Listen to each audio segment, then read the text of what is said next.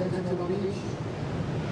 If you are parked along the highway and you are near the exit and entry to Community Road, on the side road over there to head towards Stevens, you need to move your vehicle because there is a buffer in those entries and exits so that people go back and see either way on the highway. They're pulling up, so if you are not sure about your parking spot, believe me, it is way more than $20 right across the street near the private lots than to come back to the total vehicle. It gets to the total roof. So you have to find the market. It's about $250 to get your car out. And it'll have a parking to get it too. You get a little extra salt on that preventable road.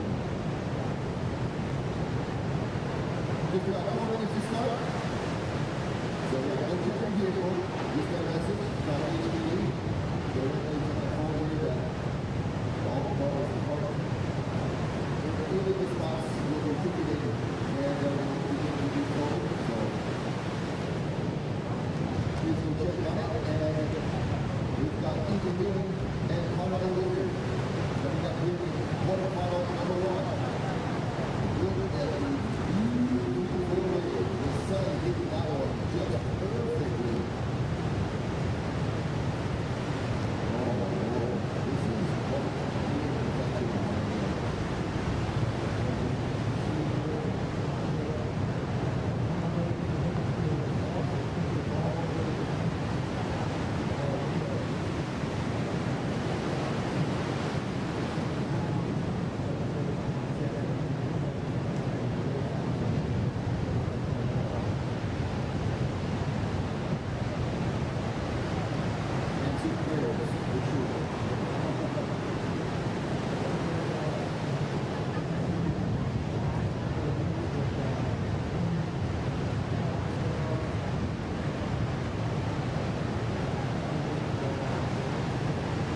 is what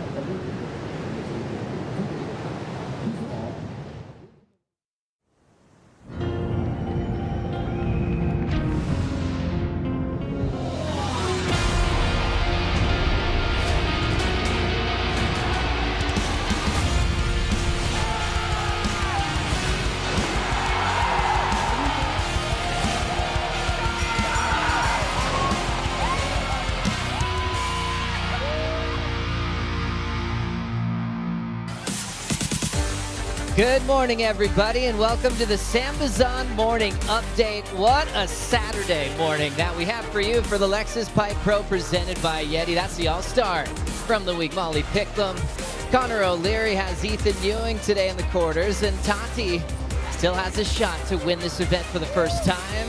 World champ on deck, Caroline Marks, trying to hang on to yellow, and local boy, Eli Olson, gets a little adrenaline going. That's his morning coffee, but look at the size of the waves. The Hawaiian Water Patrol activated, 6 to 10 foot air for finals day. Ethan, the number 2 seed, checking in with Beach Marshal Raymond Shito as he prepares for his personal best results in the making of his career here at the Bonsai Pipeline. The stage is set, glassy conditions, big wide open caves if you want it. Let's have some fun today. Joseph Penn with Felicity Palmatier. I am so psyched. How are you feeling this morning?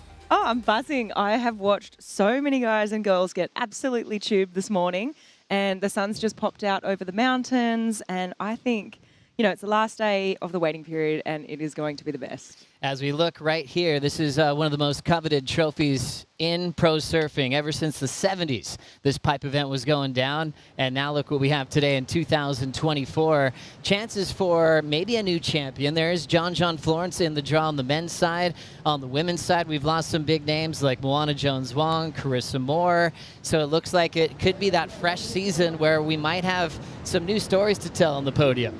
For sure, definitely. There's opportunity, and there's a lot of opportunity on both sides of the draw for someone to really capitalize on this. You know, there's big names out of this, both on the men's side and the women's side. And I'm just so excited for today's action. I mean, look how beautiful it is out there. It is the conditions. There's not a breath of wind right now either. So it's just so dreamy. And yeah, obviously John's the favourite, but on the men's side, but I reckon, room for movement there, and maybe we could see a new champion. I like that, Flick. A lot of story to tell in the quarterfinals bracket. We saw Ethan Ewing already checked in. He's first heat of the morning as he'll take on Connor O'Leary. Connor, the goofy foot, hasn't made it this far, and same story for Ethan Ewing, both making big improvements in pipeline. Then we'll go into Jordy Smith, one of the oldest guys on tour. Only guy older is Kelly Slater, and he found some magic out in the lineup, but he's got a North Shore legend named Baron Mamiya. All Maui heat in quarter 3. Ian Gentile, and Imai is experiencing his first ever championship tour finals day. And then we get into the super heat. John Florence waiting for Leonardo Fioravanti. Florence, the only one in the draw with a pipe trophy at his home. And also Leonardo, runner-up in the final last year to Jack Robinson. Yeah, that is an absolute massive heat. And you know what? I was listening to something that Leo was saying the other day. He kind of really embracing this sort of underdog mentality. And obviously the fairy tale is John wins out here. It's his backyard. But wouldn't it be exciting if Leo took it to him and ended up in that semi all the way through to the final? Gosh, that's going to be a heat to watch. Quarter 4, John versus Leo. As this one gets started, Ethan Ewing, number 2 in the world, coming off his best year to date. Same story for Connor O'Leary. His best year was last season as well, just finishing 1 spot out of the top 10. But holy perfection, Flick. These are the days you cancel all your plans. It's Saturday here on the North Shore, but if you had any obligations, you got to scratch it, hang out here at the Bonsai Pipeline all day. I showed up on dark and there was no parking. That's when you know it is pumping. Look, could have the first wave of finals day. It's a pipe wave for Connor O'Leary, kicking things off inside the pit, and the spit's going to shove him out to glory. Wow, it's always so visually pleasing when, the wave spits and the surfer comes out from behind the spit. It's just super beautiful to watch. So what a great first wave to kick off competition today. Gosh, especially on finals day. Connor has been around for a while now, as we've seen some highs and lows. The lows mainly just falling off tour in the past. The highs just coming back, winning a crucial event in France, hanging on to a spot on the championship tour, and learning so much over the years. Powerful, great in the barrel, absolutely charges. And he'll start off with the lead over Ethan Ewing. Looks like 30-minute heats for these quarterfinals. So finals day will move by quickly. Still scored on your top 2 to move on to the semis. Yeah, I guess 30-minute heats, obviously judges identifying as well that there's a lot of waves coming through this morning. There's a lot of opportunity, and yeah, there's going to be no shortage of waves. Connor O'Leary obviously opening up that account super fast. So yeah, it's going to fly by today. As we want to say a big happy finals day to AJ McCord with Jessie Miley-Dyer. Thanks so much, Joey. All smiles down here on the beach, Jessie, for finals day. Already seeing Connor O'Leary get a pipeline barrel. Walk us through what we can expect for today. Yeah, so we've got, obviously this swell's here, and it's a swell that we've waited for. Probably even a touch bigger than we thought it might be. So going to be a really big day for us. It's obviously really open, and there's going to be a couple of really big barrels. So everyone on the beach is super excited, especially us up in the tower. We're going to start with the men's quarters, which obviously we have in the water now. Then we're going into the women's quarterfinals, women's semi-finals, men's semi-finals, women's final, men's final. So it's a huge day. It's a full day for us, and we're excited to see it. So we're going to crown some champions. The swell has arrived. What do you expect it to do throughout the day? We're actually expecting this to hold. There's been a lot of back and forth in a few forecasts that we've been looking at, but everyone has continued to say that this final day of our event window was going to be a really good one. I genuinely think this is probably the best day that we've seen by a long way, and it's going to be firing. So we think it's going to stay probably at this size throughout the day. Might drop off a tiny bit in the afternoon, but it's still really solid out there. We just watched something kind of half roll through from second reef, so there's it's going to be well double overhead, I reckon, for the whole day. Perfect day to crown some champions. We'll send it back to you in the booth. Thank you, AJ and Jessie Miley-Dyer, our chief of sport. As you see today's schedule, men's quarters, then to women, then to semifinals, and it will just keep flip-flopping till we have our champions at the end of the day. And we'll see who will be kicking off the season. World number 1 heading into Sunset Beach. It's all happening so quickly. Sunset starts on Monday. You ready? Ready for that? Just want to really stay present at the moment with what we have in front of us. Last up, Connor O'Leary. This came in at a 5. Yeah, great first wave for Connor. He surfed that so well. You could see how far forward he shifted his feet on the board there just to really make sure that he cleared that barrel, and just, it was just really beautiful to watch.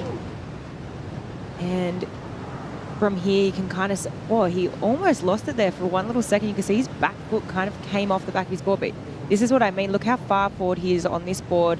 His back foot not even on his grip, just to really make sure that he's coming out of that barrel, shift that weight forward, get a little bit of extra speed. And yeah, 5-point ride, great way to open. Obviously the judges knowing today is, it's a really, really good day, leaving a lot of room for movement there. I think we're going to see we're going to see a lot of excellent scores today. So obviously keeping a bit of a lid on it just for now, Yeah, it's pretty common. You start these heats sometimes with that 5, and just start making your separations from there. They want to see them take off really critical, see how deep and technical their tube rides can be. And the judges have been watching it since it was dark this morning, so they're aware of what sets are coming through, where the size is today, and what to look forward to. And that's how they almost set the scale before this first heat starts. They're able to put a nice clean 5 for Connor's start. Ethan Ewing, runner-up in the world last year, almost clinched a world title. He has a lot of people to thank along the way, especially his shaper, Darren Hanley. We actually have DH on the VIP headset over in the Red Bull Athletes Zone. Thanks for being with us, Darren. Good morning, Joe. Gosh, always great to talk shop with you. Let's focus on Ethan Ewing. I know you guys work really hard in the off-season. And what are the main things that you guys focused on when you're putting the pipe quiver together for this event? We went from, because we knew he had boards from last year that he left here, 6.6s, 6.8s, 6.4s.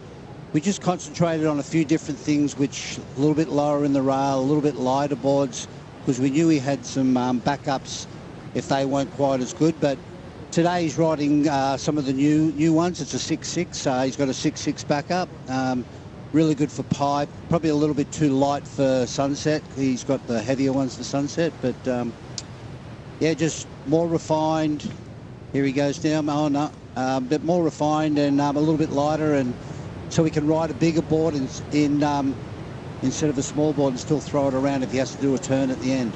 I like it. So when you really talk about refinements, what is the biggest difference from what he would have ridden last year? Mainly the rail. A lot less rail in the board. The volume that we kept this year was sort of more in the center of the board where the stringer is, so that he still had the paddle and he could just knife it in. So those late takeoffs, he can just knife that rail in and get under that lip, and then get those barrels that we're hoping to see him get today.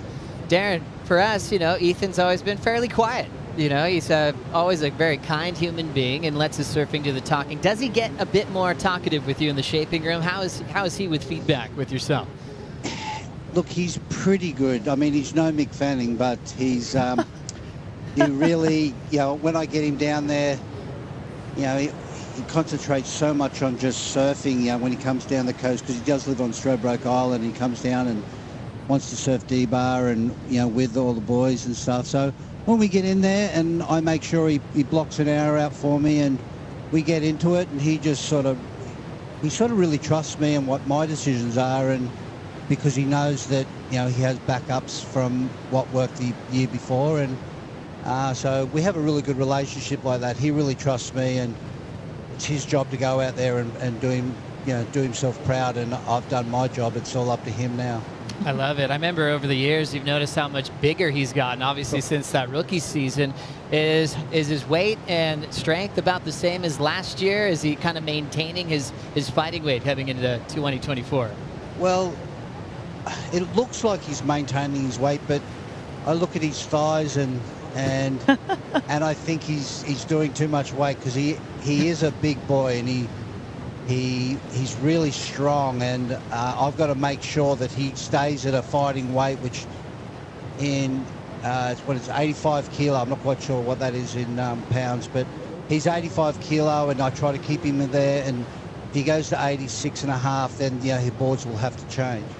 There we go, keeping up with it. And I like how you're kind of giving him advice. Hey, let's go light on the training. Your volume is increasing dramatically. But that's the kind of attention to detail that you always have. And one thing I'm hearing about a lot lately, Darren, is if you're on the team and these are the best surfers in the world, sometimes you'll even put them in the warehouse and they actually have to work. And is that what Jacob Wilcox has been up to?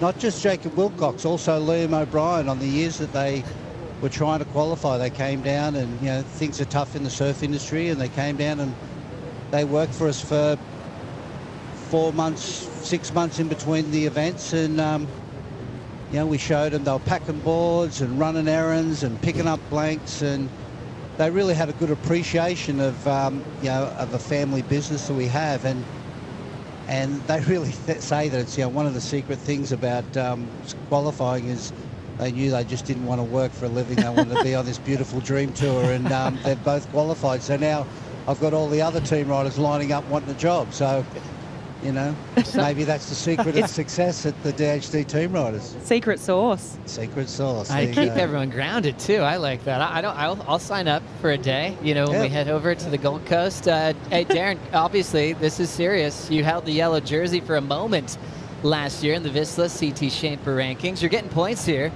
with Ethan being in the quarterfinals. Yep, got points. Well, you got Ethan and Connor. I mean, Connor rides for myself as well, and he's been riding my boards all the way up until this point. I'm not quite sure what he's on today. He's either going to swap between mine or some old Decoros that he's got because he doesn't want to break his boards for sunset. So, yeah, I'm just hoping Ethan gets through. I lost this Ethan hat that I got from Trestles last year, and wouldn't believe I was looking for my thongs this morning, and and there it was under my seat, and I went, oh my God, is this an omen? So, I like it. So maybe it's the secret hats. We'll see what happens at the end of this heat. I love it. You've got some special fairies behind you as well, Darren. Hey, thanks so much for the time. I know you're loving all the action, and great job for all you do for the sport of surfing, and can't wait to catch up with you some more. All right, thanks, guys. Let's have a beer this afternoon to see whoever wins. Looking forward to it. Darren Hanley, what a legend of a human being. Loves to just put time into his craft, but also has time for everybody and to ask him questions about surfboards, about the tour. He's been invested in it for a very long time, famous for the world titles of Steph Gilmore, Mick Fanning, and many, many more.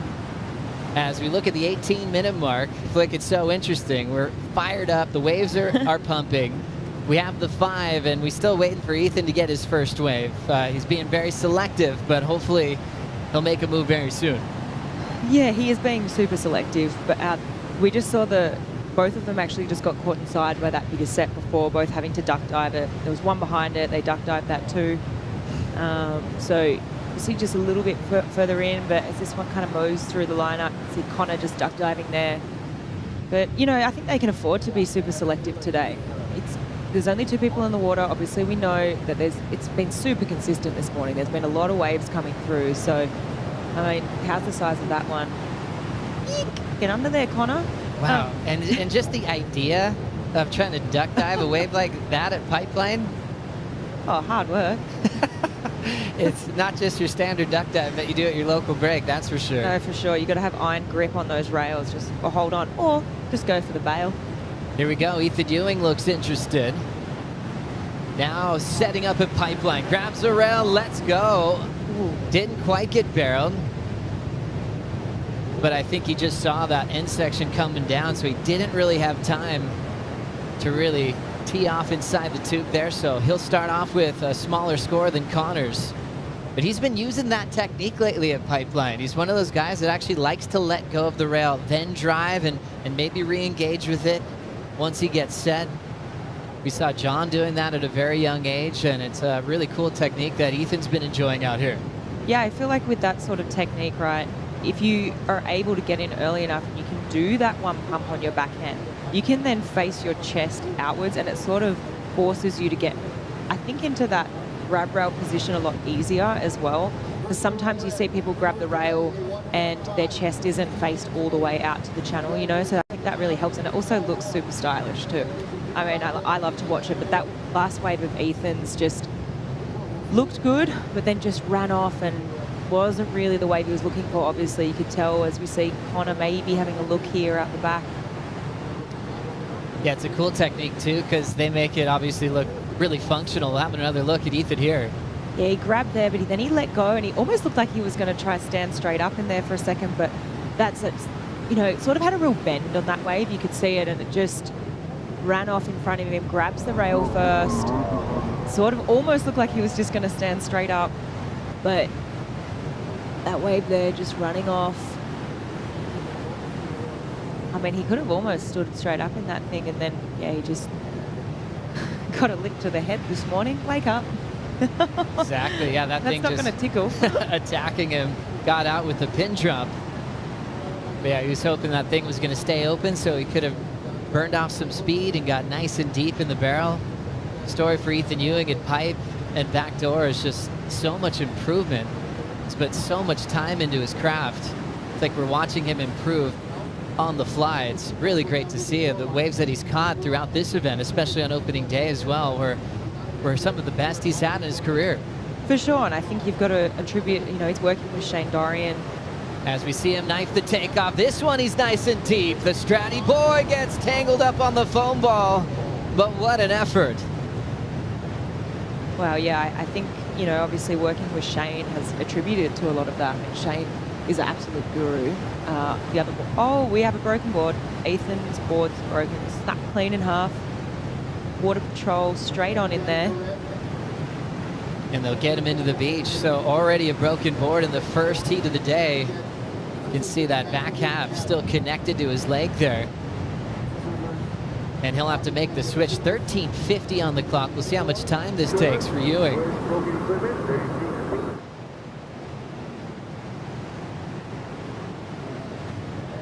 I mean, that just goes to show, you know, broken board already. It's definitely got some power out there. We know that as we see Shane running down with the backup board.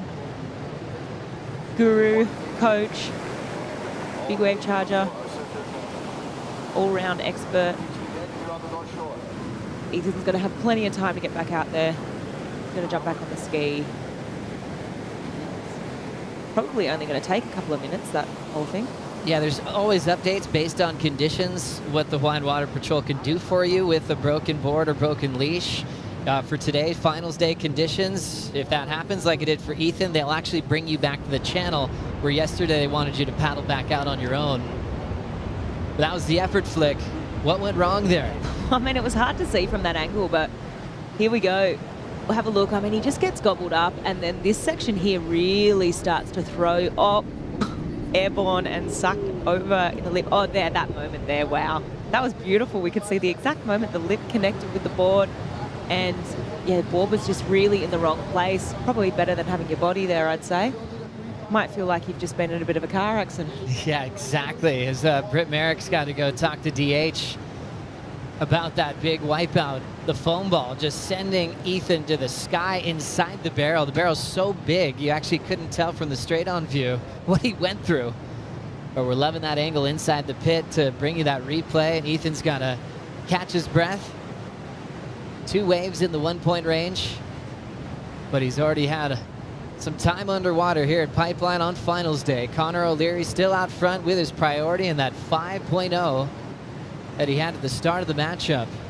Both looking for their first semifinal appearance here at the Lexus Pipe Pro, presented by YETI. We'll take a quick break. Finals day continues right after this.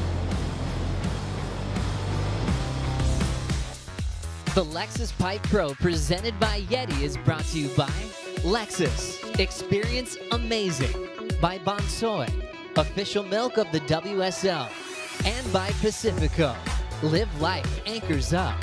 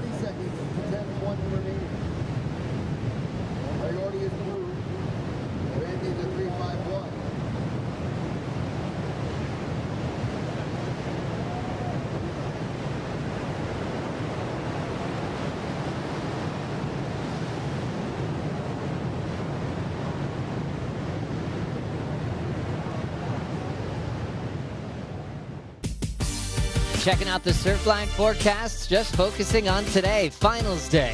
As we check out the maps, that northwest, north-northwest, peaking in the morning, this morning, and just settling in through the afternoon. Size should remain pretty solid, and the cool part, we've got offshore winds, east-southeast conditions throughout the day today, which is scoring for finals day. Absolutely scoring.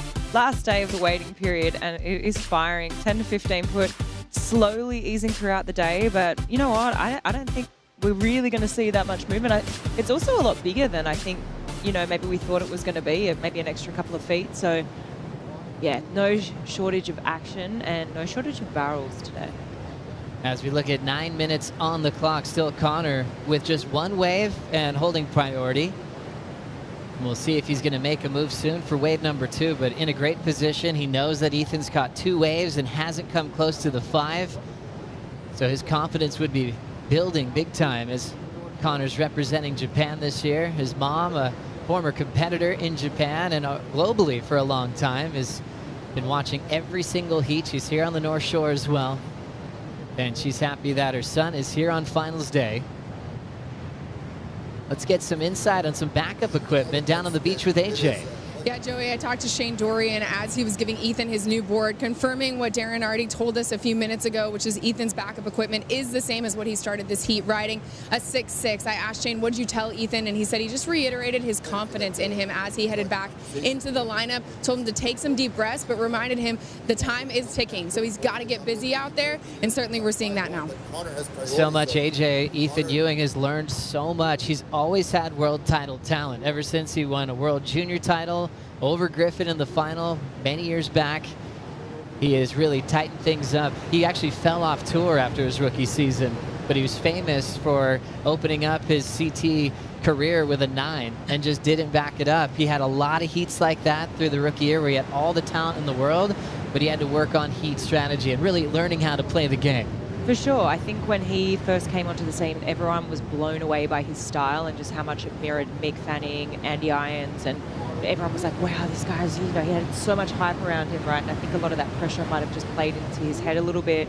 But right now, I mean, it's we're looking at a different sort of Ethan. Obviously, that beautiful same style that he has always had, but now he's just got, that mindset is so strong, and he's obviously grown so much into his own body, and physically he's so much bigger and really matching it with all these guys on tour now. But yeah, he's definitely a force to be reckoned with. Obviously finishing runner-up in the world last year, and for me, I was blown away with the surfing that I saw on finals day from Ethan. I think that was some of the best carving maneuvers and variation of carves that I'd ever seen in my life. I'm right there with you. There was a special performance recovering from injury. Most people thought his year was over. He did everything in his power to come back and brought the best modern day rail game I've seen at lower trestles, finishing the number 2 in the world. As we have our good friend Strider Wazalewski up and here on finals day, absolutely frothing with these conditions. How you doing, Waz? Wow, that's all I gotta say. I mean, ever since I woke up this morning and got to look out in the ocean, you just knew it was on, and it is pumping, and it's just a big A-frame TPs. That 13, 14 second interval really standing the waves up high today, and it's gonna be pumping all day. The buoys were knocking all night, so we're on. We thought it was gonna be on, and we had the last day of the waiting period, so we knew we were gonna be on, but then we are really on because of the size of the waves. Well, take us through the positioning, with these waves that are solid and it's firing. We've only had a few waves ridden. What's your take on that? There's a lot of work to position yourself out here right now, and because of the shorter interval, they're moving in different places. So they're moving across and down the reef. So everybody kind of in the channel, the photographers, everybody pushed pretty far over. So that means that the waves are pushing over, which, you have to find a new lineup, so to speak. There will be some bigger sets today. The buoys got a little bit bigger last night. So I feel like there's gonna be some second reef roll-ins. And whether you sit out there or not, that's, your strategy, but it is gonna be intense all day. Thank you so much, Striders. We're watching the pack paddle out towards some opportunity. O'Leary still holding priority, and he's casually looking at this one and now deciding to hold back. Remember, when you have priority, you have to really be careful when you look over the edge and make sure you can maintain priority without losing it for taking too long of a look. Connor looks more interested now. Now setting this one up at backdoor. It's a big cave. He's got a ton of speed. Wave spits behind him. 2 decisions for Connor this morning, 2 makes. And there's the fan club representing Japan. That's his mama Kemi with her arm to the sky. She is so fun to sit next to when her son's in the water. So many great celebrations, but especially when you're in finals day at Pipeline, she is so thrilled. Oh, she is. She's always so stoked. Every time I see her, she's just ball of energy, so positive. She's going to be so happy right now because that was an absolute nugget. That one was it's a really big TP. Connor read that really well. Just from the takeoff right to like threading that barrel was just beautiful. The lip on that wave was just so thick too, so late as well. So beautifully surfed to grab that rail so quickly and get up underneath it. Spat out and beautiful read there. So that was a great second wave for Connor. Really see that he shifted his weight forward there, really just trying to drive out of that barrel. Really well surfed. Gosh. 2 nugs now for Connor O'Leary. 2 teepees. Exactly, and how thick was this wave, Flick? Oh, man, you can just see it right there. Really teepeed, but the thickness of that wave, I mean, wow, it was just sort of gurgling on that reef there, and how's the spin on that wave? You can really see when it's all warbled on the inside there, you can really tell that, you know, that wave had a lot of thickness to it as well. See Connor jumping on the back of that ski. He'll be back out the back in no time. Yeah, we saw him actually waiting for it after he rode out of that wave successfully. So he was definitely calling the Hawaiian Water Patrol to give him the lift back to the channel. And they were right there to grab him and get him back in position shortly. 3 minutes to go.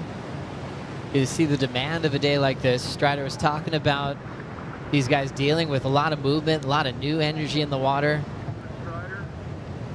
As we're expecting it to potentially get even bigger, Strider, throughout the day. How's Connor looking? He looks like he utilized that jet ski. I mean, that was a heavy backdoor wave, so it put him in a pretty precarious situation. But now he's paddling back into the peak. He looks pretty focused and psyched, ready for more action. He's got a little grin on him, which we love. It's Pipeline, but it's, you know, you got to tell yourself it's going to be okay out here because it is one of the heaviest and it's the deadliest wave in the world. So feeling that feeling and being out here by yourself with one other person and trying not to get lost in the lineup. There's so many emotions and things that go through your head out here, and then having to face those waves. Wow. Just watching them come in, all the intensity, all the power from out here in the water, you can feel it. And then you see all the lip line and the warble and everything coming together. There's so many things to deal with at Pipeline. Good man, Waz. Wow, 2 minutes to go. So intense on Connor's last wave. He turns in a solid score, 6.5. As we focus on Connor's career at Pipeline, this is already his best result of his career, and he might go just one better into the semifinals if he hangs on to this lead. Yeah, right now, I mean, his odds are pretty good. However, Ethan can still do it in one wave. He needs 10. But, you know, time is a ticking, and, I mean, there looks like there's going to be a few lines on the horizon, so might see one last roll of the dice. I mean, he's obviously got the jet ski there that he can utilize to get back out the back, but then Connor's going to have priority, so it's looking pretty challenging right now for Ethan. Needs that 10 to advance. He has priority right now. There's some sets coming through. Definitely see the boys moving now towards this. And now with just over a minute to go, we'll see if Ethan goes for the 10. He knows that's what he's looking for to try to make it to the semifinals. So take a look at this wave. Wow. Expecting him to lose priority. He does. Oh. Now Connor controlling the lineup and the lead with 52 seconds to go. That was a bit of a mistake for sure. But I think Connor's just going to stick to him right now like glue. Oh my, that one spit. Maybe not an exit on that one. But yeah, I think it's all over for Ethan right now. So Connor on his way to the semis. Wow, what a great performance so far. Still 30 seconds. Backdoor and pipe on days like today have provided miracle moments at the buzzer. And it's such a score having waves like this. I saw Luke Egan downstairs. He was like, okay, what are the stats? When was the last time we had a day this groomed? Just like, well, that might take me a little bit of time to figure that out, but it's been a while. John. Seeing waves like this, so perfect. And everyone was just jonesing to get this thing started. Ethan Ewing still turning in an equal 5th performance. making the quarterfinals with his good friend Connor O'Leary, and Connor moving on to the semifinals for the first time of his career. Team Japan happy on the beach, led by his mother, cheering loudly. Quarterfinal number 2 is going to be Jordy Smith taking on Baron Mamiya, bringing a very special guest, the North Shore legend, Ross Williams, for the call.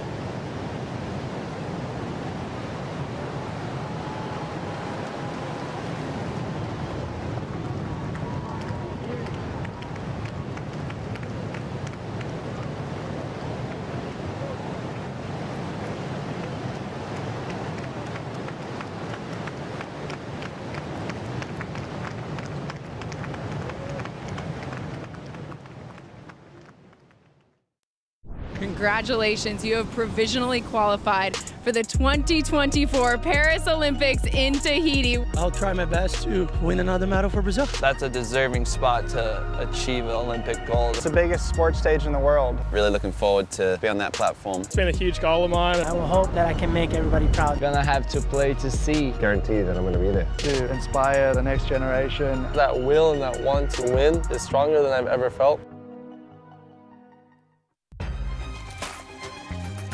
Tahiti bound, follow the journey with Tahiti bound, champion by Shiseido on WorldSurfLeague.com. How about Connor O'Leary?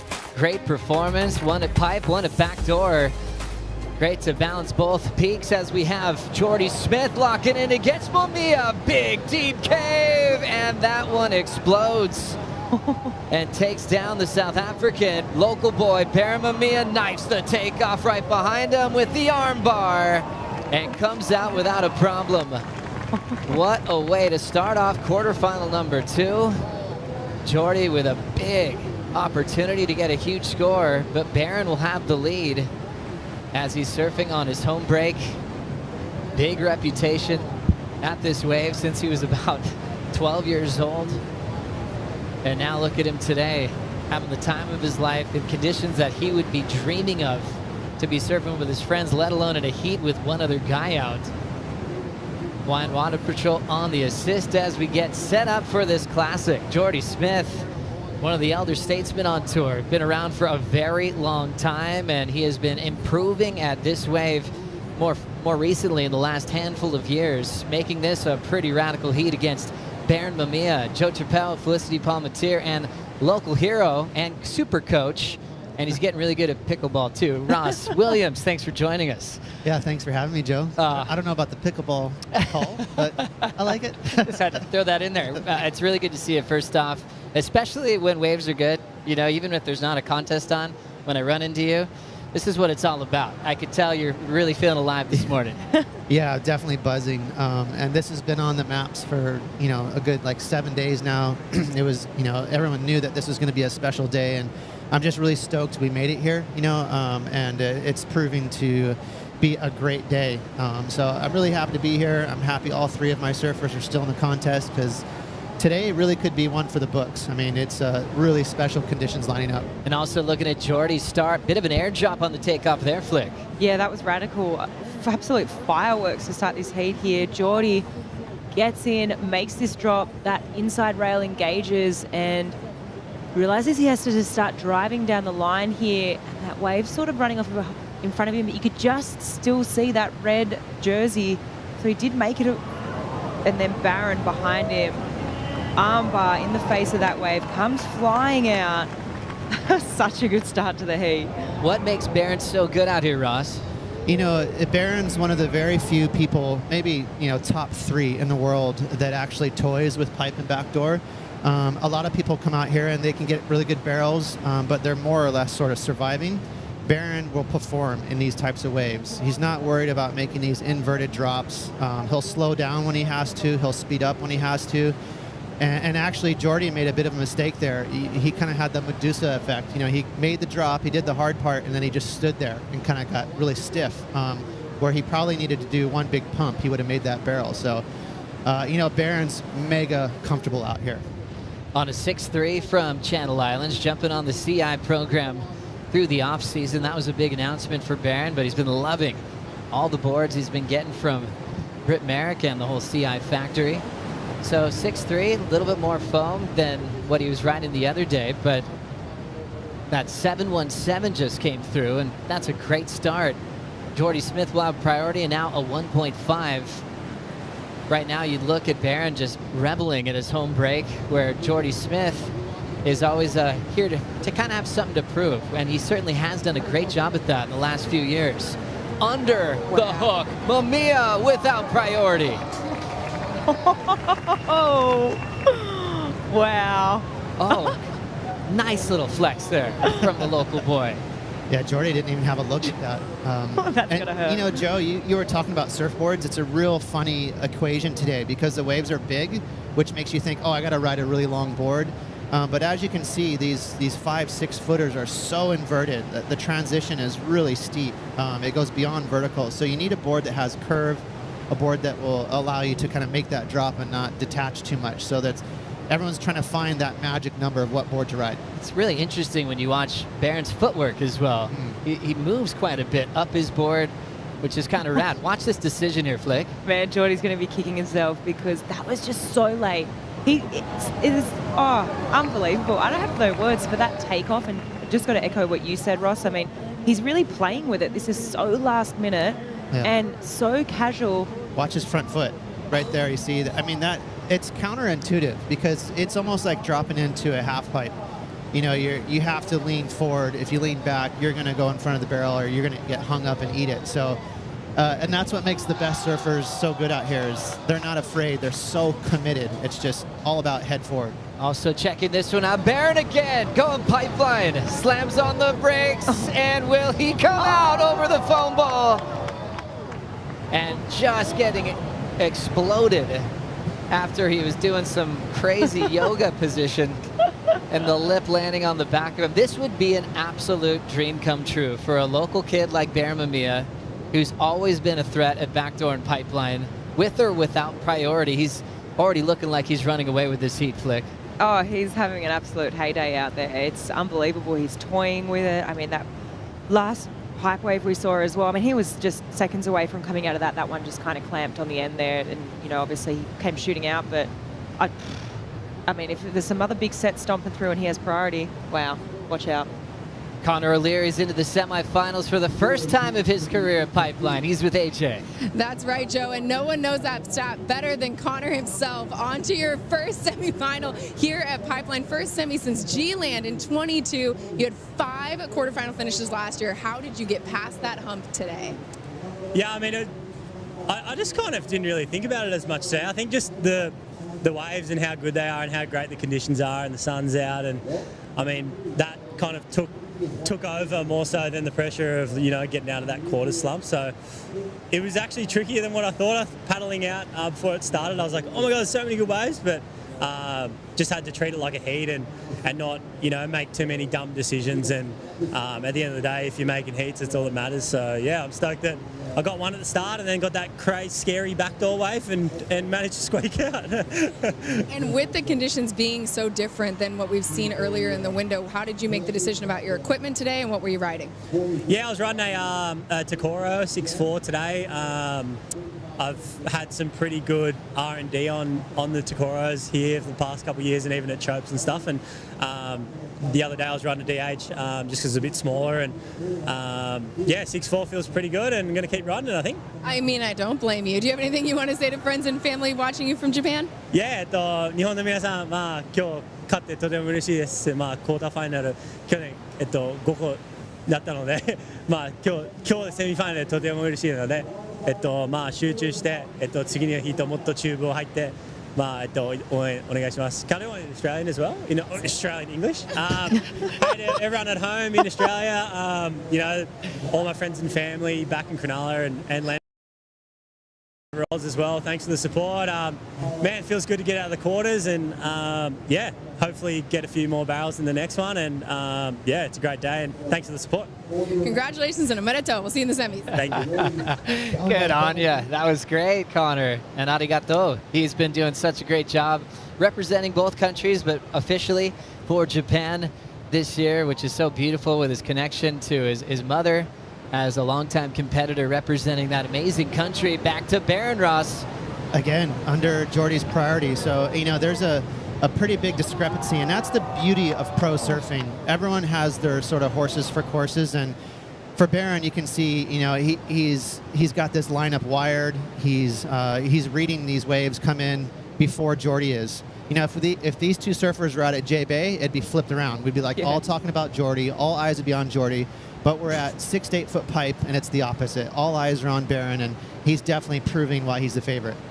Wow, and just got tangled up there. Baron feeling so good after just a few minutes off the clock. Already had a couple of big 7 range numbers as Jordy comboed, needed to break down a 14.5 total, and he did it just within a few minutes.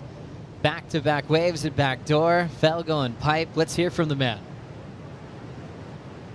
I grew up watching Andy, Kelly, John, Jamie, you know, all the best surfers in the world surf pipe. And I always knew that, like, if I wanted to be one of the best surfers at pipe, I would have to win the pipe contest. And that's you know, I really want to do that. And yeah, I mean, that's at the pinnacle for me, for sure. I think that chain's going to be out for the majority of the season. I think Waz is kind of psyched. He's probably saw that and like, ooh, I need one of those. For sure. He's such a calm human being on land and just absolutely charges.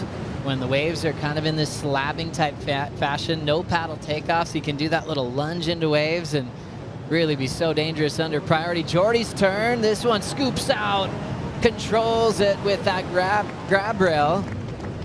Kind of flung him to the shoulder very quickly. So he might still be comboed when we get that number flick. Yeah, he was definitely wider than what he wanted to be in that barrel for sure. It was also so TP that wave. It just didn't really have longevity in the barrel. Just sort of, you know, not the best, maybe wave selection. So definitely looking for something to be better than that. What do you think, Ross?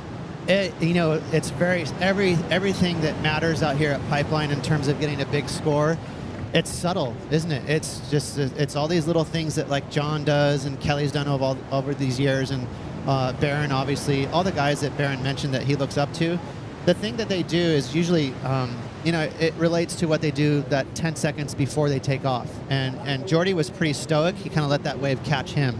You really have to position yourself right behind the apex, right behind the A-frame, like you were saying, Flick, and that's when you get those deeper barrels and those scores start elevating. Pretty rad moment for Baron Mamiya. Speaking to being a local boy, Ross, like yourself, getting to compete in pipe against everybody in the world as you made finals in the past. I mean, what would Baron be going through right now? Just trying to calm down and stay present. Yeah, I mean, that's going to be his homework today, right? That's going to be his challenge. And that's he desperately wants to win this event. So he's going to have to try and stay calm and stay focused. And not get too ahead of himself, because you know how it is when you have a home game, you're expected to win. Sometimes you try too hard, but at pipe you just need to put yourself in the right spot and let things happen, and he looks really calm right now. 16 minutes to go. Baron's still out in front. There's that heartbreak moment when he basically had Kelly Slater, the GOAT, up against the ropes in that famous 2022 year, and Kelly, you know, did what he does all the time in pipe and beat him with just seconds on the clock. And I thought Baron walked away from that, you know, really well. You know, he could have been devastated, but I think since it was Kelly, didn't feel too bad, and he's just been saving it up ever since that loss to be in the position he is in today. For sure. I mean, if he lost to anyone else but Kelly, I think he'd be spewing, but, you know, it's Kelly. Today, I'm loving what I'm seeing from him. I've got to echo what you said, Ross, again. It just looks so calm. And I think you know, you want to obviously, whoever's going to make the final today, they're surfing 3 times. It's a lot of surfing. You kind of want to keep a lid on it. You don't want to get too excited too soon. And yeah, there's a lot more room for movement.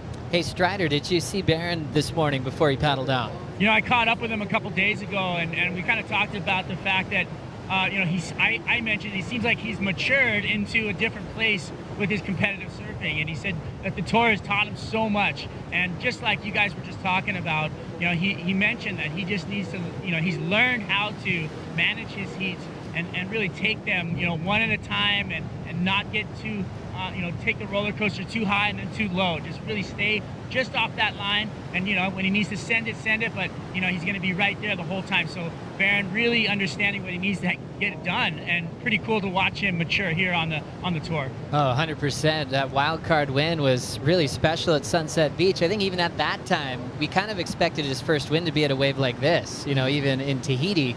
But then when he worked with Coach Chris Gallagher, they made a great game plan. Gally actually put him on a longer surfboard than you typically see from Barron. It wasn't huge sunset, and he was on a 6'4". And just those little things of listening to coaches and then making you know, his talent come to life at the same time. It was just a great relationship, and he's learned a lot in the last couple years, Ross. Yeah, and that's what he needed. You know, he needed that sound advice because Barron was notoriously riding shortboards for his whole young adult life, even as a Grom. He's always been a charger, always mega talented and fearless, but, you know, he was rough around the edges. He would ride like 5'10s at like 12-foot sunset, and just because he was a Grom and he was a little bit cocky and was not scared, you know, and so he just took those couple years in stride, and now he's starting to get a little more mature. He's making good decisions to get that consistency up. 13:20 on the clock, an absolute show from the North Shore local boy. Barron Mamiya, 7.33 and a 7.17. Still has Jordy Smith combo in this second quarter final. Bonsoy, brew break time. Back for more on finals day after this.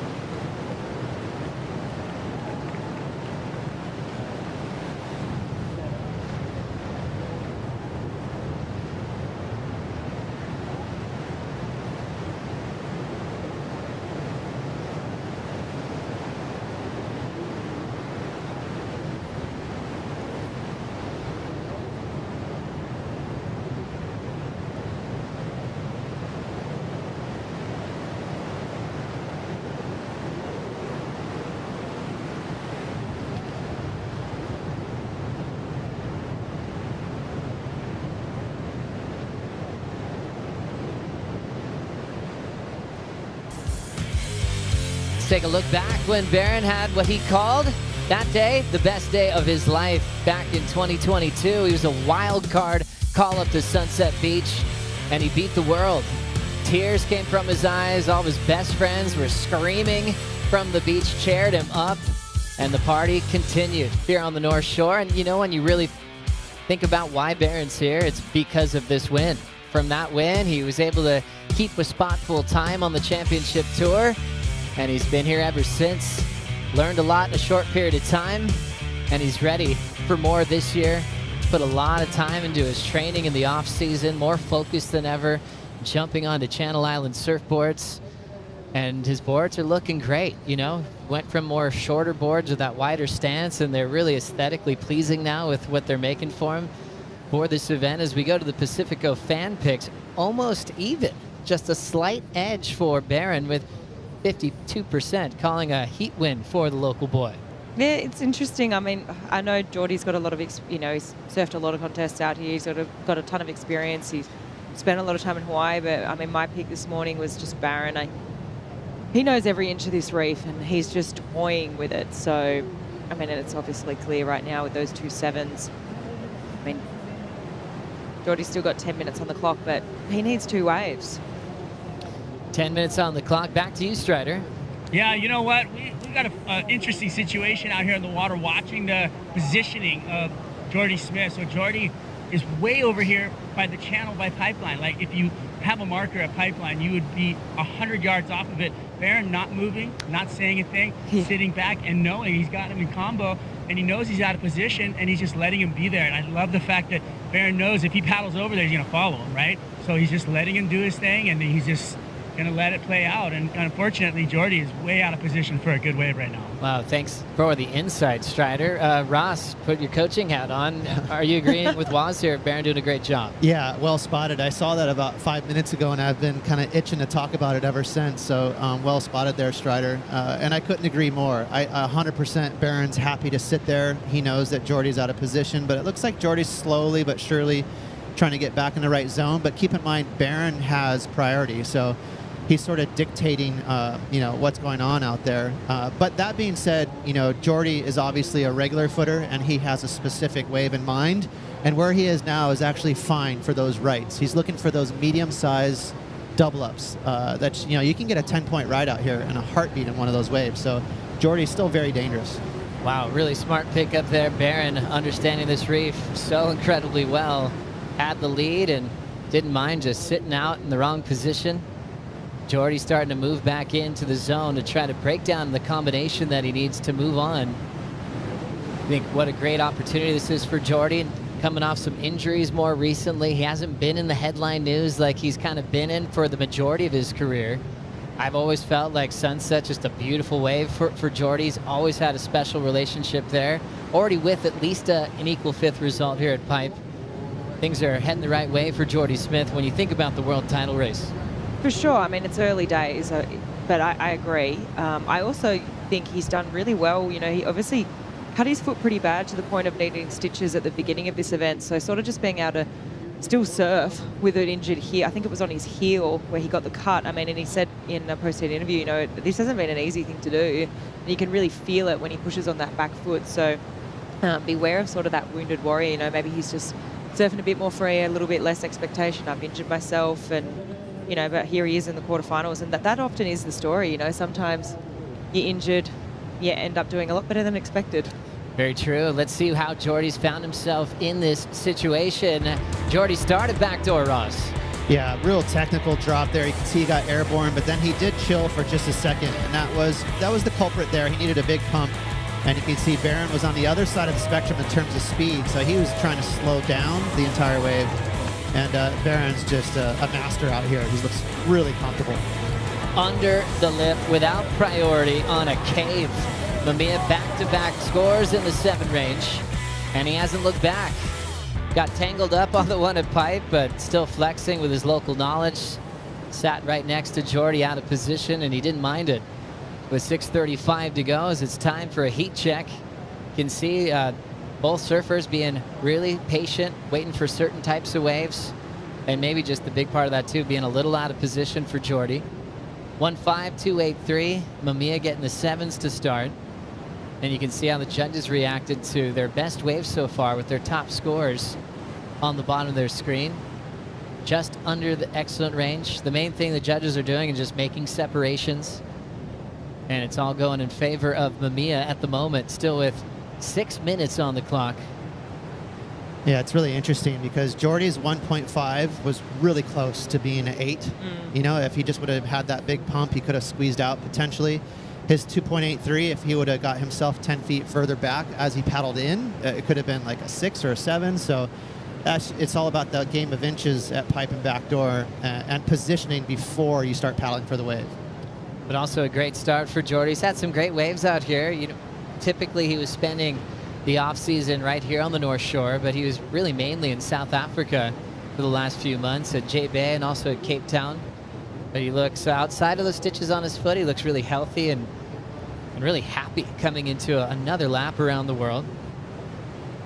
5:15 on the clock. Well, we have you here, Ross. I mean, we got to check in. How's John feeling this morning? Heard he was late for the meeting in the dark on finals day. Well, I know I coach Betty Lou and Tati, as well as John, and I've had a first heat with one of the three every single day of the competition. So I have like just this automatic, I'm there in the dark, who's ready? And I went over to Johnson's yard real quick, ready for John. I'm like texting John, where are you? Like, what's going on? Because for some reason, I got him and Tati mixed up because Tati has heat one. So, you know, he texted me back like an hour later, probably after waking up, like, what's going on? I'm like, don't worry about it. I've had a couple cups of coffee, I'm good. But he's feeling really good. Much like Barron, like we were talking about it, you know, John's just trying to stay comfortable, not get too ahead of himself, and just sort of dial into what's on offer out there score-wise. The motivation just is tangible, I'd say. For John, even though Medina's out, I just really love that pair, that conversation for those world champs that kind of were left out of the WSL finals last year. And even though Medina's out, looking amazing, John has a huge opportunity to get a jump start on the tour if he gets a win today. Oh, for sure. I mean, this is where he wants to capitalize. This is his backyard, and he knows this wave better than anyone, right? He's just going to be so hard to beat, 100%. But, I mean, I like Leo's odds of taking it to him. I think that's going to be super exciting. I think Leo has obviously, out of that whole quarterfinal picture on the men's, I think he's had like a lot of experience out here. He's obviously spent so much time here over the years.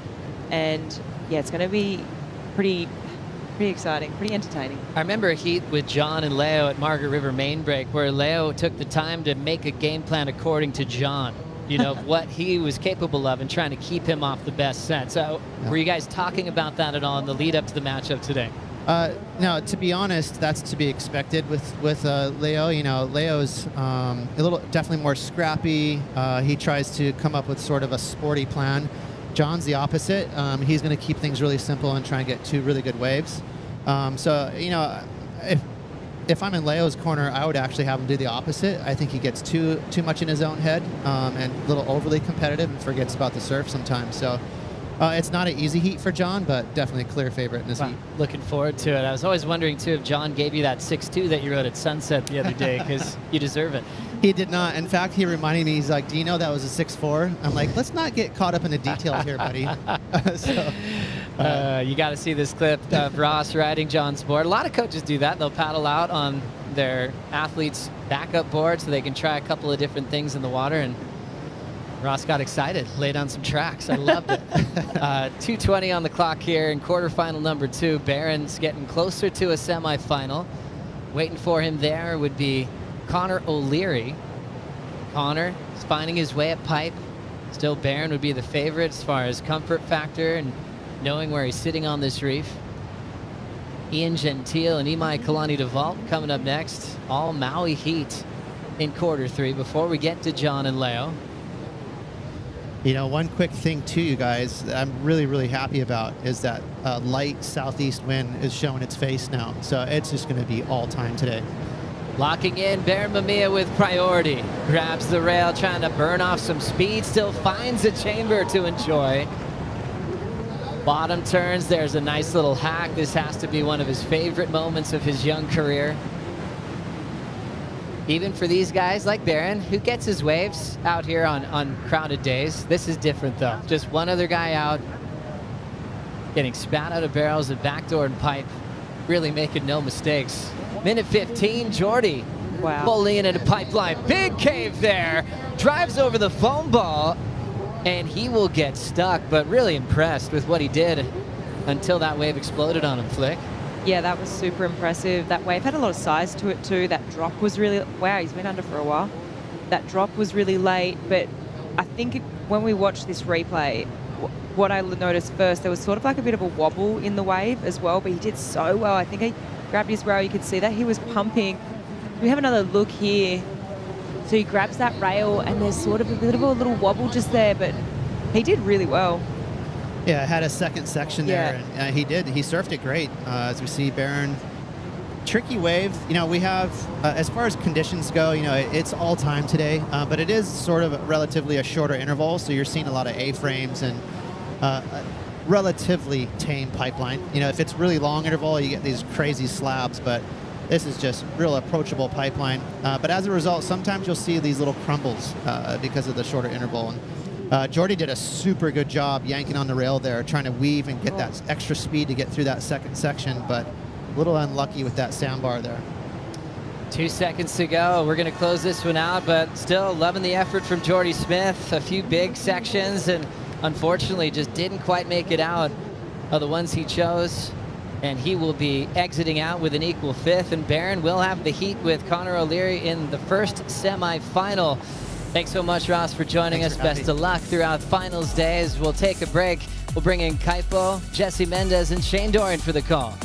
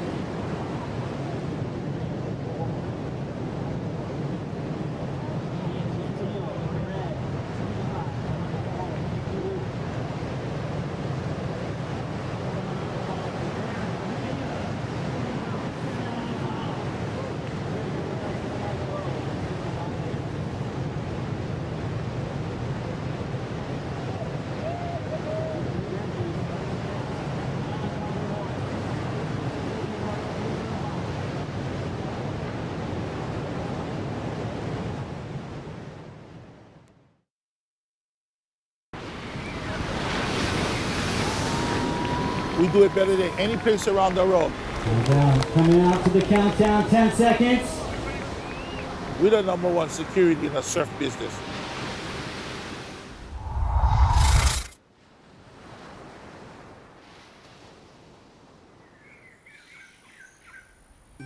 Kanaka Solutions, humble beginnings to where we at present time.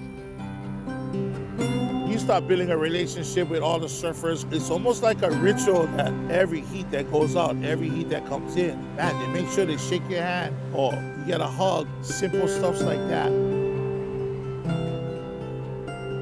It's in our blood, dude. Go do what you know best. We get to give back to people. We get to provide. Malama.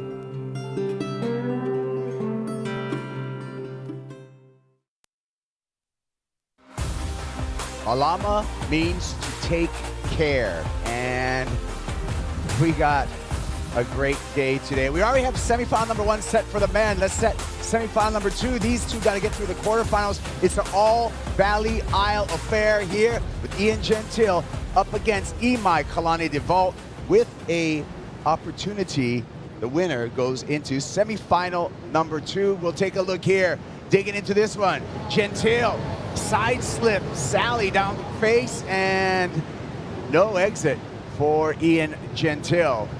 Way behind here, Imai, taking a look at this one. DeVault commits the pipeline, yanks the rail, loses the fins, goes down. So a couple of beatings to start quarterfinal #3 here at the Lexus Pipe Pro presented by YETI. Welcome to the set. I'm Kaipo Guerrero along with former Triple Crown winner Jesse Mendez and a leader of the momentum generation, Shane Dorian. Shane, you've been in the thick of it already today, you know, coaching Ethan Ewan, being on the beach. Your thoughts about pipeline, competition, everything we have on hand. Yeah, I'm excited. Just like everybody else, we got classic pipeline conditions. I was just there for Ethan Ewing's heat. Unfortunately, he didn't make it, but yeah, I'm really pumped. Had my coffee this morning, and I'm psyched to see a classic day of competition.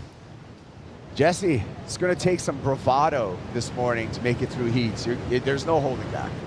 I know, it's like pretty much a perfect day at pipeline. There's amazing backdoor waves as well, and I think throughout the day we're probably going to see even more backdoor waves because the swell is starting to shift a little bit more north. The winds are just southeast and perfect as we speak, so it's going to be such an exciting day, and I can't wait to watch it. Well, here we go. We just started with under 1 point rides for each of the surfers here. Again, we called it an all Maui affair between Ian Gentile from Paia Maui versus Upcountry's Makawau's Imai Kalani DeVault. Yeah, and I was talking to Pedro, which is Imai's coach, before he paddled out, and I was asking him what he was riding, and he was riding a 6.5. He was indecisive if he was going to take out the 6.3 or the 6.5 because Hawaiian guys tend to love, like nowadays, riding very small boards, and I'm glad he actually took the bigger one out because even on that first wave, he lost a little bit of rail on the takeoff. So if he had the 6.3, it would be probably even looser than that. So let's see how it plays out. Yeah, Imai, his second season on tour. His best result was a quarterfinals. It was actually a 9th place over at Bell's last year that really saved him and got him past that mid-season cut onto this 2024 championship tour. Ian Gentile, he had to do it the hard way. He had to scrap through years on the Challenger Series, on the QS Series. He was last year's Rookie of the Year, the 27-year-old from Paia Maui. Both of them following in the footsteps of another CT surfer, Dusty Payne. Dusty Payne, the first Maui surfer to qualify for the championship tour, and Imai Kalani DeVault was the second, and then we had Ian Gentile, and now we have Eli Hanneman. So Maui making a push right now in recent years. Yeah, totally. And I mean, fair enough. They have so many good waves around that area, the stretch of coast. So it's just about time for a lot of surfers from Maui to start making it through. Baron Mamiya on to semifinals. Let's hear from Baron. Baron, you just told me you caught your first wave here at Pipeline at 9 years old, and now you're on to the semifinals. What would your 9-year-old self think about that? Yeah, he'd be pretty stoked for sure. Yeah, the first time I surfed out here, I think I was 8 or 9, or I can't really remember, but I was pretty young. Uncle Derek took me out. My dad was like, "Yeah, go with him, go with him." And my first wave, I just cartwheeled down the face, and I was like, "Wow, this is crazy." I just got pounded, but then my next wave was fun, and yeah, I just fell in love with wave ever since. And we saw that love today in the quarterfinals. 2 really strong waves to start. What are you going to take forward with you into the semis? Yeah, just try and do the same thing. The waves are getting like absolutely firing, so I think we're gonna get some big barrels today. Looking forward to it, Baron. Congratulations. Thank you. Yeah, Baron is second-generation surfer. Barry, his father, a great goofy foot out here. And one of Barry's best friends was the king of Pipeline, Derek Ho. So that's that story right there, where Baron got an early start out here. Derek Ho paddles you out to pipe, Shane. It's not an all-access pass, but it does help. Yeah, it's nearly an all-access pass for sure, as we see a wave there. Backdoor, both guys paddling. That right was actually pretty good there. Look at that thing. Both these guys are regular footers, being from Maui. I think they're going to be looking for some of these rights. In that last heat with Baron, he found some insane rights. As we see, wow, that was insane. Getting to his feet right there. Ian Gentile getting blown out of that right. I mean, if you're a regular footer, doesn't matter if you're from Maui, doesn't matter if you're from the North Shore, Australia, the backdoor pipeline is one of the best waves on the planet. So much excitement, so much intensity, so much power, so much like technical ability that's needed to ride the wave perfectly. And yeah, definitely, I think it's pretty much every regular footer's dream wave. Yeah, Ian Gentile, if he's able to make it through this heat, he will match his best CT finish ever. He did make the semifinals last year over at the Surf City El Salvador Pro. So He has a lot of opportunity in front of him. He's going to take an early lead in this heat with that backdoor barrel, Ian Gentile. We look at the numbers. He has a 50% heat winning percentage here at Pipeline. But in context of that, he's only served 6 heats, but 3 of those heats he's won. Here's the replay, Jesse. So technical right there. Perfect takeoff for him. Standing tall, like all the hard job was done as soon as he paddled for that wave. He was in a great position, just under enough, and made it very dramatic, actually, that takeoff, as you see from behind right there. Little air drop into the barrel and just getting the spit out. That was a beautiful rhythm wave for him, and he's going to get rewarded very well for that. I mean, he made it look so easy, but it really, like, it fit, like, if you slow that drop down, it was so technical. You could see that his board was in the air. He was completely disconnected at one point. He basically did an air, like, down the face, like, completely disconnected, got reconnected, kept his composure, but he made it look so easy. Just insane positioning. Insane. And the reward, a 7.67, so strong lead. Break this down in slow motion. Yeah, as you see right there, when he took off, he was so late, like Shane mentioned, that he had to put his foot forward so much. And that's key, because it just gives you that stability on the front of the board, has more foam, a little bit wider. And if you put your foot all the way on the back, you just have so much drive as you touch the wave and get so much traction that you kind of lose control. So perfect read there for him. And yeah, see Imai paddling, maybe losing priority again. Yeah, so that is a priority error for Imai Kalani DeVault. He's going to hand over heat control to Ian Gentile, who has the lead and now controls priority. Interesting note, Shane, with Ian Gentile. It's almost looking like a soul surfer. He has 0 logos on his board. Yeah, he's yeah, it's weird. You know, we have a few guys on the tour right now with no logos on their boards who are just absolute hammers, just competitive machines. But Ian Gentile, he keeps his head up and just keeps grinding away. He doesn't let that bother him at all. He doesn't seem disgruntled or bitter about that at all. He just puts his head down and keeps going and stacks up the heat wins. You know, that's kind of what it's all about at this level. And really cool to see Ian. I think just as a surf fan, as you know, just someone who's born and raised in Hawaii and super proud of our Hawaii surfers, seeing Ian grind his way onto the tour from the Challenger Series, and then see him rise above. I think a lot of people didn't really see him getting to where he is today, and he had an extremely long road, right. Like a lot of adversity that he had to kind of go through. So it's really cool to see him competing here at the top level. He actually kind of disappeared out of a lot of expectations, right? At 14 years old, Andy Irons called him one of the best 14-year-olds in the entire surf world. So he had a lot of eyes on him as a young teenager. Had to step away, went undercover, and then came back with what we see right now. And also with Ian, Jesse, he's got a great support squad. Leandro Dora, Iago Dora, Jack Robinson, they're all in the same camp. Yeah, and they all kind of match their level of energy, you know, they're all pretty calm, like, so it's a good crew to be around, and for them it's great. And Ian is just one of those guys that you can't really tell what he's feeling because he hides it so well, and he actually translates that into his surfing. He's just so calm out there. It makes everything that it's tough look so simple and easy, and it's so hard out here in such a powerful wave. Look at these waves stacking up. Priority with Gentile, but there should be a lot of opportunity because there's multiple waves in this set. This is a pretty interesting heat too, because I wouldn't say either one of these guys, even though they're both from Hawaii, they're not like a Baron Mamiya that like grew up surfing out here. They didn't really go out of their way to like become a fixture at pipe. They're not pipe specialists, and I would say that they're not the most comfortable Hawaii surfers out here at this break, especially when it's big and gnarly. It doesn't, to me, it's a really interesting heat because they are a little bit less experienced at pipe, even though they've both been surfing out here since they were really little. It's not that same level of comfort, so I feel like it's a real even playing field out there, and hopefully they get a lot more opportunities. I mean, the conditions are like really turning on, so it's cool to see Ian get that right that he got. That was a super technical wave, and he surfed like he's been surfing out here since he was born. And probably a confidence builder. Well, the next heat, quarterfinal number 4, we're going to see John Florence up against Leonardo Fioravanti. We got on the VIP headset John's uncle and shaper, John Peisel. Well, thank you for joining us, John. Right on. Thanks, guys. Stoked to be here. Hey, good morning. Yeah, we want to talk. I want to talk board designs because the board. Oh, look at this action. The Ghost. Well, we'll see. We'll see. We'll see if someone goes. Okay, we're going to go back to board design. The Ghost that you developed with John Florence has changed the way that surfers look at step-up boards.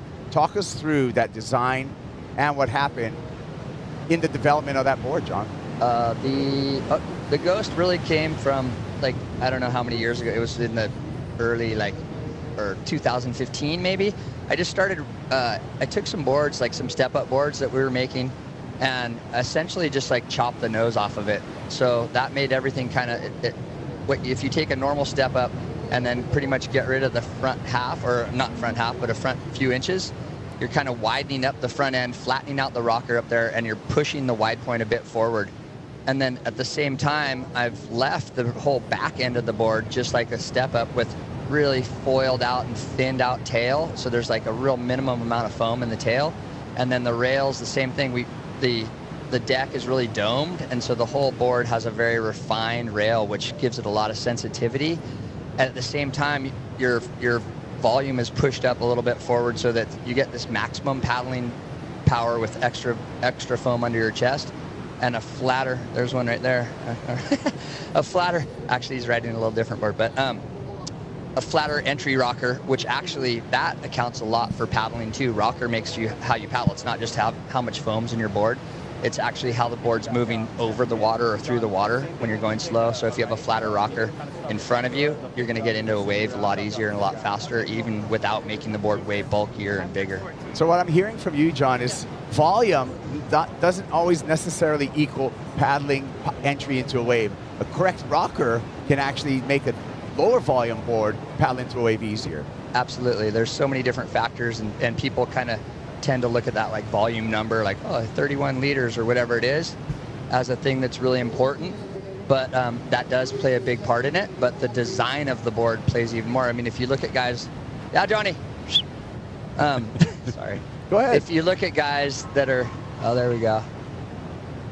Look at boogie boarders, body boarders. Those guys, they're barely on anything, and their boards are so flat that they can get into waves super early and easy, like a longboard almost, because the flatness just lets them skirt right over the water. You know, they're not pushing water like this. They're actually just going straight over things. Hang on, John. We'll be right back. Imai, backdoor barrel, traveling long section in front of DeVault, and nothing going there. Back to John Peisel. John, were you able to speak to John Florence this morning as what board he's choosing to ride in the quarterfinals? Yeah, I was just next door over at Petey's house with them, and he's riding a 6.4. It's called the Next Step, and that is actually the board that the Ghost came from. So he's chosen to ride the board that developed from, which it's a little longer and a narrower nose and a little more nose rocker. So for him, when it's bigger like this at Pipeline, that board's going to fit into the barrel a little bit easier, and it's not going to have the Ghost. The only negative thing with the Ghost for out here sometimes is the wider nose can catch a little bit in a real steep section if it's bigger.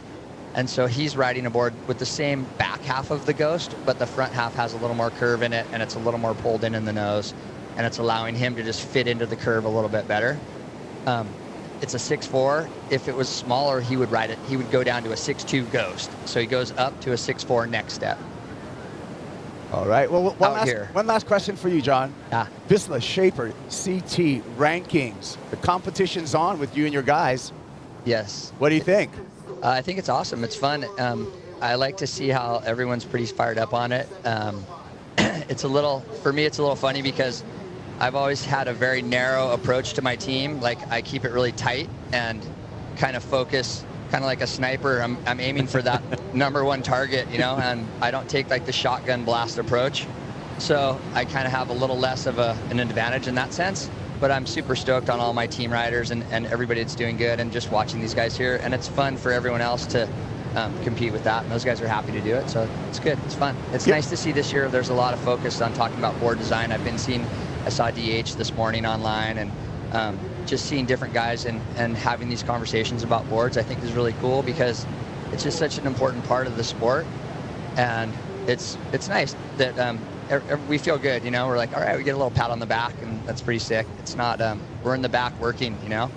Give us a list of your CT squad. I want to hear who do you got on board? In the men's, I've always just only stuck with John. Like, that's what I always tell people is like, I'll give you 100%. I want 100% from you, but I'll give you 100% too, you know. And John, that's been real special for me. I hate to like pull away and be like, oh, I got to make this do and all these different things. I like to be able to just be like right there for him. On the other side, on the women's side, I have Tyler Wright, and that's a very similar thing for me where I'm like, hey, I want to give her everything.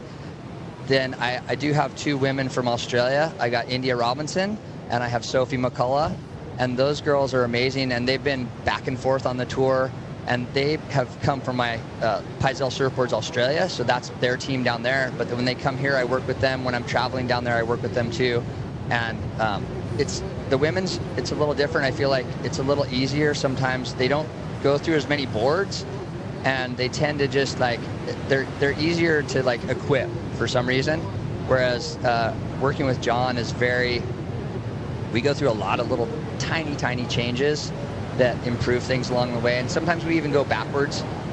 Like this board here is something that he was riding years ago. And then he's like, I showed him some footage from way back, and he's like, wow, that looks really good. So he kind of shifted back to that.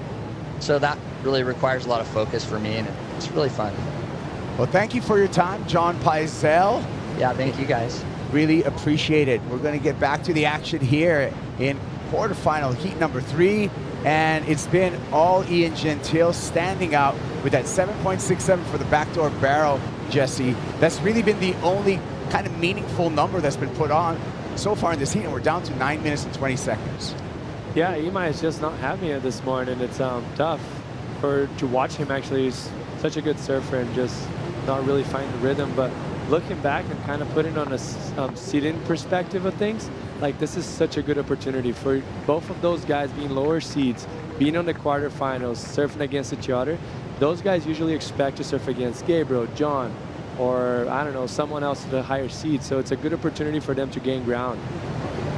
Yeah, right here, Imai just feeling the teeth of Pipeline, Shane. Yeah, just looking a little out of sorts. It's been a little bit of a funky period in this heat with not many really good waves through the middle section, and that was a poor choice on Imai's behalf. That wave was never going to score more than maybe a 2 at the most. Yeah. You made a good point, Jesse, in that guys like Ian Gentile, Imai Kalani-DeVault, all those quarterfinalists have a lot of opportunity because the usual suspects, past champs, Jack Robinson, Italo Ferreira, Gabe Medina, Kelly Slater, none of those past champs have made it to this final day. So it's an opportunity for all of these surfers in the quarterfinals, and especially you make it to the semifinals and finals. That's the way to kickstart your year. Totally, and they're probably now with their coaches thinking about that. They know exactly what's going on. So it's a great opportunity for them to go head-to-head with someone that you're not the underdog. It's always better. As much as it's fun and challenging to go against the big names and beat them, it's also good to have like something more matchable. You're right. Well, here we go. Quarterfinal 3. We're going to step away from it for just a sec. We'll be back with the conclusion. Will it be Ian Gentile into the semifinals? We'll find out.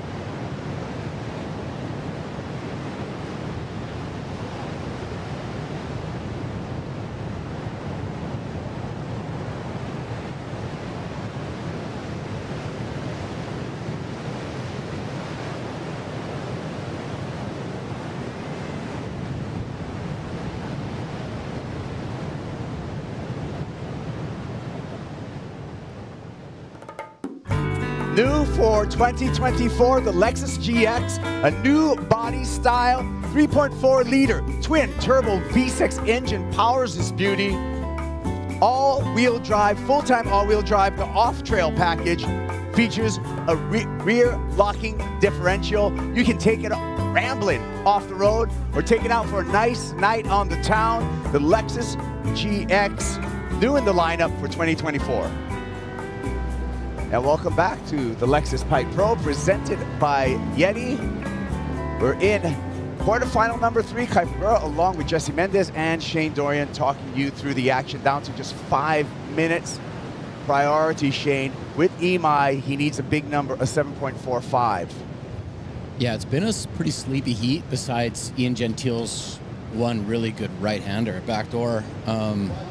You know, I don't think they missed a whole lot of waves. It's just gotten a little bit quiet through the midsection of this heat.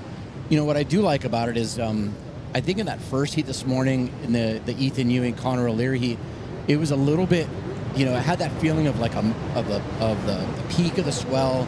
There was a lot of like rogue sets coming through, a lot of like, you know, lots of current and all that. It was just see a couple paddles there.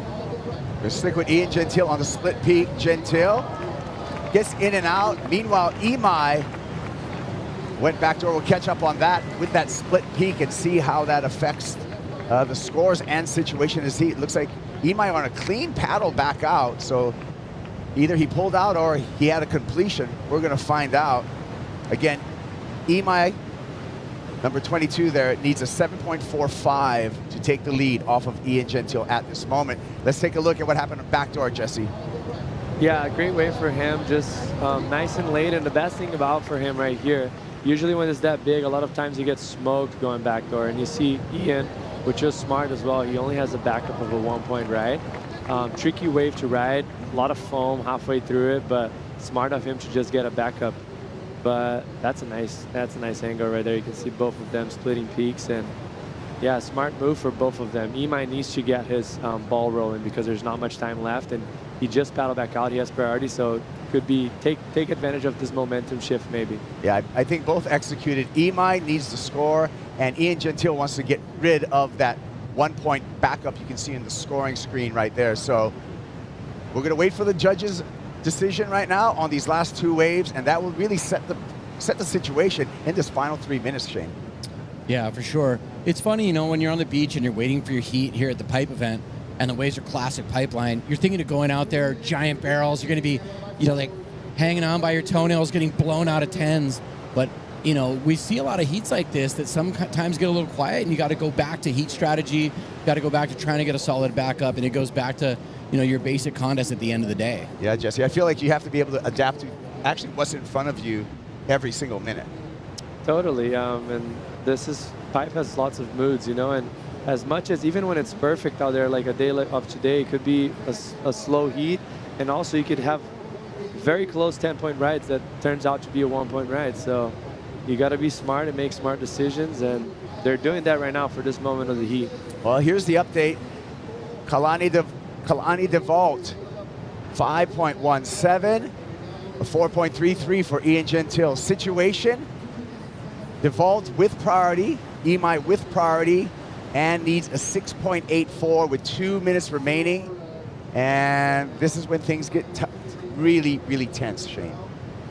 For sure, as you see some of the Maui crew there cheering on their boys. I mean, one of the boys from Maui is going into the semifinals here at the pipe event. The first. It's friendly fire. Yeah. You know, and as you said, Kaipo, we had a lot of carnage amongst our top dogs. So huge opportunity here. Here's a huge opportunity. Drops into this one. Big open barrel for Imai. And he gets spit out, but not on the board. So close. We talked about either a 1 or a 10 situation. We were going close to a 10, but just a game of inches there, Jesse. Wow, what a takeoff he had. That was so critical, and that's such a bummer for him. He did all the hard work, and just as we mentioned, a 1 of a 10. That's just a 1-point ride that could have been the ride of his life. So close, Shane. His ticket out of this heat, too. Yeah. I mean, that was a phenomenal wave, just like a super tactical drop. Really big wave, like a real set wave today. Had that real apexed, intense look. You see him getting that air underneath his board there. As deep as can be, he's right on the foam ball. And he looked like he had it. I mean, he really drew a perfect line there with that really late drop. Is disconnected, reconnected, perfect bottom turn, pumps off the bottom, stays high exactly how he's supposed to. You can see that foam ball slowed him down just a tiny bit, Jesse, it looked like, huh? Yes, and then he just kind of lost balance and fell backwards, which is kind of common when you're that deep in a barrel. Like, it happens because there's so much turbulence going under you. And obviously probably not seeing anything half of that barrel with that big spit that came through. And great effort, though. That was beautiful surfing from him, as much as he could have done right there, I guess. Yeah, so Imai will be taking away an equal 5th place, which is a keeper result in the context of things, but it will be Ian Gentile into semi-final number 2. Hey, on screen, we just saw some of the girls, Katie Simmers and Tati. Yeah. I don't think they've ever had an opportunity to surf pipeline this good. No, it's going to be a groundbreaking day. So excited to see them out there.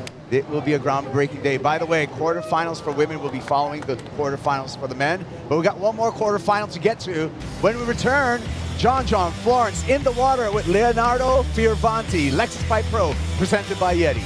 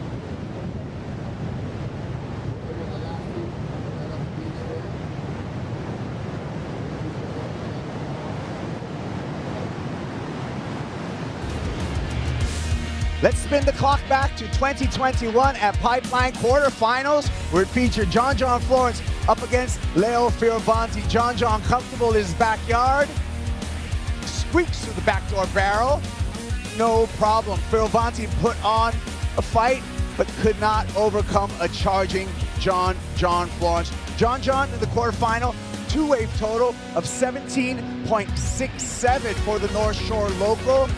And John defeated Leo Fioravanti in this quarterfinal on the way to a finals appearance where he took the title in 2021, defeating Gabe Medina. John went all the way this year.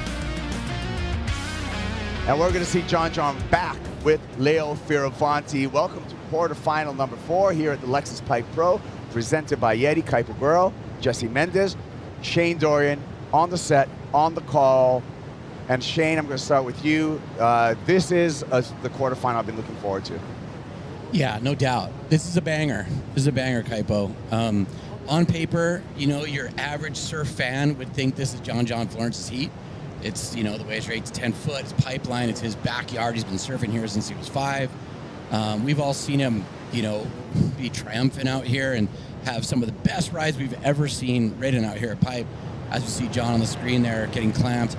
But Leo Fioravanti is one of the very best surfers at Pipeline currently on tour, no doubt about it. He's kind of like he's like a quietly, I don't know how to explain that any better than that, but he's one of the gnarliest guys out here at Pipe. Yeah. No doubt. I would not put it past him to put up a couple huge scores in this heat. John on his second attempt there. Another incompletion for John Florence. And these surfers have met in the past, a total of 3 times. But John on paper, heat winning percentage at Pipeline, 73% for John Florence. He's surfed 56 heats here. He's won 41 of them. But let's take a look at the head-to-head matchups here between Fioravanti and Florence. John got a win in 2021 over Fioravanti Margaret River. 2021, we saw that pipe quarterfinal where John beat Leo. Leo got him early on. 2017, Leo Fioravanti was able to beat John Florence at Cloudbreak in Fiji. Look at the max heat score there, though, for John, really swaying his way with that 17.67 max heat score and his max wave score of a 9.07. Mind you, John also has had 3 10-point rides in competition here at Pipeline. Strider Wazalewski out on the water. What do you got for us, Strider? Well, we've just been watching, the backside tube riding prowess, John, and the no-handed pump. I mean, it's like one of those things, I call it the hula hoop, because you're just basically swinging those hips to get that board moving and keeping that upper body in a solid motion to where you can just dial yourself in. It's nothing easy. I always feel like I'm going to get my head taken off when I try it, so I always grab my rail. And I think that, obviously John and Kelly and all these guys that do it at Pipeline are incredible with it. So the technical side of that's super fun to watch. I think a smaller board also helps with that effect. Yeah, thank you for all that insight from the channel. We just got a replay of John Florence. Came real close twice, but still yet to really put a meaningful score. And Leo Fioravanti, Strider, sitting with patience, with priority. Can you tell us about Leo's positioning right now? He's on point. He's making a very great effort to put himself in the best position for this heat. Sorry, I'm kind of like a gecko out here. I'm making sure I'm not missing anything or get caught inside. And there's the way the waves are breaking out here. There's lefts, there's rights. It's all over the place. But the fact that he's put himself in this position to have priority and sitting and waiting for that wave that he knows he can execute on, and that's what he's got to do. He's got to find the best waves that he can ride out here to beat John, because John's just going to get reps. You can see him just wanting everything that comes through. And here he goes again. John Florence knifes into this one. Pipeline, his backyard. And again, just getting clipped and not getting a completion. So interesting start for John, Jesse. I mean, I think he's smart of doing that because, like Strider said, he's going to swing. The more he tries, the more chances he would have to make impossible waves turned into good scores and average waves to turn into good scores. But on the other side of it, I know for a fact Leo working with Adriano. Adriano's actually present here in Hawaii. I've worked with him before. He always mentions when you're going against those top dogs, like, you have to play your game. Don't get razzled by them. Don't try and play their game and try and be on the best waves, because that's going to maximize the chances of you beating those guys. Because if you start getting rattled like it happened right there, and John almost sold that wave, that was a bad wave. So he was smart to just keep his composure and wait for the good one when he comes. Yep. Ian Gentile's on his way to his best championship tour finish. Ian is with AJ. But Ian, Jesse was just talking about just how critical it is to be on the best waves out there in the heat. How did you find them during yours? Honestly, I was kind of lost out there. Couldn't really tell, if I should be trying to go left or go right, and then had a little priority slip up from Imai, and that right came in. And so after that happened, I was like, maybe I'll just try to get another one of those. And then it just, I swear, a good wave didn't come in for a solid 10, 12 minutes. And then I was really lost. It's like, am I even in the right spot right now? And then just backed it up with that 4. And Imai had the wave, I think, at the end. I heard the crowd, I thought he came out. So I heard the crowd, so I don't know, I thought I lost. But then I guess, he just sort of slid out of the barrel and not on his feet. But it was crazy to have a heat out there with him. We did the QS and everything together, and I was like, it's funny how things work out, because I think if I would have done well in my first round heat, then I may have surfed against him or against Seth, and I really didn't want to do that in round 3, and got to surf a quarterfinal with one of my good friends, one of my oldest friends from Maui, and also one of my oldest rivals, and yeah, it's pretty cool. And to add to it all, you're now on to the semifinals here at Pipeline, already locking in your best finish here at Pipe. How do you move forward from an emotional heat, a heat that had a lot going on in it to get ready for that? Yeah, I'm just going to go take it easy for a little bit and get ready. Just get back out there again and hopefully have a little bit more rhythm this time and not be so scrappy because need to get 2 good ones, not just 1. Fair enough. We'll see you then. Thank you. Yeah. Shane, you called it when you in the heat. You said, hey, these 2 guys are great surfers, but they don't spend a lot of time. They're not like a pipe specialist. And Ian, admittedly so, says, hey, I was kind of lost out there without the crowd. Yeah, it's pretty funny, to think that these guys at this level here at Pipeline can feel lost out there in the lineup. But that's just lack of being out there. It's really difficult to put yourself out there for the free surfs because there's 100 people out there. It's super dangerous. People dropping in on each other. It's full chaos. It's an easy place to avoid. But here he is. He's in the semifinals. Yeah. So, great opportunity for Ian and good on him for getting that right. It was filthy. Yeah. John Florence, we know he's capable of big numbers out here. We talked about his career where he's had 3 10-point rides in competition on the CT level here at Pipeline. Let's take a look back to one of those 10s in 2009. Look at the Grom. He's just a child. John drives through, disappears, second section for Florence and the Grom in 2009.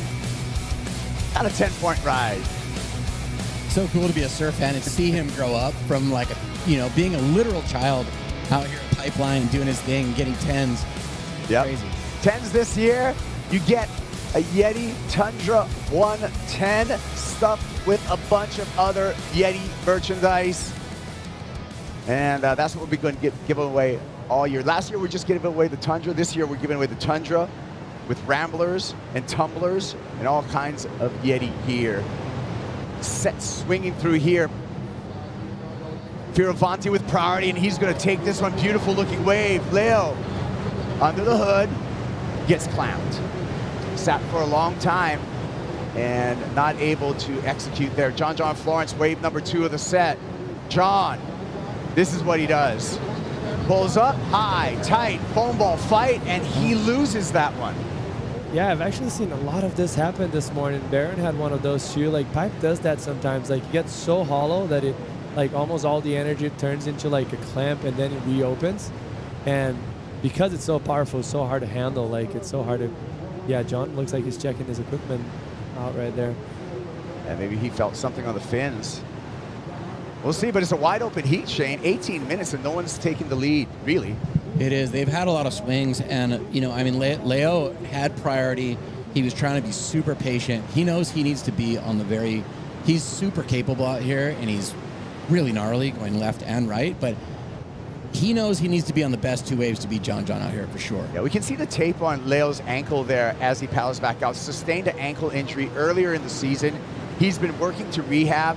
He's got some great people over at Physiotherapy Hawaii, Barton, the crew, who are also on site over here that have been helping him on a weekly PT. You can see some of the kinesiology tape on the ankle of Leo Fioravanti. So he's got the mobility in it. He's been building the strength as well. I'm going to go out to the water right now with Strider Wazalewski. Strider, what do you have?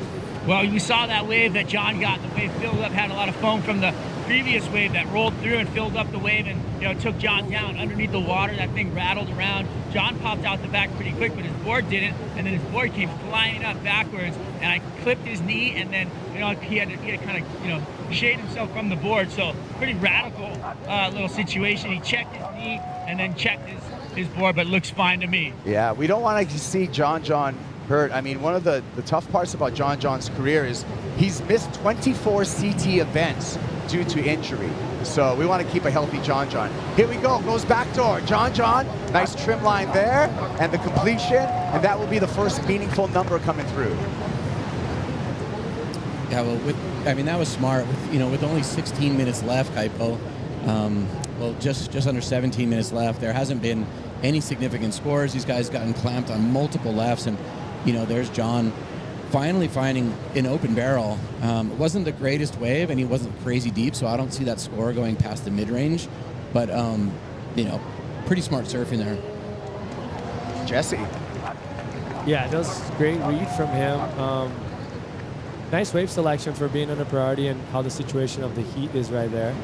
And yeah, just a nice rhythm wave for him. He's going to get back out. They're going to have a little something on the board, you know, something to back him up. And hey, yeah, sometimes you don't have to swing for the fence. Sometimes you just need to get on base. And I feel with John right there, wanted to get on base. Here we go, backdoor. Fioravanti airdrops into this one. It's a wide open barrel. Fioravanti comes screaming out and likely to take the advantage in that last exchange. Jesse, what do you think? yeah, that's definitely getting the advantage. Way more intense on that wave. He was just behind the apex, which is very important out here at backdoor. So he gets very deep. Check this out. He's paddling. The wave is basically breaking in front of him already as he was standing up. Big pump coming out. And not to mention, he actually just like paddled back very easy to the lineup again. That was a beautiful wave for him and very smart. Got the clean exit, Shane, and a nice path out the back. Yeah, I mean, it was a great decision for him not to go on that wave that he let John have. You know, he sat there with priority and waited for a more significant wave with a better shape. And I see that score going a bit higher for Leo there. And it sure did. 7.33 for Fioravanti versus a 4.5 for John. So Fioravanti out in the lead, Jesse. Yeah, and if you just compare both of them, the intensity was way higher on Leo's wave. He was much later on the takeoff. John was almost going on that wave knowing this is a backup type of wave. Like, I just want to back myself up, get something on the board, and Leo capitalized and actually paddled back out before him and got priority. So that's a huge advantage on the heat. Yeah, Shane, we talk about that clear path for Fioravanti. He got the exit and no sets behind, so he got right back out. So he definitely has the heat advantage right now, controls the heat with priority and the highest single wave score. Yeah, you know, I mean, I think, you know, with Leo, his strategy is very simplified. He needs to go out there and catch the best two waves of the heat. Otherwise, he's going to lose. Just that simple, because John is too talented. He's too comfortable out here. He has too much experience. You know, the downside of like how good John is, he's such a magic man. He's pulled it off so many times. Pulled a rabbit out of the hat, turned 7s into 10s, and he's so crazy good that he'll almost go on anything that looks kind of good, and that can work against him. And if you have someone like Leo out there who's sitting with priority and cherry picking the two best waves of the heat, that's dangerous. I love that analysis right there, because it seems like that's what's playing out in front of our eyes right now. We got more sets on the way, Jesse. Fioravanti just putting himself into a really strong position. Do you think Leo is able to rattle John at this point? Yes, of course. Like, there's no doubt on that. I don't think he's going to get too stuck in his head because, like Shane mentioned, he doesn't need that perfect wave to come his way, as you see them paddling right now. But it definitely plays in his mind. There's no doubt. You're in the heat. You have a lot going on, a lot on the line. And Leo is actually one of the best at doing that. So John is definitely not taking Leo lightly. He knows that Leo is more than capable of being, you know, being on the podium at the end of the day. Yeah, of course. And the one thing that we can say about Leo Fioravanti and his personality is he is over the top competitive. When it's all business for Leo. He fell off the championship tour in 2022. He was so distraught and almost angry about it, where he came back on the Challenger Series, swept the floor with everyone, winning the Challenger Series in 2022 to come back onto the championship tour in 2023. He is a voracious competitor, Leo Fioravanti. Fioravanti in the lead right now. Can John come back in quarterfinal number 4? We're going to find out when we return to more action from Backdoor here at the Lexus Pipe Pro.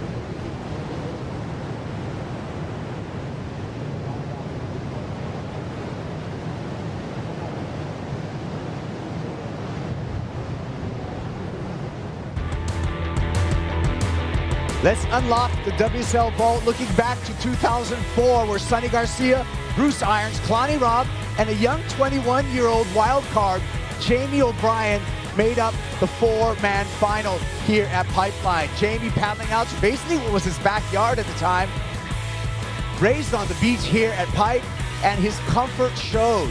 He ran away early on in this heat, a 7.17 and an 8-point ride for Jamie. Sonny Garcia fighting back with a 7.27. And Garcia, who would be the alpha in this final, the dominant one, but it was Jamie O'Brien as a wild card, pulls this off, a 9.5. Jamie, big pipe beast, the comfort level incredible, 9.97. 17-point victory for Jamie O'Brien. Sonny Garcia paddled up to Jamie, 25 minutes left in this heat, and said, Jamie, you know what? You're buying everyone dinner at Lele's tonight. Classic. Such a classic final. So good. Yeah. You probably remember that vividly. I do. Back to live action here with the heat leader, Leo Fioravanti. No hands. Pulls into that one with no exit. Hands over, priority to John Florence as the sets start cleaning up the lineup, Jesse. Yes, and pipe is such a different arena for the surfers. Like, as you see right here, that was a good set that came for Leo. He swinged. If he was anywhere else at J-Bay, he most likely on the set would capitalize.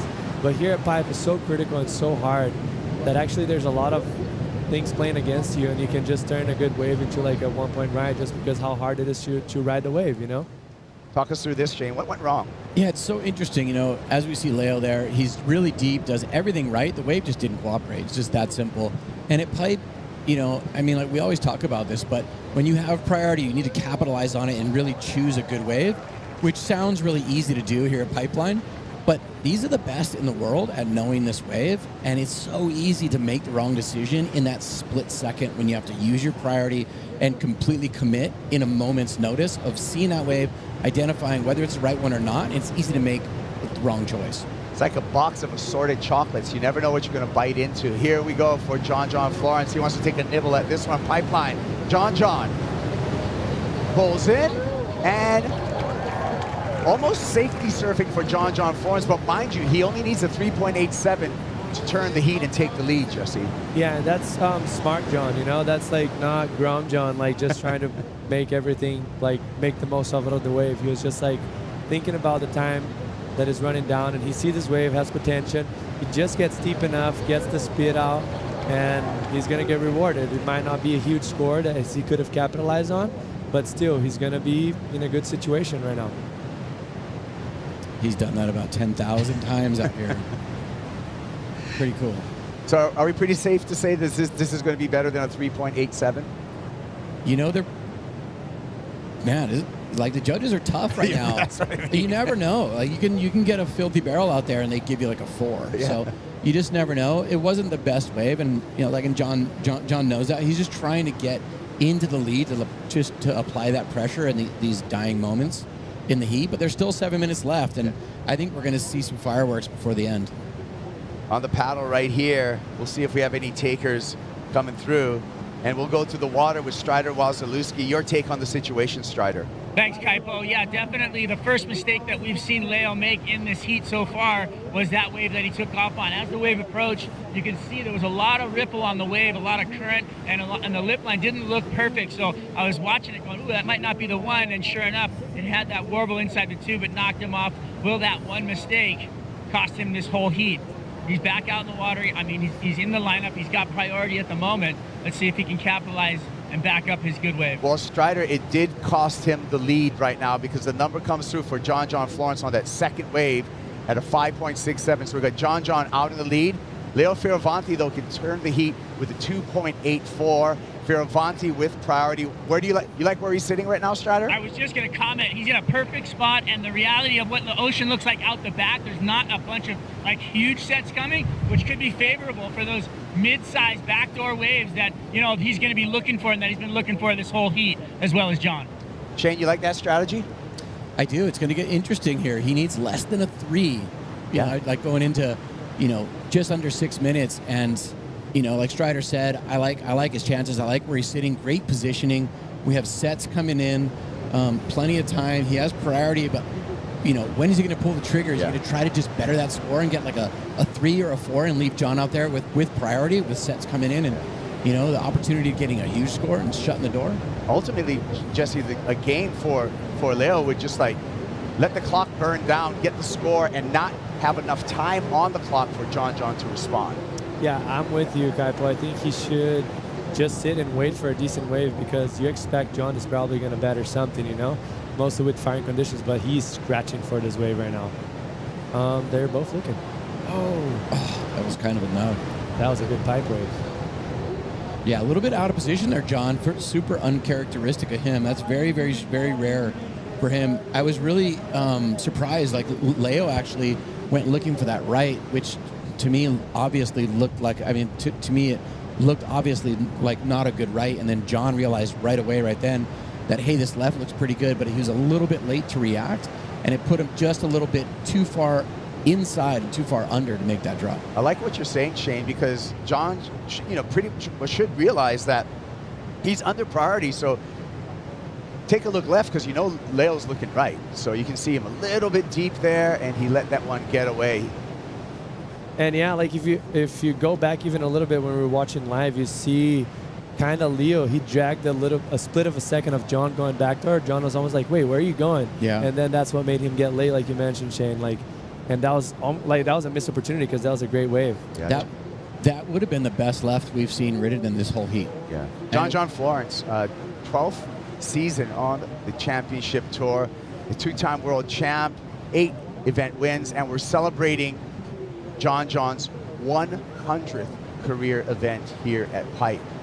So, and I feel if John chooses, he's got the talent, you know, to do this lap on the world tour another 10 years if he chooses so. But I feel like he has a lot of options for what his future may be.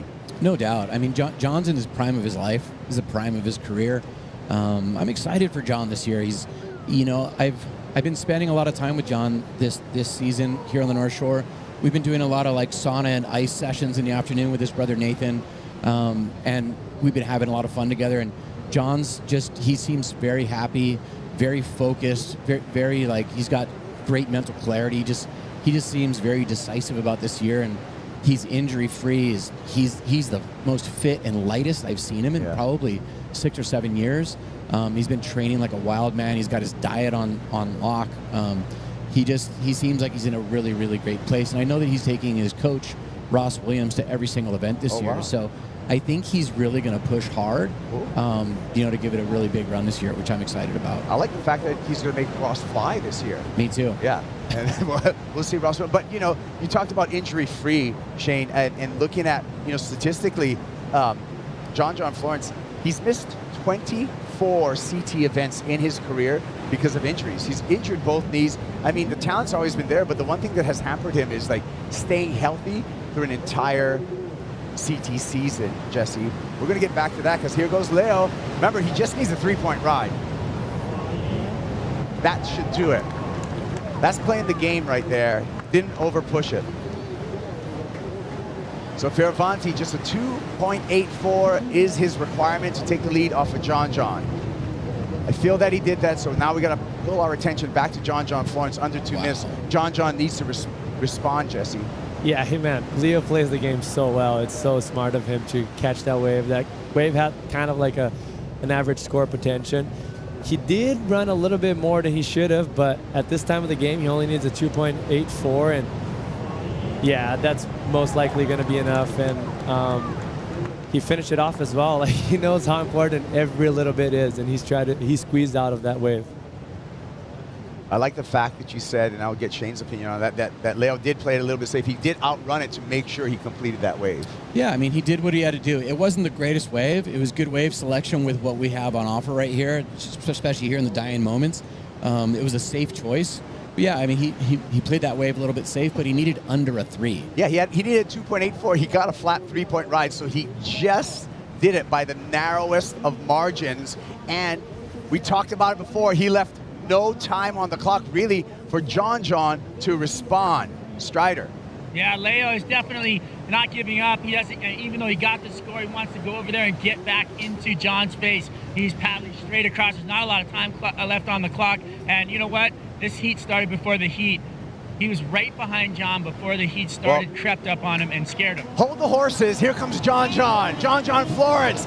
Big girthy pipe barrel. John comes out. John needed a 4.67. John has just turned the heat in the final 30 seconds. Wow.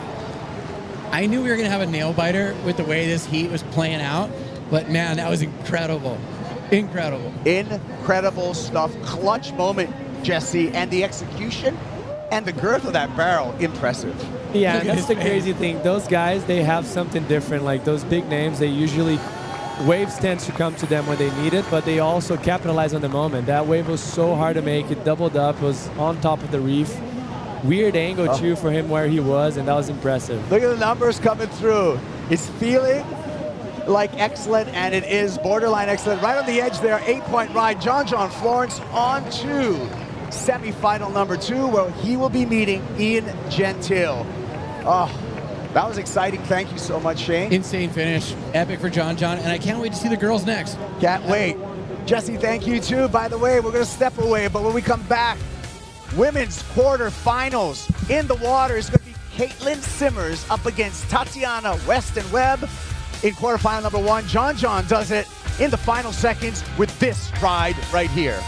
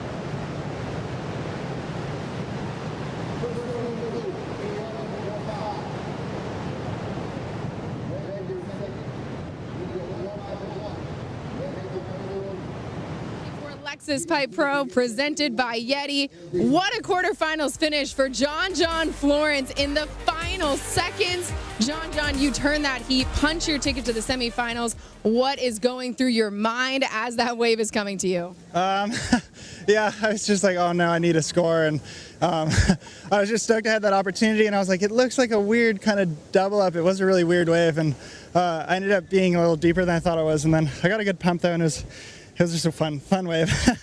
How did all of the times, all the moments, all the ways that you've put in here at Pipeline set you up to have success when it was a weird wave that you needed to figure out how to get a great score on? Yeah, I think just understanding that pipe's unpredictable, and so when I got into it, I just knew I had to pump, even though it seemed like it didn't have a lot of wall, and especially today when it's like has a lot of west in it, so wow. Katie Simmers getting things started with the women's quarterfinals. But yeah, it was just a weird wave, and today it's bending out to sea a lot. Like my first 5 waves, I just got clamped on, and So I kind of learned a lot during the heat, actually, too. I was like, I need to get going when I take off. And yeah, I don't like to surf heats like that. I made a lot of mistakes in that heat. And so I was just thinking, I was like, if I make this heat, I'm changing my strategy the next one. All right, change the strategy. Get ready. See you in the semis. Thanks. Thank you, AJ. The whole beach erupted on that buzzer beater moment for the local boy, John Florence, getting excellence right at the buzzer. When Leo looked like he surfed a perfect heat, it just flipped it. And now we've got the semifinal set for the men. And as you can see on screen, the women already getting started. This is what happened during the catch-up with John Florence. Katie Simmers flick. Whoa, Katie takes off so deep on this one at backdoor and comes flying on out. What a way to start the women's quarterfinals. She is already on fire. Laura, what'd you see here? Oh my goodness, just behind the peak, completely backdooring that section. That is what we love to see.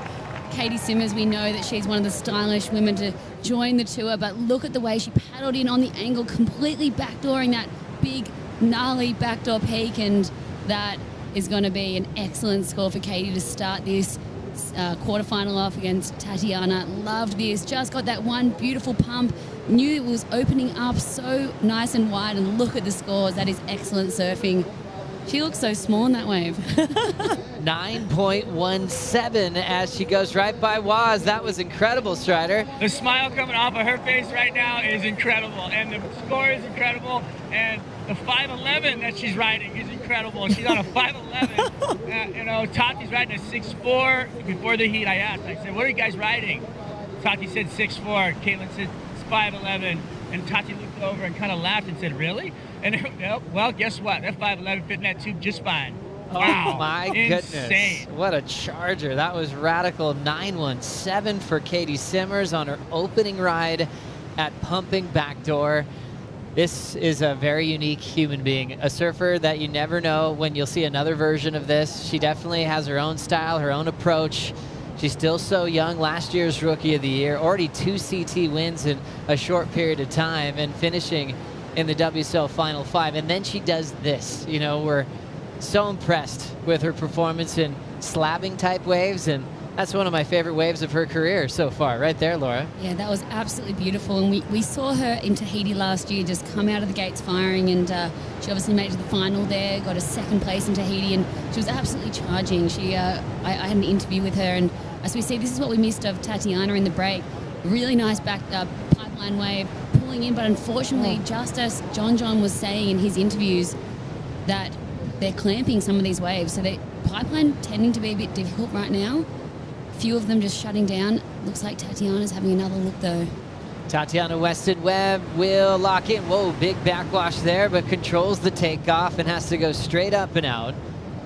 And that'll be another small score. Plenty of time for Tati to get going. But yeah, it's interesting when you look at what she might be looking for, the pipe left. And like John just said, he got clamped about 5 times on the left in his heat, and then made it a little bit more dramatic by getting a buzzer beater when he needed it the most. So we'll see how Tati adjusts, identifying how quickly she has to get going if she wants to make those waves. Joe Turpel with Felicity Palmatier and Laura Annever, 2 of the hardest charging women on the planet, breaking down the quarterfinal. What was so funny? No, seriously though, this is really a treat because we've got great conditions for this quarterfinal series, and Katie's already living up to the expectations today. Oh, well and truly, these waves are pumping, and I just feel like the women haven't had this opportunity yet during this waiting period to really show us, you know, the performance level and where it's at for women surfing in waves of consequence and at pipe and backdoor. And wow, straight out of the gates, Katie just proving so much why women should be here. And you know, we are way more than capable. That was just, her read on that wave was sensational. Just looks so casual, so calm, and yeah, I'm happy to be here calling these heats with you too. Laura, you've seen Tatiana for a very long time. You've got to compete with her for many years. How do you think she's going to respond to such a big start from Katie Simmers? Oh, well, we all know that Tatiana has that hard charging, no fear gene in her. So I feel like we're going to see something special from her. And I was even, you know, speaking to Jessie and speaking to Ross, like Strider mentioned, she's on that 6.4. We've seen moments from her out at Pipeline. We've seen her charge at Tahiti. We know that she is more than capable of getting those 9 and 10-point rides. So I feel like we're going to see something special from Tatiana. I can't wait to watch her just get a big Pipeline barrel. So I'm hoping that happens. And you know, when I saw these quarterfinal matchups, this was my favourite one because I know both of these ladies are just going to bring it and they're going to push each other and up the level even more. Tatiana Weston-Webb has 4 CT wins in her career in 80 events. Also 2 wins for Katie in 11 events. That's how quickly Katie's taken over the world. But Tati's already achieved a runner-up finish in the WSL finals to Carissa Moore back in 2021. Missed out on the final series this year, but she worked really hard in the off-season. She's been working with all the Brazilian coaches and trainers, really focused on fitness. Her coach is Ross Williams, but he said it's amazing to see her work ethic. They've actually changed her boards up a little bit, adding a bit of foam, because she's really, really strong heading into 2024. And Ross was saying it's just the best he's ever seen her surf in the lead up to this event. So everything's working really well for Tati. In the quarters is where she's been stuck in this event before, but we all know she's a favorite to win. We'll see how she crawls out of this one, Flick. For sure. I think I was speaking to Tati before this event, and she said last year was really, really difficult for her emotionally. It was an emotional roller coaster. Obviously, her filmer, Greg, got diagnosed with ALS, and that just, you know, I mean, emotionally, that's going to take a big toll. And then on top of that, she also was dealing with a few niggling injuries throughout the year, and that was hard, like a few little hiccups here and there, and sort of just looking at them like challenges and, okay, like we can get through this and finish the year. But yeah, she said coming into this year, she feels as strong as ever, and you can see it in her surfing. And I don't think with Tati, like Laura, you were saying, you know, her commitment level, there's no questions there. She's going to go. If the set presents itself, she is not going to hold back. I think it's her, maybe her wave selection, because sometimes that can get the better of her. You know, sometimes she's like, I'm just, you know, so excited to charge and show the world what I've got. But I think it's going to come down to wave selection and probably identifying what John had said earlier in that post-head interview, like the waves are clamping a bit, like, you know, you're going to have to really try and make it to that channel or maybe not be as deep on those pipe waves, which is what she's looking for.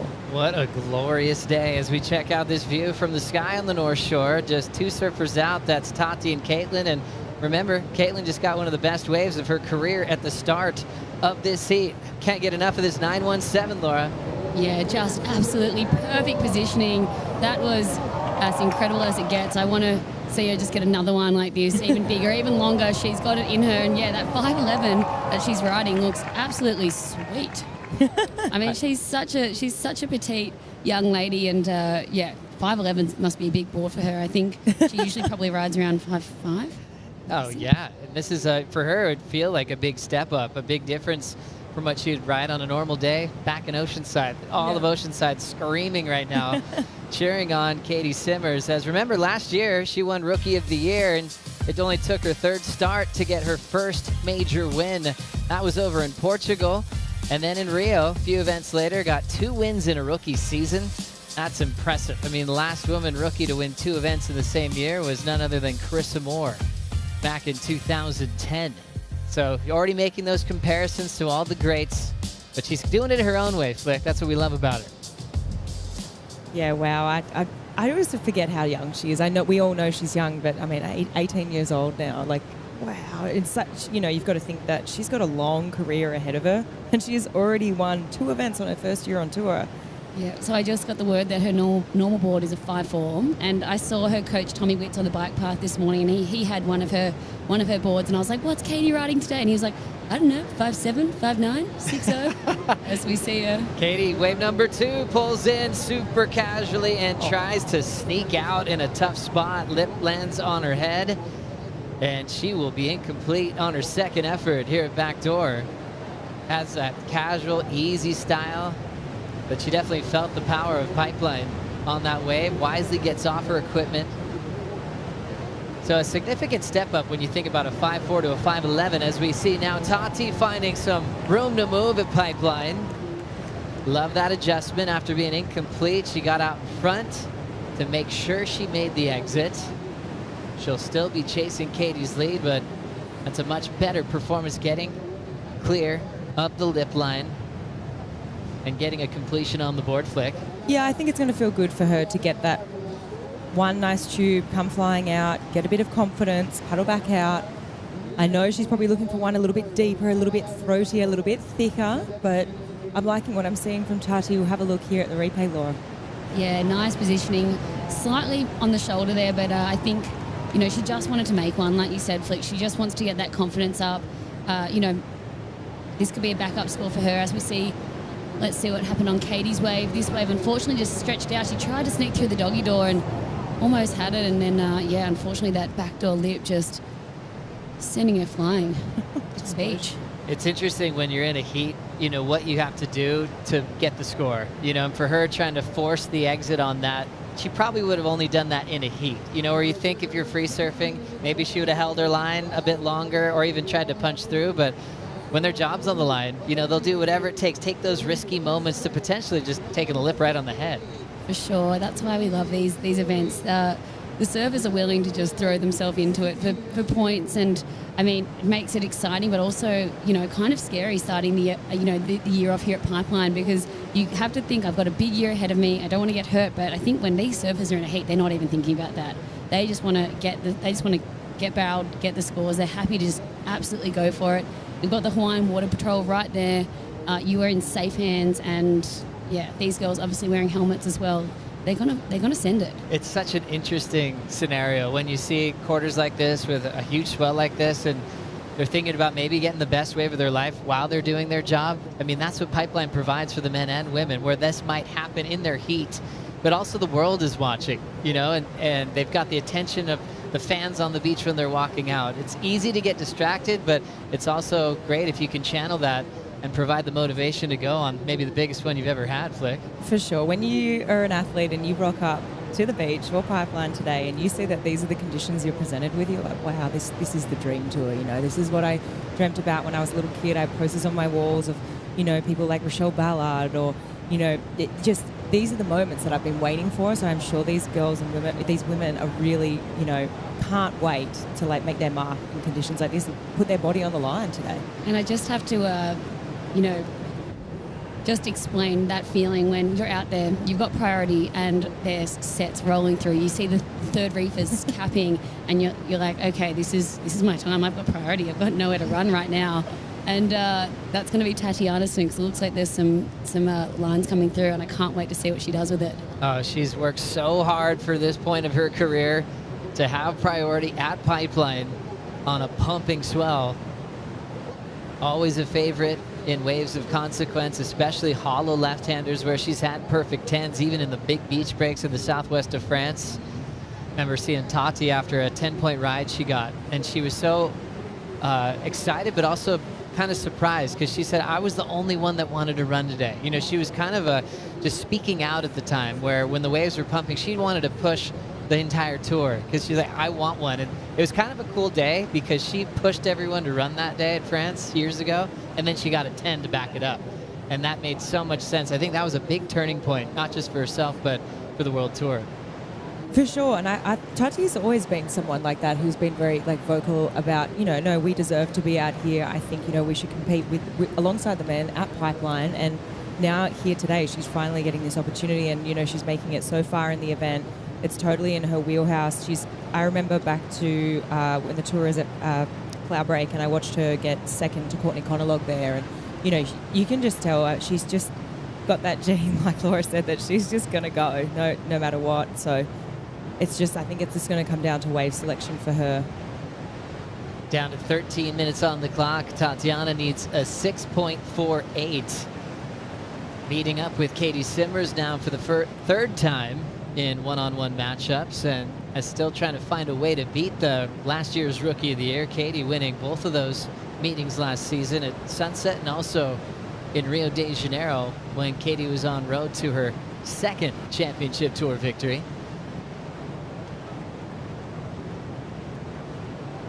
As you can see, Tati still with priority. Katie kind of been focusing on the backdoor section, especially with the 9.17 start, 1.13 when she tried to exit the doggy door and got clamped on. So that's the experience quickly at Pipe. You have a hero moment, then right there dealing with the energy, getting picked up by the Hawaiian Water Patrol. As you see where we're sitting there, those tents there, the judges are on the top floor. And then that house there with the solar panels on top, that's the famous Jerry Lopez Pipe House. Herbie Fletcher was involved with that one as well. So those two big names would be sitting there watching Pipe for decades. And Often Strider would get invited over that house to hang out as well. Right now he's in the water. We're still celebrating that start from Katie Simmers was. Yeah, that was amazing. And I actually got to live over here at the Pipe House with Jerry Lopez and everybody. It was an amazing experience. Got taught how to live over here by Laird Hamilton. But back to this heat and back to the water and what's happening out here. I mean, we are in a gladiator pit. I mean, when there's a lot of people in the water, here we go. Oh, Caitlin Simmers grabbing the rail. Wow. Looking at Pipeline, the wave spits behind her, but great technique. Grabbed the rail and just a little bit out in front, but really impressed with her ability to charge. Tati is on the next one. Doesn't get into it, Waz. What are you seeing behind it? There's another big wave coming behind it. I don't know if she's going to be able to get underneath it and whip it in time, but these waves are just giant. Nope, she's going to have to paddle over this one. It's like a gladiator pit out here. You've got the beach and all the people. This is the closest you could probably get to a wave of consequence, to the actual action. And then, when on a regular day of Pipeline, there's hundreds of people in the water. It's kind of somewhere to hide. But at the moment, there's nowhere to hide. You are out in the water, two surfers, one's going home, one's moving on. And when you make a wave like Caitlin did, and you hear the roar of the crowd, and it's just like, I can only imagine back in Roman times feeling that same vibe. It's just like the insanity of the feeling, that vibe that comes off that beach must feel incredible to get spit out of a barrel at Pipeline and feel that. Gosh, it's proving grounds, and things just stay the same in surfing history. Strider, what were the list of chores you had to do when you were staying at the house right where you're looking? Jerry's mom always made us clean the deck, and every grain of sand had to be blown off the cement out there on the patio. Everything had to be clean. There was not one grain of sand allowed into the house. Jerry was a stickler.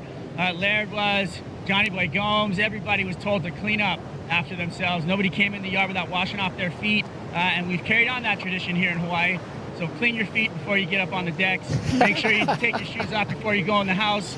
And everything's going to be just fine. Oh, it's actually really good advice that Strider's passing on. You'll still see Strider. It's like a habit. He doesn't even realize he's sweeping. He's still talking to you, telling you a story, and he's just constantly doing sand management, checking people's feet. And you'll get called out if you've got walking in the house with sand all over you. Yeah. The funniest is when you go to a party here, and you know where the party is because there's like hundreds of pairs of slippers and shoes out the front of the door, and then when you leave, usually yours is gone. Oh, because people do the upgrade. Yeah, you can't upgrade. Be taking your famous Crocs around here. They'll get snapped up in a second. Tati airdrop pulls right in as she is still looking to make it. Oh, that was so rad. I loved how she approached that barrel. Looked like she did the hardest part, just couldn't get enough speed to make it out. Still trying to pop up as she does now. And she will take a deep breath and go into the next one. Great effort for Tati. And I feel like we've seen this from her throughout the years here. A lot of just close calls, almost getting big scores. And we'll see if she gets another chance, Laura. Yeah, she has it in her. She's wearing a couple of Pipeline sets on the head at the moment, but that was just unbelievable. Here's Katie Simmers. Pulls it up and under. This time she gets some shade. So already had one try at Pipeline, was out in front. And now she's able to pull in just a bit deeper. So she was able to make an adjustment on the fly. That's how talented this young lady is. 2 scores coming in. Last for Tati, last for Katie with 8 minutes on the clock, Flick. Wow. Katie's last wave, that was really impressive. I can't wait to watch the slow-mo of that because as she grabbed her rail, her back fins fully slid too, and they re-engaged, and it was just super technical. It was really, really well done on her backhand there. You can see Katie just paddling back out. She's going to be feeling pretty good about herself right now. I think today, sort of one of those days, right? You're either going to get an absolutely amazing score, like a 917, like Katie, or you're going to go out there and get a few ones because you're just not quite making it or not just quite cutting the mustard. Yeah, we look at like even Imai's wave before in his hit against Ian Gentle. That was like a 9 if he had made it. Unfortunately, it turns into a 1. And like you said, it's splitting hairs between how you can make those waves. And unfortunately for Tatiana, that would have been an absolute bomb of a wave. Look at this drop, just slides into it. Unfortunately, that section just a bit too far in front of her. She couldn't get the proper pump that she needed to get the energy and the speed to get through that. Wow, she rode it for quite some time though. She got some travel time, but that foam ball just eating her up. Katie Simmers though, Yeah, this was beautiful. Really well done from Katie. Nice little fade back there. Little snap in the pocket. But yeah, just getting that back up, which is just super impressive. So we have another look here. Just using the whole side of her body really to maximize that tube time, really slow herself down. As we have another look here, just beautiful slow-mo, that rail engage, those fins slip just there. She engages so well, uses the whole side of her body, her whole board was covered, comes flying on out. It was really good. Yeah, her technique on her forehand and her backhand is just absolutely textbook. She is an icon of the sport, and in those replays, she went for this absolute bomb. Looks like she's in position, Wow. throws herself super deep. Oh my goodness.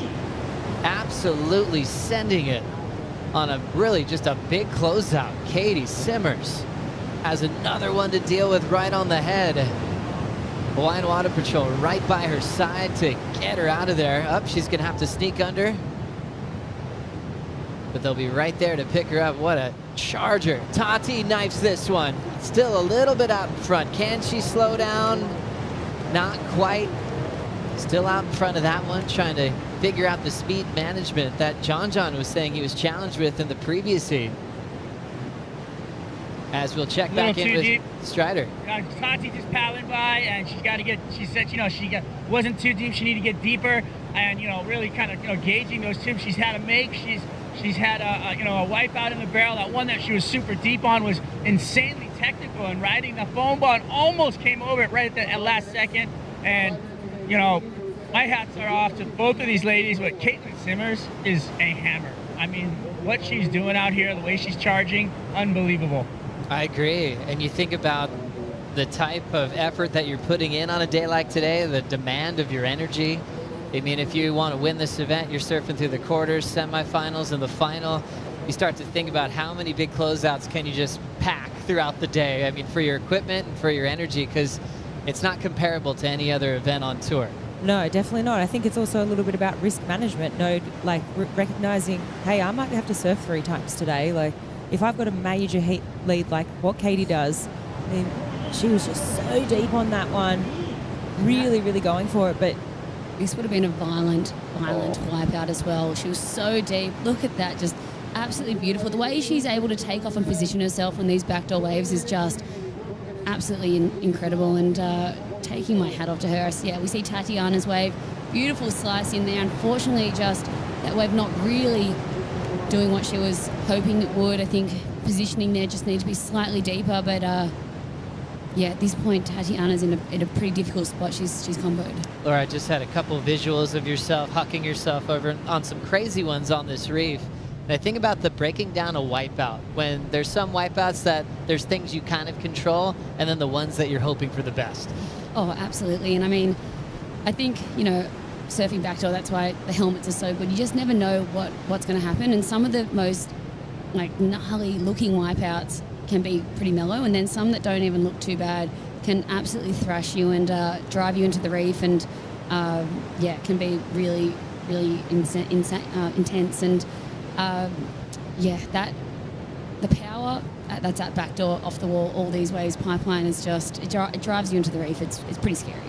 For Katie Simmers, Flick, so what are her options that she knows, okay, this thing's closing out, I'm not getting a score. What are your options there to try to keep yourself safe? Oh, I think it's about risk management. I started talking about it before, but she's well and truly, looking great for making it through to the semis right now. I mean, there's 2 minutes 40 on the clock, and Tati's comboed. So she's going to have to potentially surf another 2 times.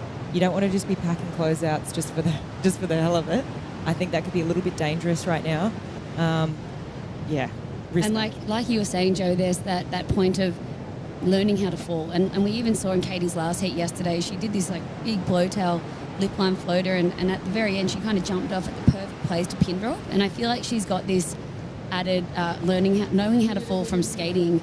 And if you're in the barrel here, sometimes you kind of know whether it's better to just stay on your board as long as possible to just really have that foam sort of explode you and keep you away from the reef.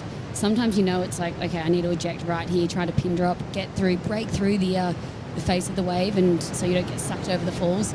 And yeah, like you said, sometimes you just can't help it. That wave's going to do whatever the hell it wants with you. Oh, such a great time for pro surfing. The level just going through the roof as far as hard charging women on the championship tour, and really goes to having the venue to be able to showcase that ability. If you don't have pipe on the calendar, we are not talking about this. And for the stage is set for both Katie and Tati to get the wave of their life, to show how talented they are over a crazy shallow reef like this one. Katie, 9.17. She got a 6.67 at pipe. Tatiana comboed with 1:20 to go. So it's looking like Katie will be staying undefeated over Tatiana Weston Webb and moving on to the semifinals to compete again later on today. We saw her improvement through last season as just a rookie on tour. And it looks like she could be starting off the year at least equal third. That's for a semifinal. We'll see how the yellow jersey hangs with Caroline Marks as she's coming up in the quarterfinals as well today. Up next, it'll be Lulu taking on Brisa Hennessy.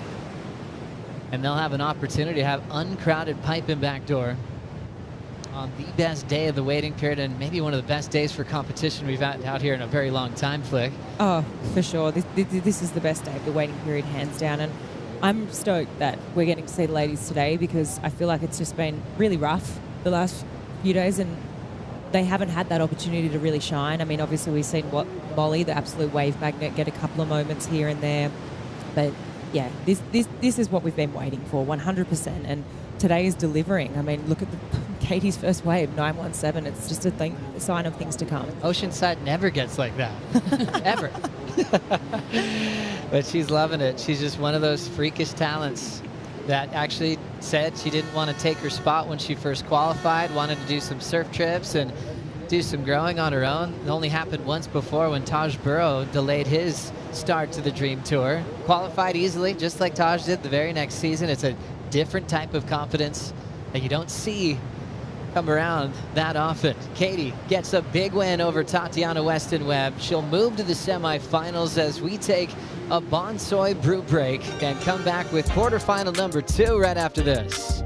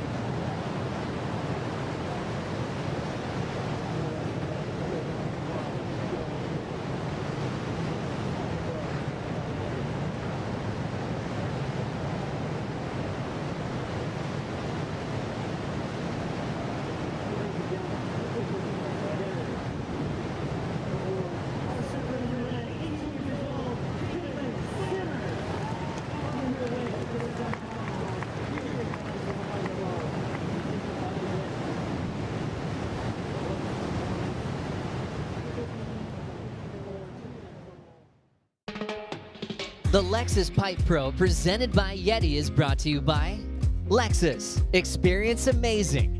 By Eventbrite. On or off your board, you've got plans with Eventbrite. And by Shiseido, official sunscreen partner of the World Surf League.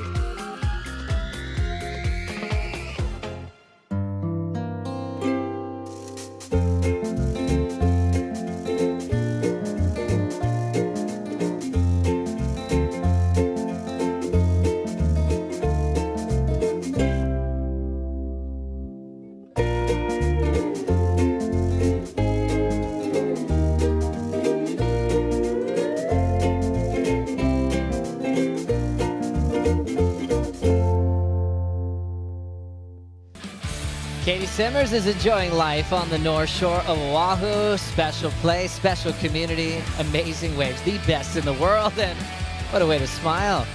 And gaining a new fan. From a performance like that, she can't even count the fans that she's gained in the last couple of years.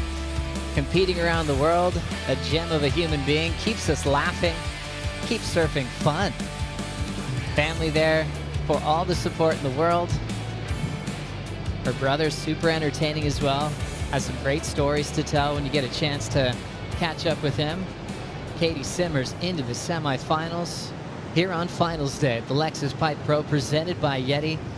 We had a lot of people here on dark to watch finals day, and they're so happy that they set their alarms nice and early because it has been amazing to watch the semifinals stack up.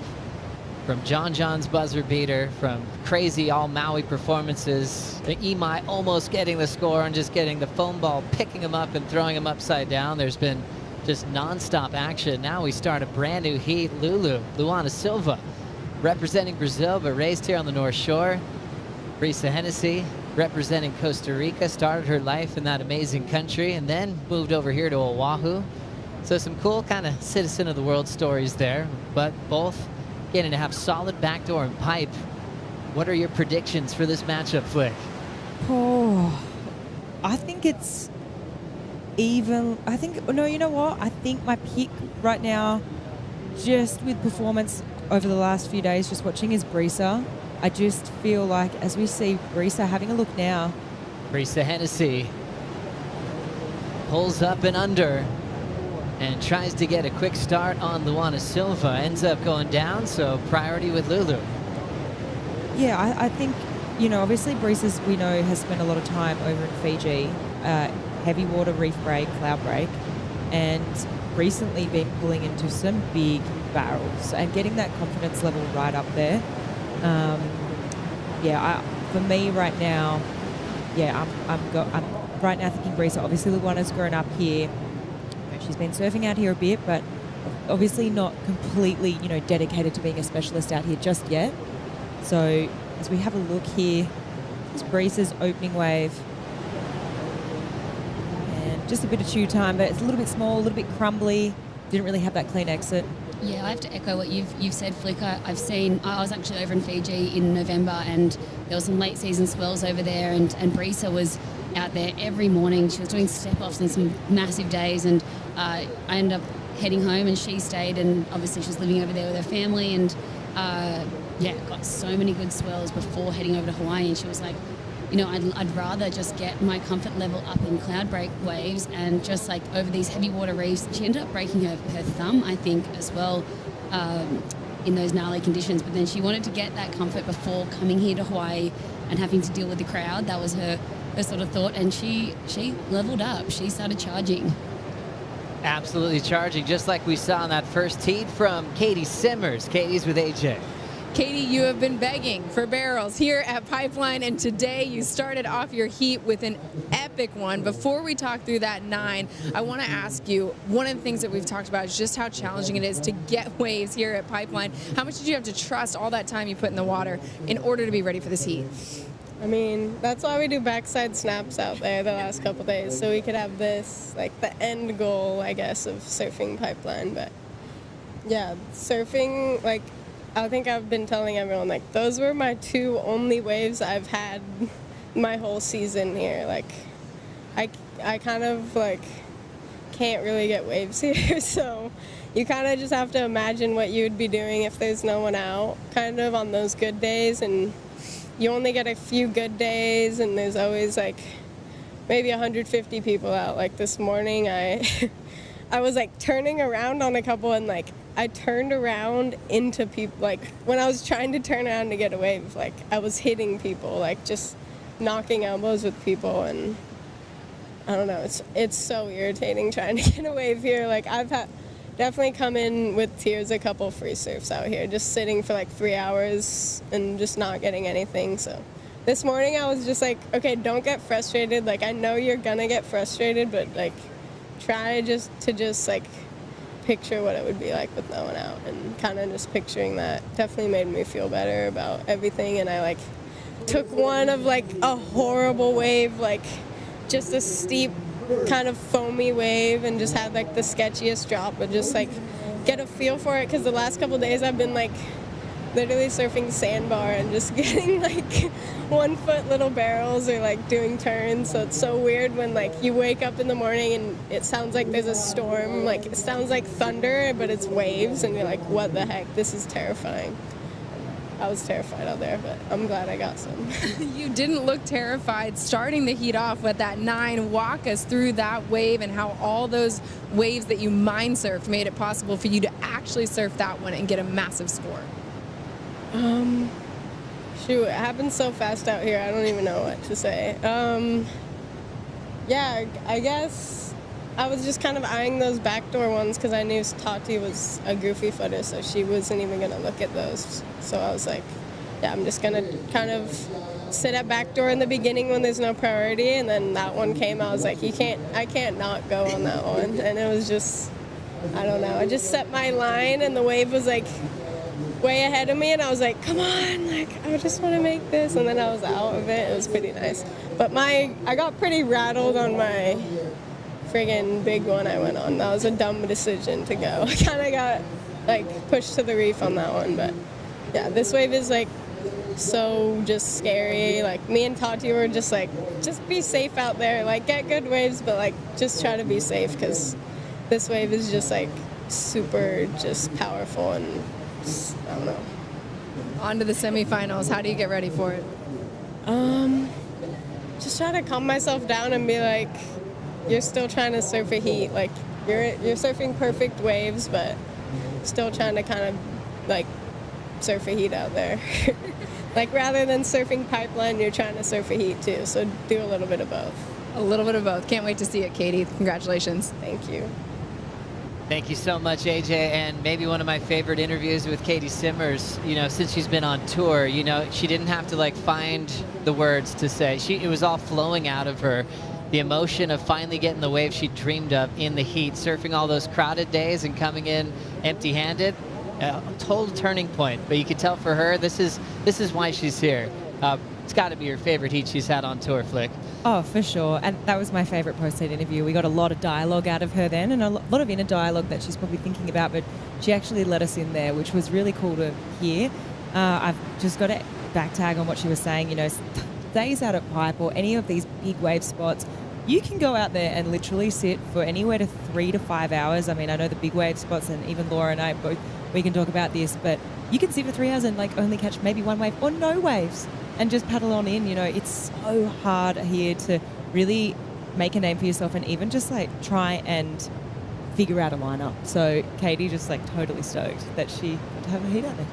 Yeah, no, I actually loved her talking about her frustrations, and I feel like, you know, a lot of these surfers that are veterans here that have also had those frustrations in the past. I think you kind of get to the point where, you know, you can have no expectations heading out there and go out there with different reasons. But for someone like Katie who hasn't had that moment, who hasn't had that wave this season, you could tell that was just really, really getting to her. So I'm stoked that she was able to just go out there and get some waves and get barreled. And I mean, it's why a lot of people end up going down to off the wall, where it's like pretty much a closeout, because you're like, there's no one down here. You might get the odd diamond in the rough, but yeah, nothing like getting that proper, beautiful backdoor wave. It's just so beautiful, you know, given a platform, given the chance to see what we just got to witness, you know, and how great it is to have the first event for men and women at Pipeline, this new generation of absolute chargers. You know, that's just speaking to the caliber of Katie's talent and the tour. You know, for her to actually never have a wave like that before and perform, not every surfer's doing that, even in an uncrowded lineup. Katie's just got that world champ type ability. She's an absolute natural, and she'll be back out there in the semifinals as we have a special treat for the surfers that participated in the Rising Tides program to now say that Katie Simmers is their friend.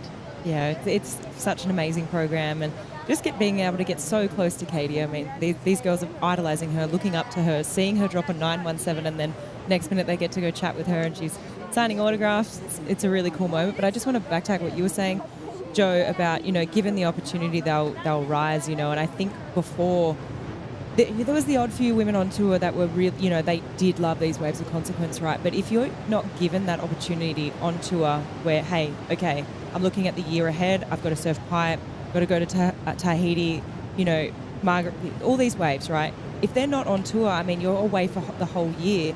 You're not going to go off on all these trips, like potentially going to injure yourself at surfing a wave like this, and you just don't have enough time, right? But sort of forcing the issue and making these waves on tour has sort of leveled up a lot of these women, and they've been like, you know what, I need to spend time at these waves. I need to spend time at these locations. We've seen Katie go on a trip to Tahiti, just not during an event, but just to go get practice there. Caroline did the same. So all these women really starting to push themselves, and they've also been a lot of them have been pretty honest about, you know what, yeah, it scares me, but you know what, I'm going to do it anyway. So cool. And there's some surfers that don't need a reason to be out here. Laura could be riding twin fins. She's allowed to. She had a great career on tour, and you're going, I'm going to pipe. I want some solid energy and see this next generation rise and be out there with them in the lineup as well. We're going to take a quick break. Quarterfinal number 2 continues right after this.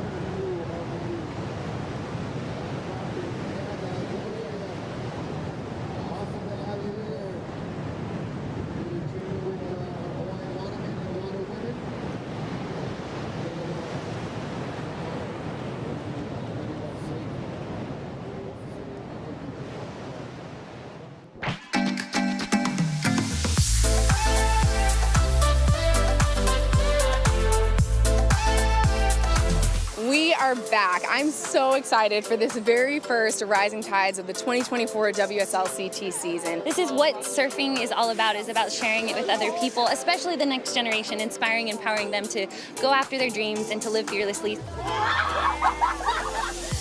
I'm grateful to be surrounded by the people you look up to. I would love to be on the championship tour because I would just like to make my family proud and just win. Okay, we all gonna get some good party waves? Yeah!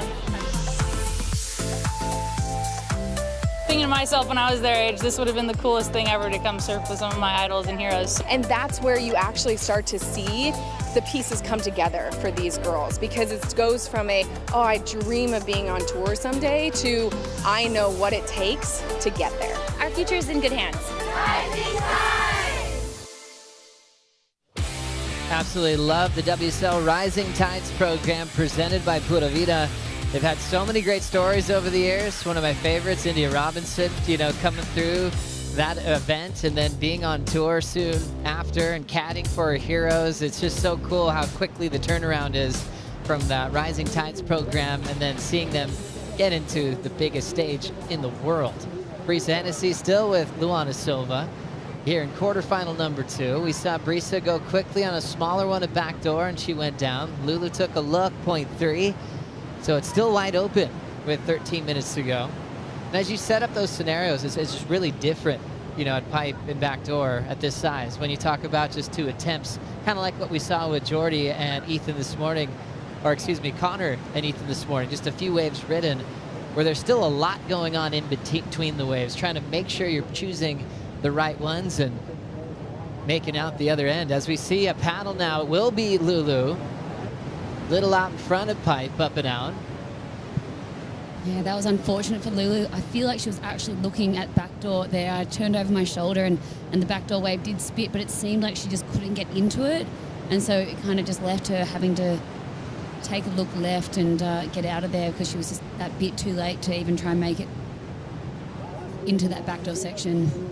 I think when Ross was in the booth earlier, he mentioned this, and you were talking about there's a lot going down between these moments. I mean, you might only be catching a few waves during the heat, right? But I think a lot of it comes down to positioning, and they're constantly repositioning depending on, what sort of angle these sets are coming in on the reef, and if there's a little bit more water moving out the back. Like, you've constantly got to be repositioning out there. And he was saying a lot of the hard work is done before you even catch the wave, right? So depending on how deep you're going to be in this barrel is going to be where you position yourself 10 strokes before you even paddle in. So super crucial to just keep, repositioning, have those lineups, maybe those boils at those sort of certain sections in the reef that is those spots that are going to work for you. But yeah, the girls just doing a fair bit of repositioning at the moment. Looks like Luana maybe having a little look here. And hold it back there. So Luana Silva with priority, just chasing a .54. So not much, they're just knowing that it's just coming down to maybe one decision now on the back end of this quarterfinal. Carissa had a couple of big wins over Lulu in Lulu's rookie season on tour. Silva had to go back to the Challenger Series. It was an incredibly emotional mid-season cut. It was kind of like brand new, hadn't gone through it yet in this version of it that we have today. And Margaret River was just this like really sad kind of feeling in the Red Bull Athlete Zone. People not understanding really what the Challenger Series meant at the time and knowing how quickly they can come back. Now we've got some great stories coming out of, the new tours where the Molly Picklum come back, Chianca come back, Fioravanti come back, where they almost realize it's not getting sent off into your career. It's actually a new opportunity to reestablish yourself and actually come back better. Yeah, well, when I was on tour, it was, if you fell off the tour, you're off for the whole entire next year. So to have the opportunity to go on the Challenger Series the same year and then re-qualify and be back on tour, that is pretty amazing. And even though you're in for, it's heartbreaking to be off tour if you've been cut, you just have to pick up and move on and go do your thing. And, we saw Sammy Pupo last year, didn't make the cut at Margaret River, but then went on to win the Challenger Series at the Gold Coast. And he came out of the gates absolutely firing, qualified back on the tour, and everyone that has been through that Challenger Series after getting cut has come back in some ways stronger, more evolved. Betty Lou's been there, Luana's been there, like you said, Molly Picklum, Sammy Pupo, Joao Chianca. So yeah, it's pretty amazing. Then you see Snapper on the Challenger Series, and people started actually contemplating coming out of retirement, to make another run at the Dream Tour with 9:22 on the clock. We've seen a lot of action already on finals day. As we still have Carissa and Lulu in the lineup, I want to get you caught up with the Pulse. Just focusing on the major highlights from the day. Connor O'Leary and Ethan Ewing, 4 waves ridden in this first heat of the morning. Connor ended up getting past Ewing with the help of this 6.5 at backdoor. An absolute beast of a wave. Connor into his 3rd career semifinal. His mom loves it. And first as ever at Pipeline for O'Leary. Then Mamiya just put on a show for the local crew, representing the 96712 and the NSB. Baron Mamiya feeling comfortable. Little flex right there. He was feeling it. Couple of big 7s. Moving on to the next round, the semifinals. Then John Florence, Leo Fioravanti, really back and forth. 32 seconds remaining in the heat. JJF trailing, pulls into this pipe bomb. Got the 8-point ride. He'll be taking on Ian Gentile in the semifinals.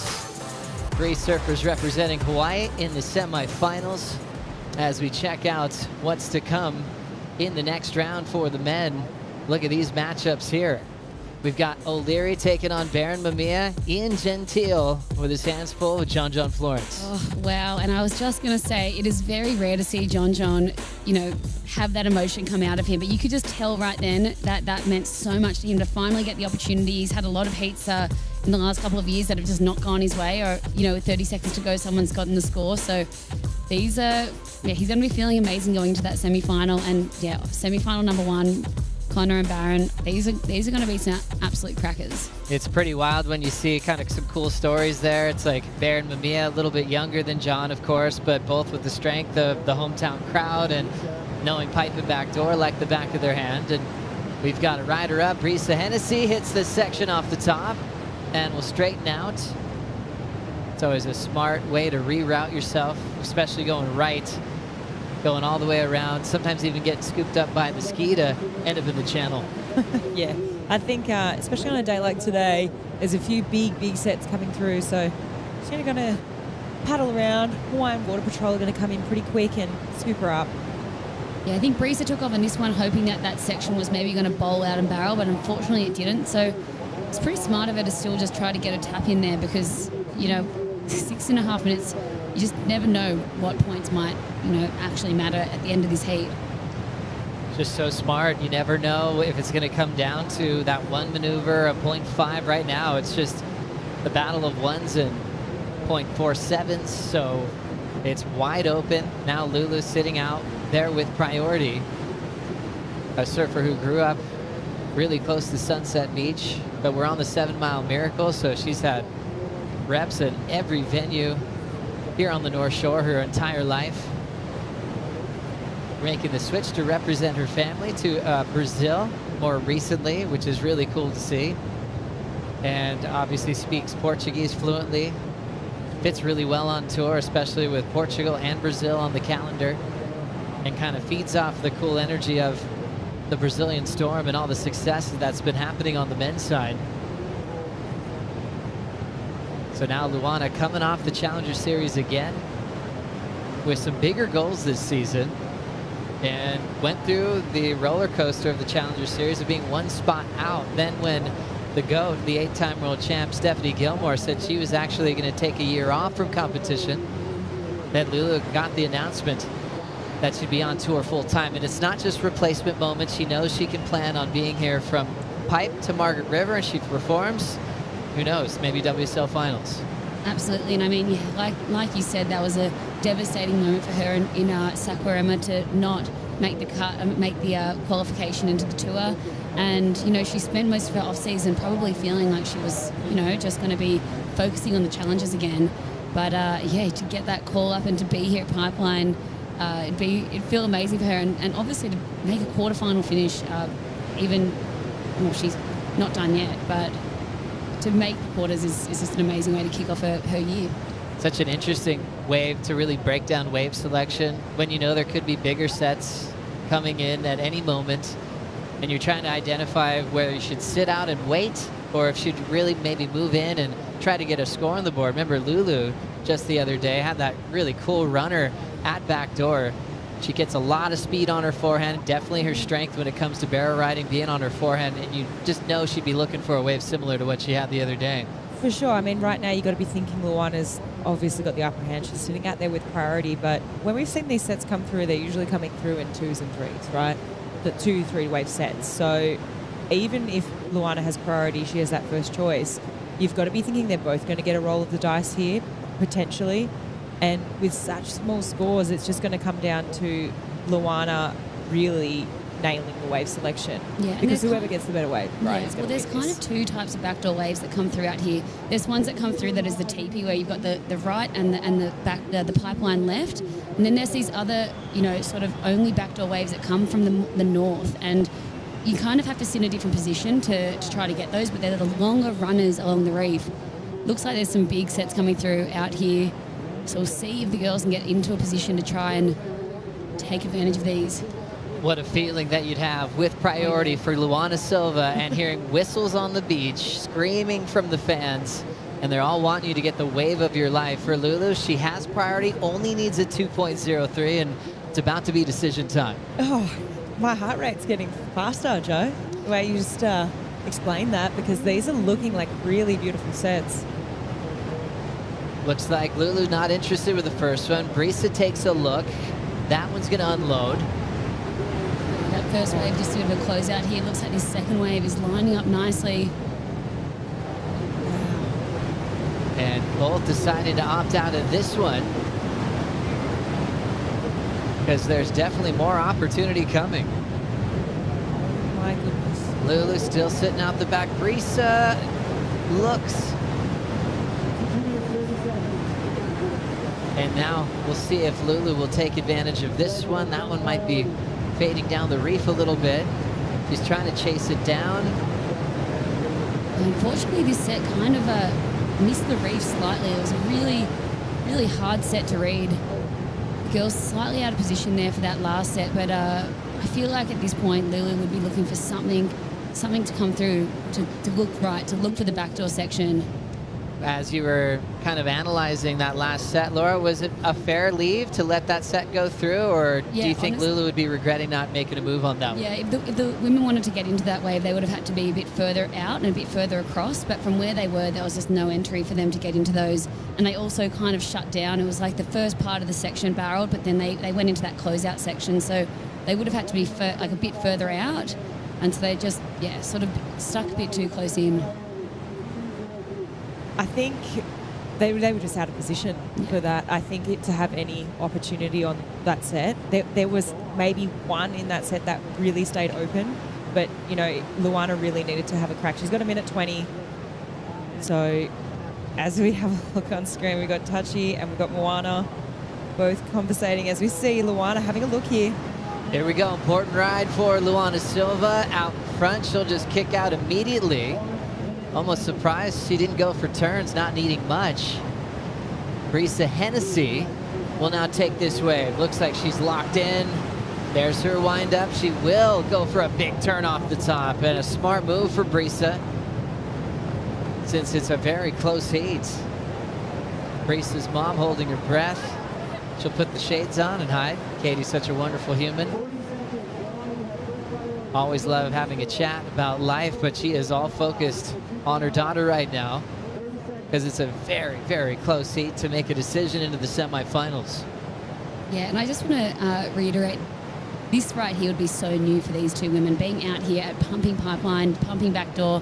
I don't think either of them have really had this opportunity before, so I think they'll take so much out of this learning experience for Luana and for Carissa. To obviously, seems like Carissa is going to be able to sneak through with that last turn, and Luana just not being able to find that wave that she was obviously looking for. And even think on last of Lulu, just a few turns when it's this close, understanding the situation, just kicking out, definitely didn't help her even get the nod on a small decision. So Carissa, really smart, just hitting the lip there, 2-5 and 1-5 as the Hennessy family celebrates that move into the semifinals, where Carissa will take on Katie Simmers.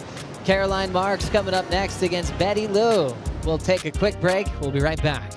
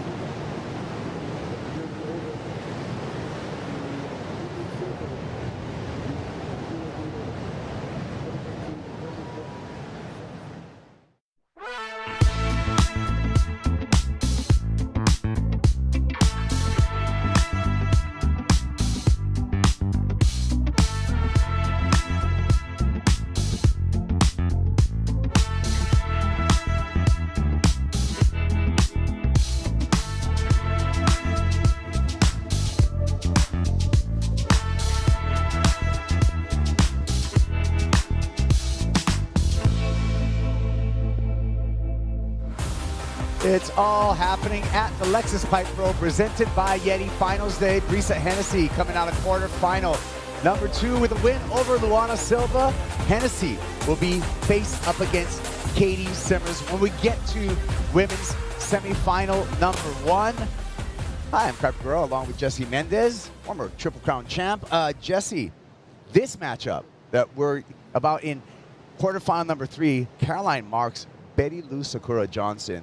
This is going to be a very, very competitive heat because I know both of these women charge. Definitely, and Sakura, in my opinion, is one of the most feisty competitors we have on the women's side. She loves a good battle. She's not scared, mostly with those big names, and we see her up and riding right here. Sakura Johnson grabbing the rail, getting a turn on her Slater design surfboard, arcs off the bottom, banks off the top again. So looking for the combo platter there with a little pocket ride and then finishing up with some turns. Just 18 years old, 3 seasons on the championship tour for Betty Lou Sakura Johnson, North Shore native, Queen of Haleiwa. So that's going to be her start. She's up against the reigning world champion in the way of Caroline Marks. Here's the replay, Jesse. Yeah, great start for her. Could have been deeper, you know, like basically 80% of her surfing pipeline is just positioning, but this is a great pin turn right there, just like very vertical.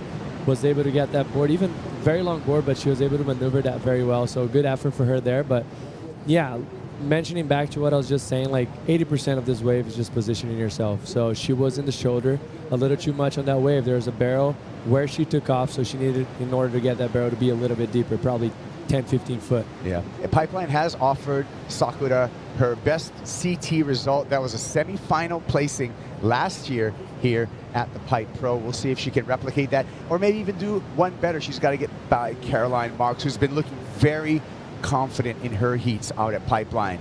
Caroline Marks, 6 years on the championship tour. She's already won a world title at just 21 years old. 5 career CT wins under her belt. She got 2 of them just last year, taking a win in El Salvador and then finishing off the year in Tahiti where Caroline came on top. Yeah, it's crazy that you mentioned that she's 21. She's such a phenom that she's been around for so long that you almost forget how young she is. Yeah, and good. She's going to be a good one, like probably mostly looking for pipeline waves today. Hopefully some of them come her way. Well, 4 points was enough to get Carissa Hennessy into the semifinals. Brisa, we talked about it when you came up. It doesn't have to be pretty. A win is a win. How did you stay calm out there and remind yourself of that fact? Yeah, that was definitely an ugly win. I definitely wanted to get barreled. I made some mistakes, but honestly, I'm just stoked to get another opportunity and try to send it more. And yeah, hopefully get barreled. That's why we're here. So yeah. Well, one of the things that we've been talking about with the women in particular is just how hard it is in a free surf to find waves that you can get barreled on. So what did you learn in this heat that you're going to take and apply into your semifinals to hopefully find that barrel? Yeah, I think there's so many moments that lead up to this moment, right? I have to give a huge shout out to everyone on Emotu and just all my time at Cloudbreak, Benny Wilson and the whole gang over there and my dad. And yeah, it takes a lot of moments to build up to a huge moment. So hopefully little by little, it's crazy if you think about it. Like for you to practice waves like this, you have to surf waves like this. There's no other way to go around it. So you just have to send it and yeah, here we go. Here we go. On to the next one. Before we let you go, do you have anything you want to say to friends and fans in Costa Rica? Yeah, estoy muy emocionada y agradecida por esta oportunidad. Están los semifinales. Sí, vamos con todo. Es increíble oportunidad y me siento todo el amor y vamos Costa Rica, pura vida. We'll see you in your first semifinals here at Pipe, Breeze. Thanks, AJ. Yeah, Carissa Hennessy, she's going to have a challenge on her hands in that semifinal number 1 because Katie Simmers is looking fearless out here, charging 9.17 backdoor barrel. That's what I was hoping that we would see, pushing the level, pushing the bar upward for the women here at backdoor and pipeline, Jesse. Totally, and she's been doing that. She obviously an up and coming. She surprises us every time she paddles on a wave. You know, yeah. She stands up on a board, and she did that once again. That might have been one of the best ever backdoor tube rides we've ever seen, and she put it on a heat in the first 5 minutes. That's so impressive. Here we go. Sakura, double arm drag, backdoor barrel. Well negotiated for the Haleiwa girl right there. So that's what we want to see. You talked about positioning. Betty Lou Sakura Johnson was in the perfect position. Perfect position. And just the difference in between the two waves. Perfect paddle, perfect positioning. She was just behind the curtain and was able to get a great barrel. And she's going to get rewarded very well. She's going to be so stoked.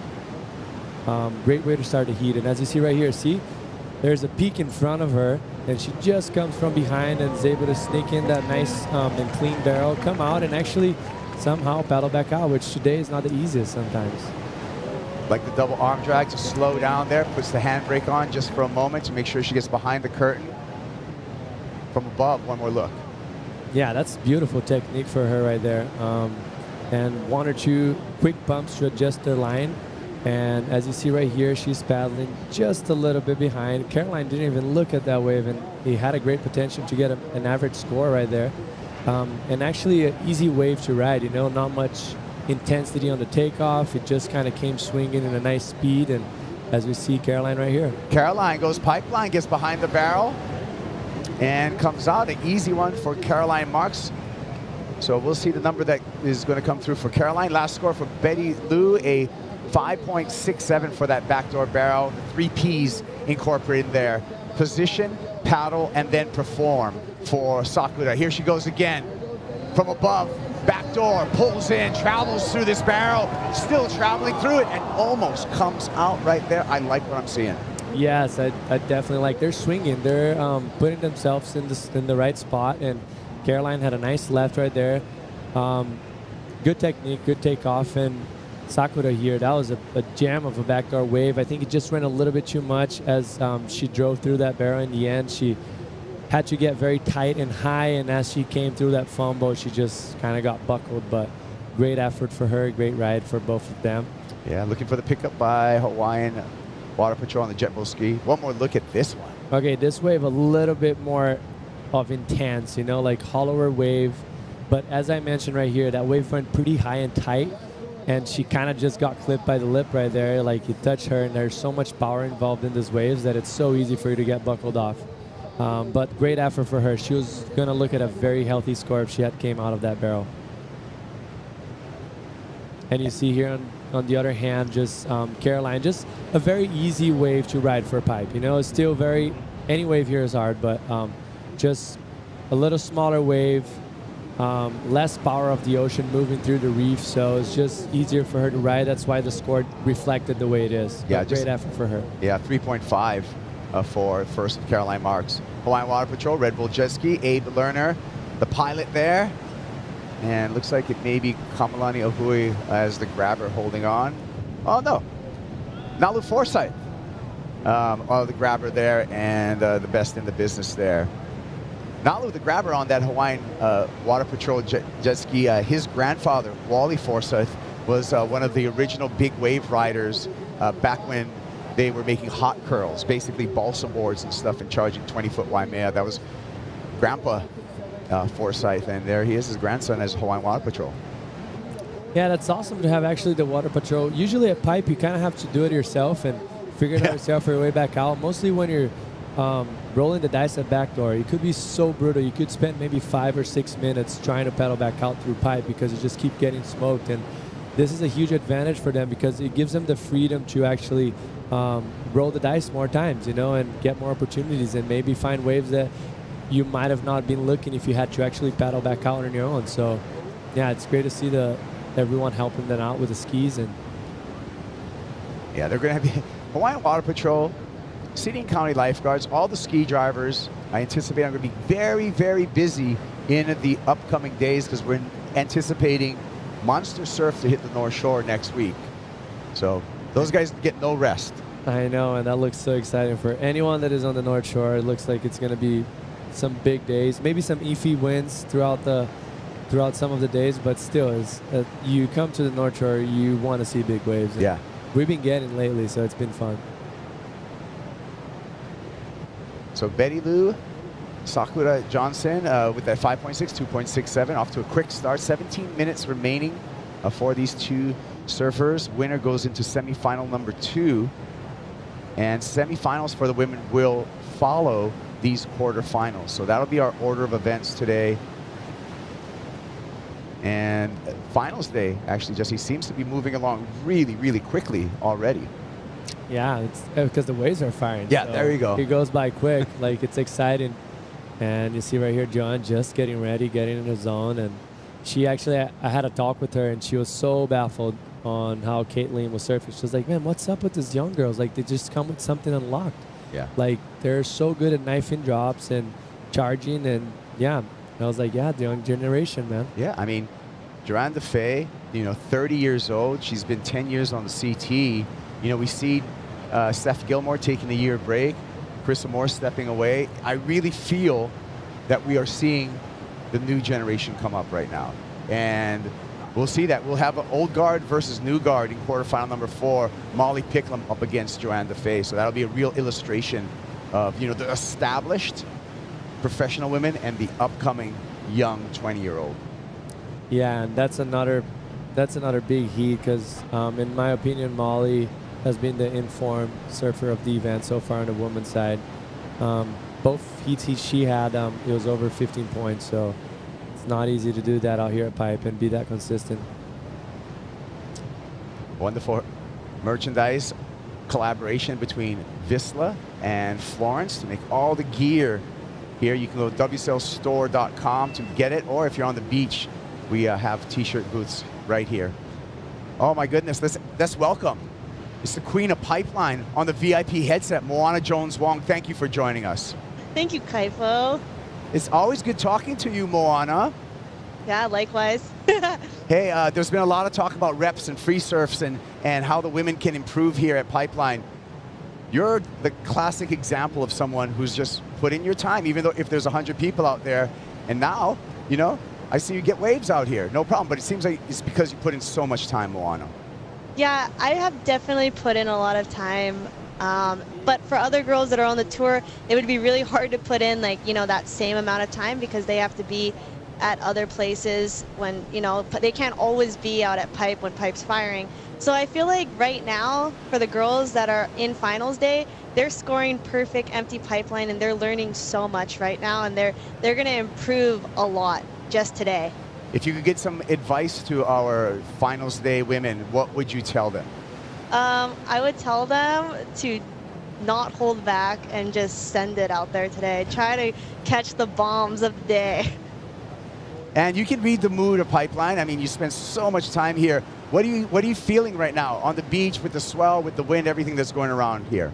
I mean, it's definitely like a picture perfect finals day for Pipeline. You couldn't ask for anything more.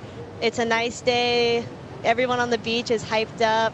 The ocean is cooperating. Pipeline is doing her thing. And yeah, I couldn't imagine a better finals day. What about you? What are we going to see you? What's your plans for this year? This year, I want to go and get some more barrels. I hope after this contest, Pipeline turns on and we can score some late season sessions out here, hopefully less crowded than this entire winter has been. And hopefully get some waves in Tahiti and might go to Fiji, try to catch some cloud break. Sweet. Well, how about your good friend, Baron Mamiya? He's in the semifinals. Oh, wow, that's amazing. I remember the first time when me and Baron first got our wild cards out here at Pipe, and he got knocked out by Kelly Slater, and I think it was the quarterfinals. And I thought if Kelly didn't take him out that year, I thought Baron was going to win for sure. And I think this is his chance, and I think he's going to go all the way. Yeah, that's true. I'm like an uncle, and I just saw Baron this morning, and I just said 3 words to him. This is your day. That was actually 4 words. It's his Today's day. your day is what I said. Today's your day. Yeah. He's going to do it. All right. Well, thank you so much for catching up with us, Moana, and love seeing what you're doing out here right now. I think you're an inspiration to all the women and you're pushing the limits out here at the world's most dangerous wave and making it look good. Thank you, guys. Moana Jones-Wong, an absolute young legend. She had a chat with Tati after the heat. She came up and she was like, good job. I loved how you charged and swinged on waves that were waves of consequences, bigger waves for the day.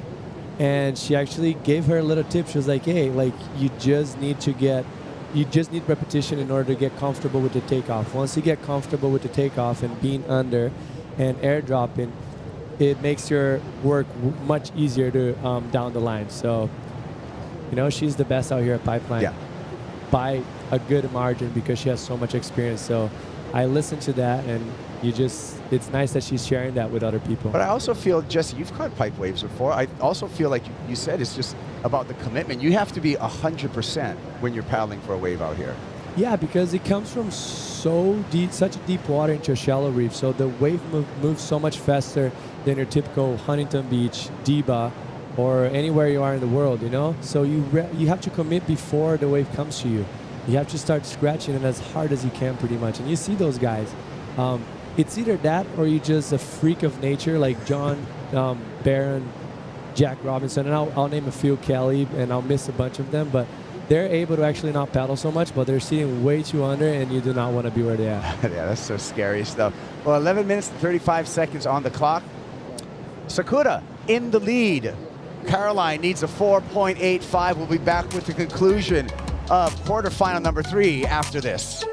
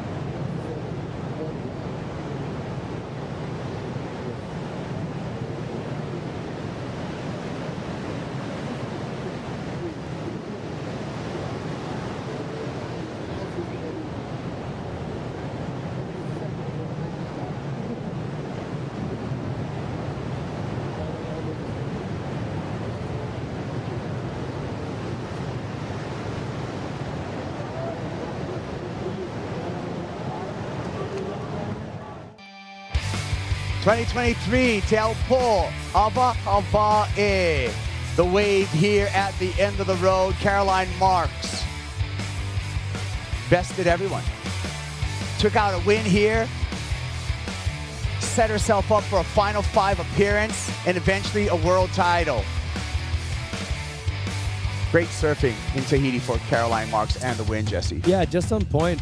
I was actually at the event. She picked right waves. She was surfing solid, consistent, and picking those runners down the line, which is great for goofy footers because you have that drive from your front foot and you're able to pump inside the barrel. So, yeah, just smart surfing overall for her, and that's basically it. Took the win. Yep. And here she is up against Betty Lou Sakura Johnson. Looks like we got a wave coming through here. Caroline looking left, Sakura looking right. We're gonna stick with the backdoor wave for Sakura. Pumps through there. Nice adjustment of speed. Strains out for completion. Betty Lou Sakura Johnson looking to improve upon her 2.67. I think she just did that, Jesse. Yeah, good work from her. Identify a great backdoor wave. Just the size that you want for those girls today. Like, medium-sized wave, very clean, down the line, and Caroline on the split peak. Let's see what happened here. Nice takeoff for her right there. And yeah, nice cover up. She would have probably loved to be a little bit deeper. And what I've mentioned before, like when you're surfing pipeline and backdoor, you have to come from behind. Otherwise, the wave has so much power that just pushes you. And that's what happened right here. She was a little bit in front. Still a great ride for her. but I'm sure she would have liked to be deeper on that one. And on the other hand, here you have Sakura, which she was deep enough, but she had that extra pump right there that just put her a little bit in front, and then the wave started running. Not an easy wave to read, it was pretty straight, but still, like, she probably could have capitalized. There's a little bit more meat on the bone on that wave if she hasn't had that first pump and set her line. Score comes through as a 6-point ride for Sakura. She's got a strong lead over Caroline Marks, still waiting for the effort. Comes in at a 3-point ride for Caroline. There's all the numbers that formulated to that score, Jesse. Yeah, just I think those both scores were perfectly reading because way more intensity on Sakura's wave. She was deeper, the wave grew. And on the other hand, Caroline's wave was actually getting smaller because that's kind of typical of pipeline. Like it starts pretty tall and then it gets smaller as it goes. And backdoor on the other hand is the opposite. Like there's a lot of growers, which we call in surfing, which you take off on a 3-foot and the wave ended up being a 6-foot. And she was just a bit deeper. She had a few pumps in the barrel, which is very technical, so way more degree of difficulty, and she got rewarded. Yeah, 2023 was the year of Caroline Marks here. 2 event wins, El Salvador and Tahiti. Look at the heat winning percentage last year, 74.3%, best on tour for 2023. That's incredible stats right there. Just think about that. And you're going against someone like that, you're like, whoa, my chances of making this heat are more slim. So good effort for Sakura right there, being the underdog. But in my opinion, with the conditions we got today, she would have been a great pick for this heat because she charges and she's from here. She's used to the lineup. 100% surfed this wave more than Caroline have, not being from here. So yeah, she's proving that as far as we have the heat right now, but we still got 6 minutes left. Yeah, their numbers coming in as far as pipe stats for these two. 3 starts each here at Pipeline. Caroline Marks winning 3 out of the 5 heats that she's surfed for a 60% heat winning percentage. Betty Lou Sakura Johnson surfed 8 heats of Pipeline, 4 heat wins for a 50% heat winning percentage between the two as we look at the numbers coming into this heat. Big sets coming through here, and Sakura's on the move. Hey, let me tell you one thing. I just looked back right now, and you can see it. It's straight offshore. It's getting so groomed and nice. As the day goes on, we're going to see so many good waves. It's very exciting to be part of this finals right here because look at this. Look at this one. Sakura, this thing's a beast. Draining down the line, spit through. Sakura Johnson comes out, and that was what we were waiting for. Are you kidding me? That's the intensity that we were looking for. A double up out here. It's so hard to get, underneath, and that was beautiful wave from Sakura. And wow, hey, this has this has to be close at that point, right? Come on. That thing was a spooky, scary, wide, dredging backdoor barrel. Here it is. Check this out. Like, it starts to double up, and it gets on the first shelf right there. She has to knife it so nicely in 1, 2, 3 pumps coming after the spit. That was just perfectly reading. That was the best wave of the day so far on the woman's side. And check this out. The paddle, the wave doubles up. She was just under enough. Nice double hand drag, and right there she's just starting paddle to the metal. 3 pumps coming out of this after the spit. That's miles ahead of her 6-point ride. So that was as good as it gets for backdoor. Right here, she stalls, identify the wave's going to start running. 1, 2, and the third, and she shifts the foot forward too. Like you see, her back foot is in front of the front of the pad right there, as you see it, and that just gives her the stability and the drive that she needs for that wave. And that was amazing. Well, the number. It's a large one, a 9.7 for Betty Lou Sakura Johnson. Kind of surprised there's not a 10 in there, but hey, she'll take the 9.7. Yeah, any day. But, you know, I know it's very tough. It's easy to say from here sitting down. Yeah. Going backside backdoor is not easy, but backdoor doesn't get better than this right now. Like, I'm sure it does, but like this is basically as good as it gets, and she's going for another wave. She's on a heater right now. Let's see what's going to happen. Talk about rhythm. Another bubble traveling through the green room, but this one will not let her out. That 9.7 for Sakura, her highest single wave score of her professional career. 8.83 was her previous benchmark. she's having a great heat. Are you kidding me? She's like has back door on lock, pretty much by herself right now, and she's making the most of it. She's having such a good time right now. And sometimes it's about that, right? Rhythm, as well as just having the confidence. I'm sure coming out of that gnarly backdoor barrel like has put so much pep in her step and so much confidence for Sakura. For sure, because for those women right there, most of them, they haven't had that amazing barrel in the heat in a jersey here still. So for her to get that, it's like a barrier breaker, you know? She broke the ice and now she's ready for more to come, you know? Like she can't wait. And it's got to feel good when you hear the roar of the beach. We have thousands of people here at Ehukai for finals day. It's a beautiful Hawaiian day. Hawaiian Water Patrol, Red Bull Jet Ski, grabbing Sakura, and it's going to take her to the channel there. We have assists through the day for both broken boards as we look into our heat check with time on the clock, and on the bottom you can see top scores for each of the surfers and each of the individual judge scores as well. Yeah, you can see the spread. They actually went pretty tight. I think when it's those waves close to 10, usually the scores come pretty tight because you know, like, that's the limit, and it was very close. They all have probably the instinct of, like, was that a 10-point ride, you know? Which, in my opinion, that was the best wave of the day by far. Like, that was the deepest, the longest. It was perfect. She came out of the spit, so, yeah. And I understand they don't want to give away a 10 too early because the day is still presenting itself. But, yeah, whatever it is, that's a highlight reel moment. Could be our Nissan Cup Noodle wave of the day. It is so far with that 9.7. Yes, I agree with you. That was beautiful. Hopefully it's not, because I want to see some 10s. I want to see some 10s. I want to give away some YETI Tundras, right? And YETI gear.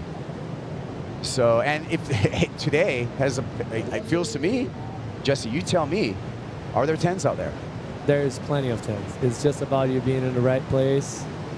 Almost actually in the wrong place in order to be right, you know? Like, you want to be just a little too deep. That's what they're asking for those 10-point rides. They want to see you almost not make it, ride you off, and then you somehow come out. So you almost want to be a little late, something going wrong your way, and you just squeeze to make it happen, you know? And there's a few people that are very capable of doing that. We know on the men's side, John and Barrow probably the favors of pulling that off. Yeah. Well, I think Sakura had us on the edge of our seats with that wave, and she's going to get congratulated right now from our reigning world champ, Caroline Marks. Great hugs there, Caroline. Walking away with the season with an equal 5th from Pipeline. That's a nice start for Caroline in her title defense.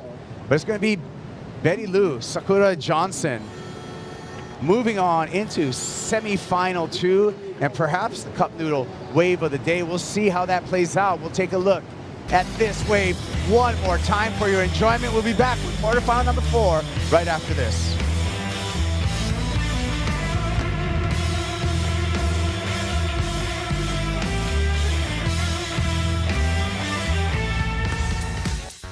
The Lexus Pipe Pro presented by YETI is brought to you by Lexus. Experience amazing.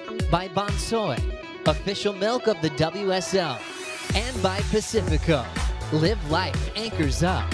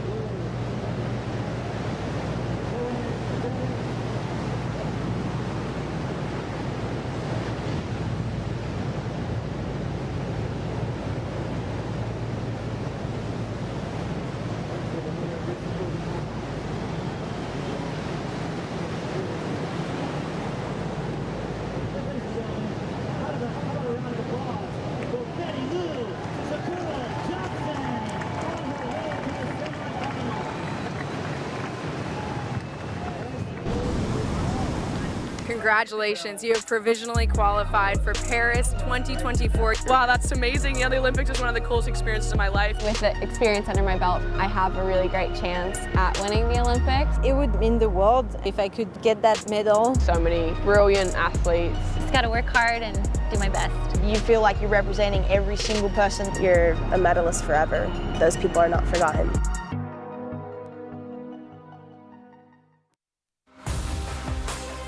Follow the journey with Tahiti-bound champion by Shiseido on WorldSurfLeague.com. It's the road to the 2024 Paris Olympics. Quarterfinal number 4 out in the water. Molly Picklum up against Joanne Defay. A tale of the new guard versus the veteran in this quarterfinal number 4. Molly Picklum, just 21 years old. Tour veteran Joanne Defay, 30 years old, 10 years on the championship tour, with 5 CT wins to her credit. We're going to start with Pickles, Molly Picklum. And knifing a drop on a big pipe wave, Jesse.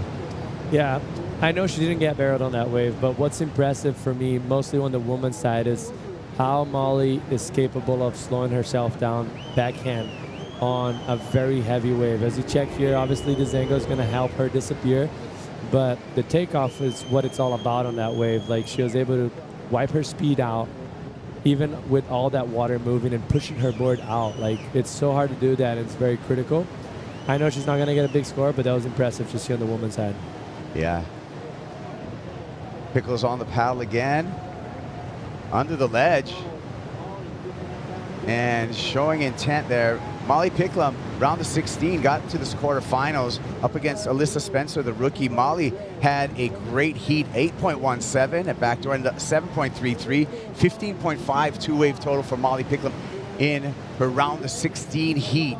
Showed, you know, really that she wants it out here, and she is a great pipe and backdoor surfer. No doubt about it. And she mentioned in her interview after the first heat, she mentioned that I actually feel very comfortable here. I love being here. And for you to be a good surfer, a good competitor at Pipeline, first needs to come to love. Like, you need to like this wave. You need to feel comfortable in the challenging conditions that it gives it to you. So that's the first step. She got it done, and she put in time, and she has the technique and the talent, so she's killing it.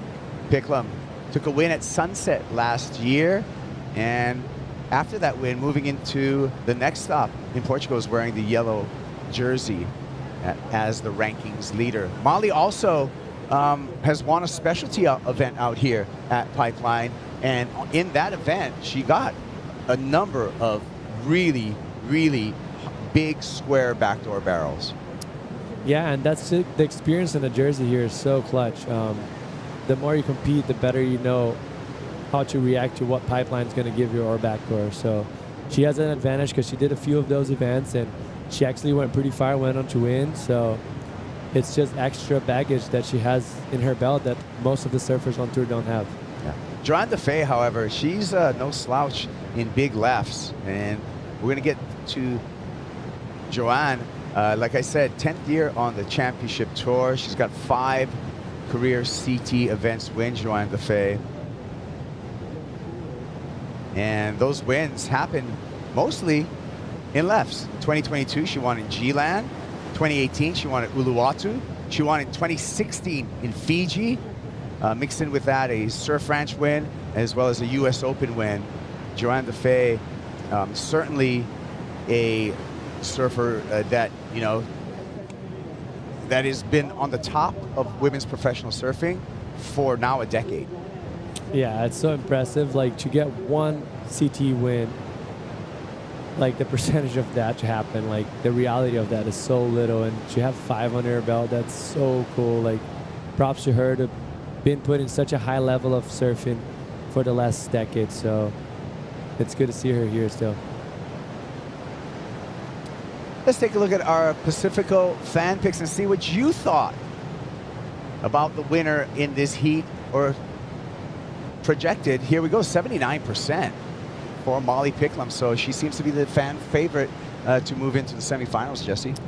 Yeah, and that's all because of her performance. That's based on her performance here, her level of confidence out here. And she's proven that in this event and previous event. And yeah, and Our analytics back the fan picks as well. Molly Picklum with a 71% heat winning percentage at 3 starts here at Pipeline. Picklum surfed 7 heats at Pipe and has won 5 of them. Joanne DeFay, 3 starts here at Pipe, 40% heat winning percentage. She surfed 5 heats here and has won 2 of those heats. So we looked at the analytics numbers, kind of matches with the fan picks, but one thing we know about surfing, you can't really predict anything. It's so unpredictable. It's crazy. Like, yeah, it's mostly in a day like today. It's so easy for things to not roll your way and you just be out of rhythm and always a little, like a foot deeper than you should be. And looks like we have some sets approaching. We sure do. Jojo, Joanne DeFay with priority. Picklum just moving probably further in on the ledge here. Fine line, isn't it, Jesse? Yeah, it's a fine line because there will be those waves that are just going to stack up out the back and you're not going to be able to get to. But at this moment with the swell decreasing, the wave tend to come like lose a little bit of power and come into the reef a little bit more. So smart adjust there for her. Like I'm sure she's noticed that it cleaned up a lot. Like it lost a little bit of someone's belly. Here she goes, Joanne. Back door. And that wave did not present itself, so priority switches over to Molly Picklum. Yeah, not a great wave selection right there. Missed opportunity, lost priority, and now Molly's going to sit with priority and is going to have the right of way.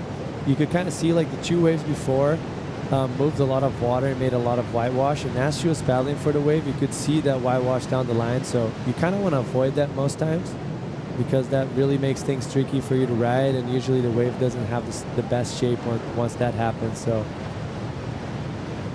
more sets on the way, and Picklum holding priority. She's going to have her choice of, it looks like 4 waves that are going to hit the reef.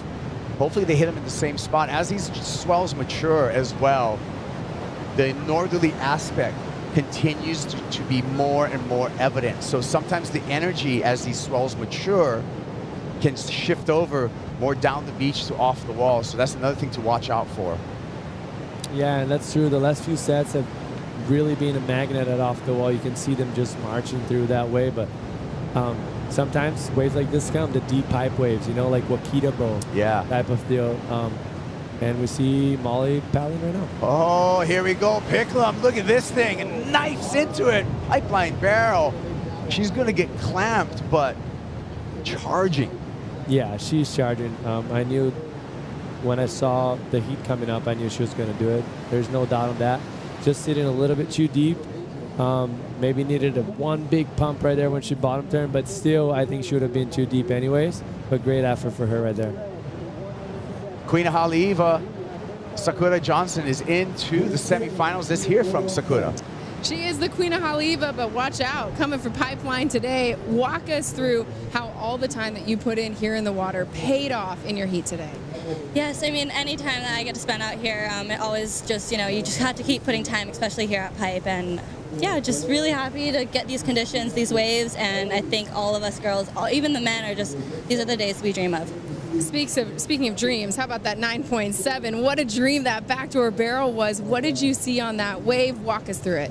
Oh my goodness, well that was under priority. Caroline had priority on that wave and she wasn't really looking, so I was like, okay, this thing is gonna hit the reef really well. So yeah, committed, put my head down and went for it, and yeah, made it out, so couldn't be more stoked. Made it out with style. I know you've had some board changes throughout this competition. What are you riding into the semifinals? Right now, well, today I took out a 6.6 Slater Tokoro. I'll probably take out the same board just because it helps the paddle power, and yeah, I can just get in it early and yeah, pumped. I mean, why fix what isn't broke? We'll see you in the semifinals. Thank you so much. Thanks, guys, for your support.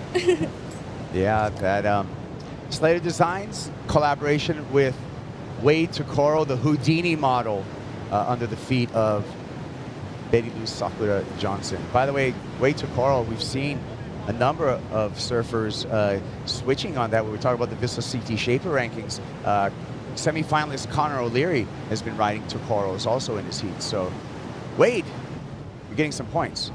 You definitely are, and Yeah, I've rode weights boards forever, and they work so well everywhere, but here especially.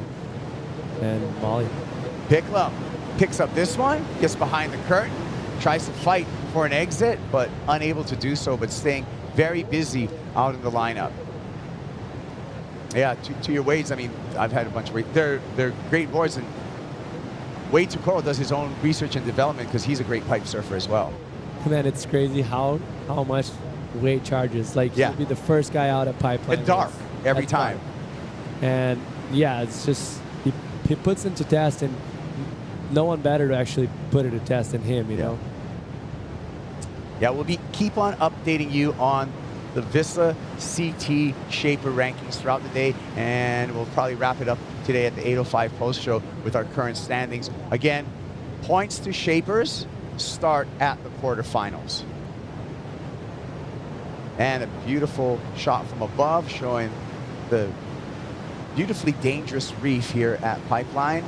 Molly Picklum and Joanne DeFay still both surfers looking to put up some type of meaningful score at this point. We're almost halfway through the heat.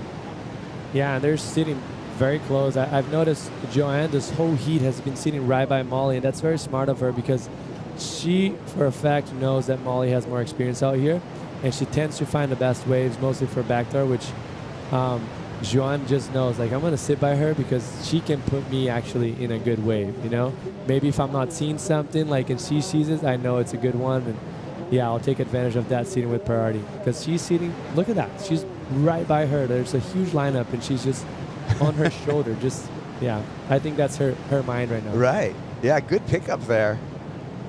Kind of doing two things. You're kind of like drafting off of someone's lineups, and at the same time, you're kind of intimidating them too by being so close to their personal space. Yeah, it's a win-win, right? Or sometimes you could also get sold lemon, and you can go on a bad wave that they looked at it just because they didn't have priority. But I think if she plays a smart game, she could take advantage of that.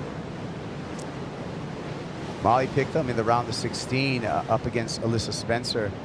She got this yesterday. Backdoor barrels, 8.17, 7.33 for Molly Picklum, 15.5 two-wave total. This was beautiful. Yeah, that was just amazing surfing, and even better wave selection. Yesterday was tricky. Like, there's not many good waves, and she found 2 jams. Like, that was impressive from her. And Joanne, on the other side, she's looking at that the whole time. She's watching the event, and she noticed those little things with all the experience that she has. Live action here. Priority with DeFay. DeFay scratching into this one. Backdoor. Stalls off the bottom. Nice tube right there for the surfer from Union Island. Adds a big slash on the end there for a little exclamation mark to finish off. Joanne, 4.17 will take it to the lead. I think she got that. Yes, that was the first complete barrel of the heat so far. And just as I mentioned, you know, like she was right by Molly right there. That perfect backdoor, dreamy backdoor wave came. For today, quite a smaller wave, but just easier entry and easier to ride. And yeah, she did a good job in finding that wave. She got a 4.83, DeFay out to the lead. Picklum with priority out in the red jersey. 2.64 will earn Molly Picklum the lead back. We got some sets coming through here. It's all about wave selection and choice. Oh my goodness, Molly Picklum back door. Big wall in front of her, lots of foam on the face. Long release section, Picklum gets through some troubled waters there, and Molly Picklum. Wow. Are you kidding me? That was great. Like, that wave was beautiful, but as soon as he hit the reef, there's so much whitewash. It was so hard to put your rail right there and keep engaging the fins, and it was a grower too. She took off, it was already 5-6 foot, and the thing grew down the line. That was so hard to read. Like, impressive skills from Molly right there. Talk about hanging on. That was so difficult. Troubled water, sucking up the face, all that potential cavitation to fins, steps in the wave. I can't wait for this score. I want to see where the judges go with this number. Yeah, that was a perfect scenario for everything to go wrong. Like, lose the rails, skip the fins, and fall forward, which are the worst wipeouts you can have. And for her to manage to pull that off, that was impressive. See, like that's coming kind of in an angle. As she's taking off, you can see the wave down the line is growing. She stalls, and right there, so much water with air, just making it very hard for you to manage engaging the rail and the fins, and she was able to do it. That was clutch from her, and just show how much confidence she has in a wave at backdoor. That was excellent surfing on a very good wave, and she got rewarded. Oh, look at this angle. Yeah, this is what makes it so tricky on this wave. Right there, she's hitting straight like almost snowboarding, you know? Like a lot of air in the water, just making it very, very tricky to ride, and she pulled it off somehow. She willed herself through that section, and she did it again. She got an 8.17 yesterday. This wave, another 8.17 for Molly Picklum. And just as I felt like it was the first time of the event that she actually had her back against the wall, because she saw that Joanne got a wave right before her, as you can see right here. But see the intensity of and difference of the wave. This is just a perfect dreamy backdoor wave. She highlined it a little bit too much, which made her not get as deep as she probably wanted. Nice finish though. But the intensity of the wave was just, whoa, nice wave for Joanne. Live action, Joanne Defay deep in a backdoor barrel, driving through this backdoor barrel, but gets caught up somewhere down the line, incomplete. Joanne's still in the game, just needs a 5.85 to take the lead off of Molly Picklum. Picklum with that valuable 8.17 needs to get a backup. Yeah, and that was actually, oh, she has her hands. Oh no, she's just waiting for the ski to come. But that actually had the potential of the score that she was needing. The wave just ran a little bit too fast, unfortunately for her. Let's go to Laura Enever on the VIP headset. Laura, what did you think about Molly Picklum's wave? Oh, wow. Everyone here in the Red Bull Athlete area literally just had to dive in the bushes to try to see Molly on that last wave. That was one of the biggest sets that we've seen come through in the last sort of hour. And the first wave was a big pipe barrel. It spat. Molly looked at it, but then she let it go. But then the next one, I feel like she almost saw that it like spat and thought she'd made a mistake. So then the next set, she charges down. That wave was also like much further down towards off the wall, the gnarliest section of the reef, and that's why it had all that whitewash. It was such a bomb, and it was so exciting. And yeah, like you guys said, she was hanging on for dear life, and just charging out here. What a show, Laura. Yeah, it's just amazing. And I also like to note, you know, I think out of all the women, Molly Picklum has had the most broken boards out of them all. Coming here to Hawaii, it means she's not afraid to just get out there, go for it. She wears her helmet. She's got her long john on. She's been rocking that since she started surfing pipe, because she doesn't want to feel like anything's hindering her, and also to feel that safety that she wants. But there's some amazing waves coming through right now, guys, so I'll let you guys get back to it. Thank you so much, world record holder Laura Enever, on that analysis.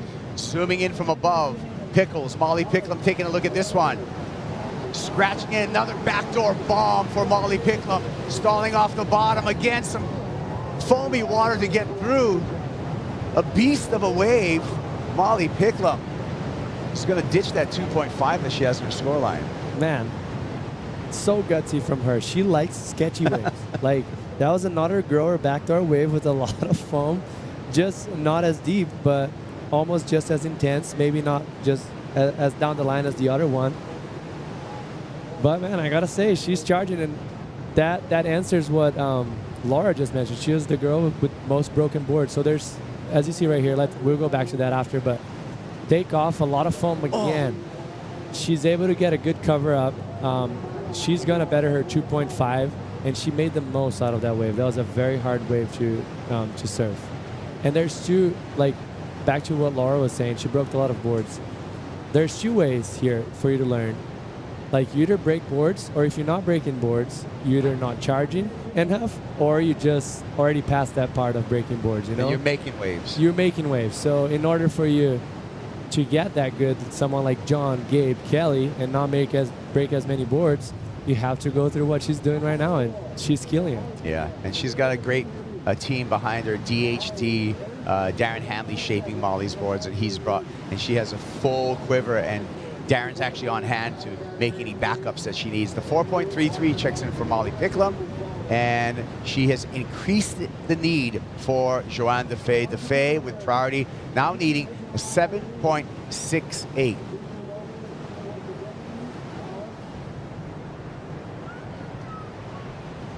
Picklum on the paddle back out. 8 minutes remaining for Joanne to answer back in quarterfinal number 4. More lines coming through here.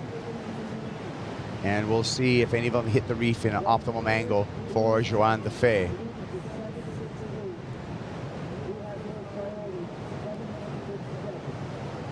Just so you can see, we talked about it, it's kind of mixed out here. Not every set's coming from the same direction. I feel some are more northwest and some are more north-northwest right now as we see the swell mature. Yeah, totally, Kaipa. And that's why we're seeing all of those beautiful backdoor waves. And good call on Surfline, because they actually mentioned that last day of the event there's going to be a lot of backdoors. And occasionally there's going to be that beautiful pipe wave, and we see Molly up and right. Under priority, Picklum, long wall in front of the Australian. Punches out the back. And it's time for us to take a break. We'll be back with the conclusion of quarterfinal number 4. Molly Picklum's been charging. She's already gone excellent. Will that continue? You'll find out after we return.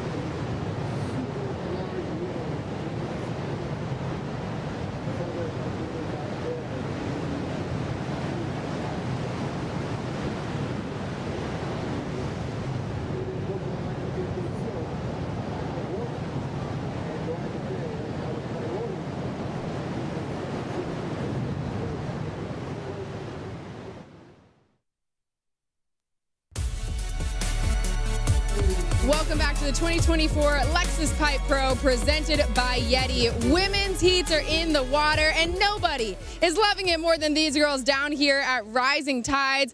First off, Izzy, I want to start with you. How much inspiration or how much fun are you having being here, getting to see the girls in and out of the water on finals day?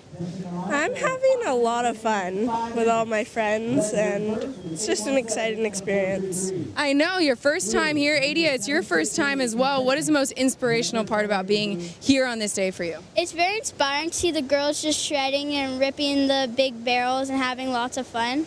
There's a lot of good vibes going. Lots of good vibes, lots of shredding, a lot of ripping of the barrels. And then Campbell, I'm going to put you on the spot. Are you ready? Yeah. Who are you most excited to see in the semifinals? Mostly all of them, but mainly Betty Lou. I'm really excited to see her surf in the semifinals. After that last wave, who doesn't want to see Betty Lou back in the water? Are you girls all having a good time? Yeah! So a great time had down here at the beach. Rising Tides happening right now, you guys. All right, well, thank you to Pura Vida and their support of the Rising Tides, an activation that happens all over the championship tour. Back to live action here with 4 minutes remaining. Joanne Defay holding on to priority. Defay needing a 7.68 to turn the heat on Molly Picklum, who's locked in an excellent score of 8.17 earlier in this heat. Under 4 minutes. Lines, Jesse, and opportunity, I'm feeling. Yes, I actually just looked back. The first wave of the set was pretty good, just spat his guts out. They were a little bit out of position, a little bit chew out the back. But man, this is turning out to be just a perfect day. It's beautiful and groomed right there. Very consistent chew, so there's a lot of opportunities for the surfers, which sometimes, you know, pipeline can be perfect, but a bit slow and just a lot of heavy sets coming through, so it makes it harder for them to compete. But today is plenty of opportunities for all of them. Yeah, and a much cleaner swell than we've seen earlier in the event window, where we had that crossing east-northeast swell coming through. Now we just have, a really long period, and from a pretty good angle, northwest, northwest, turning throughout the day, finals day. So we waited to the last day of the event window, but it's paying off right now because this is some classic pipeline and backdoor. Yeah, what a way to start the year. First day was firing.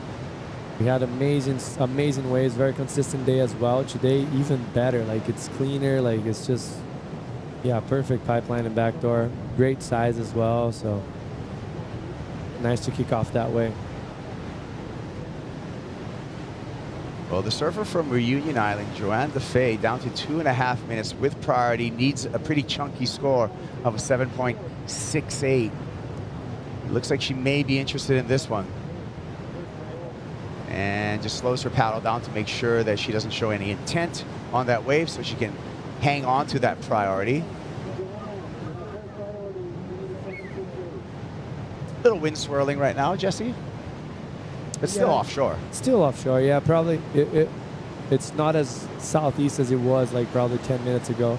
Swinged a little bit to the right more, going into the left. So, I mean, it's still, I don't think it's going to affect so much because and the good thing about it too, there's no water moving in between sets right there. It's just calm. So every time the set comes, it's actually hitting very flat water, and there's no backwashes or lumps or anything. It's just a typical pipeline, perfect day. So, and we got about 1 minute and 30 left right there. It looks like we have some waves on the horizon coming, like they're actually stacking up. I'm not sure if they're going to get here on time. They might. You see this lineup right here. It's beautiful. You can actually check. So what's happening right there, those waves are stacking up in that area because there's the third reef pipeline. Yeah. The Banzai, which it's word known, and it's the shallower part of the reef that stacks those waves up. If it's a little bit bigger, it would have been breaking there. But today is just kind of funneling all the energy and going into the first reef, and sometimes it's actually missing us and going into the left of the camera right there where those two guys are sitting, and off the wall it has some beautiful waves today as well. Yeah, the more northerly swells will kind of pass by pipe and backdoor and hit, as you see, the top of your screen right there towards off the wall. A break named basically because there's a rock wall there, and all the surfers would sit on top of the wall, and the property owner would say, "Hey, get off my wall."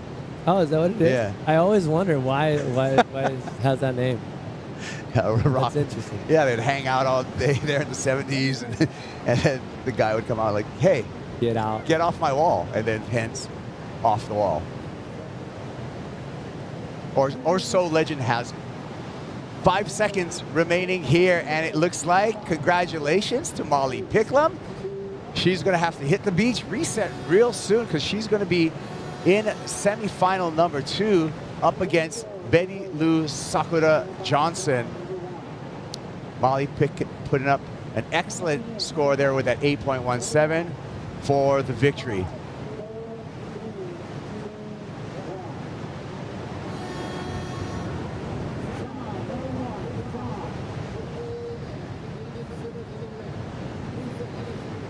So semifinal number 1 for the women has started. Caitlin Simmers versus Brisa Hennessy. Simmers. Oh no, that's Molly coming in. Can't tell from drone. We'll tell you something. We're gonna take a break. We'll be back. Semifinal number 1 out in the water. Caitlin Simmers up against Brisa Hennessy.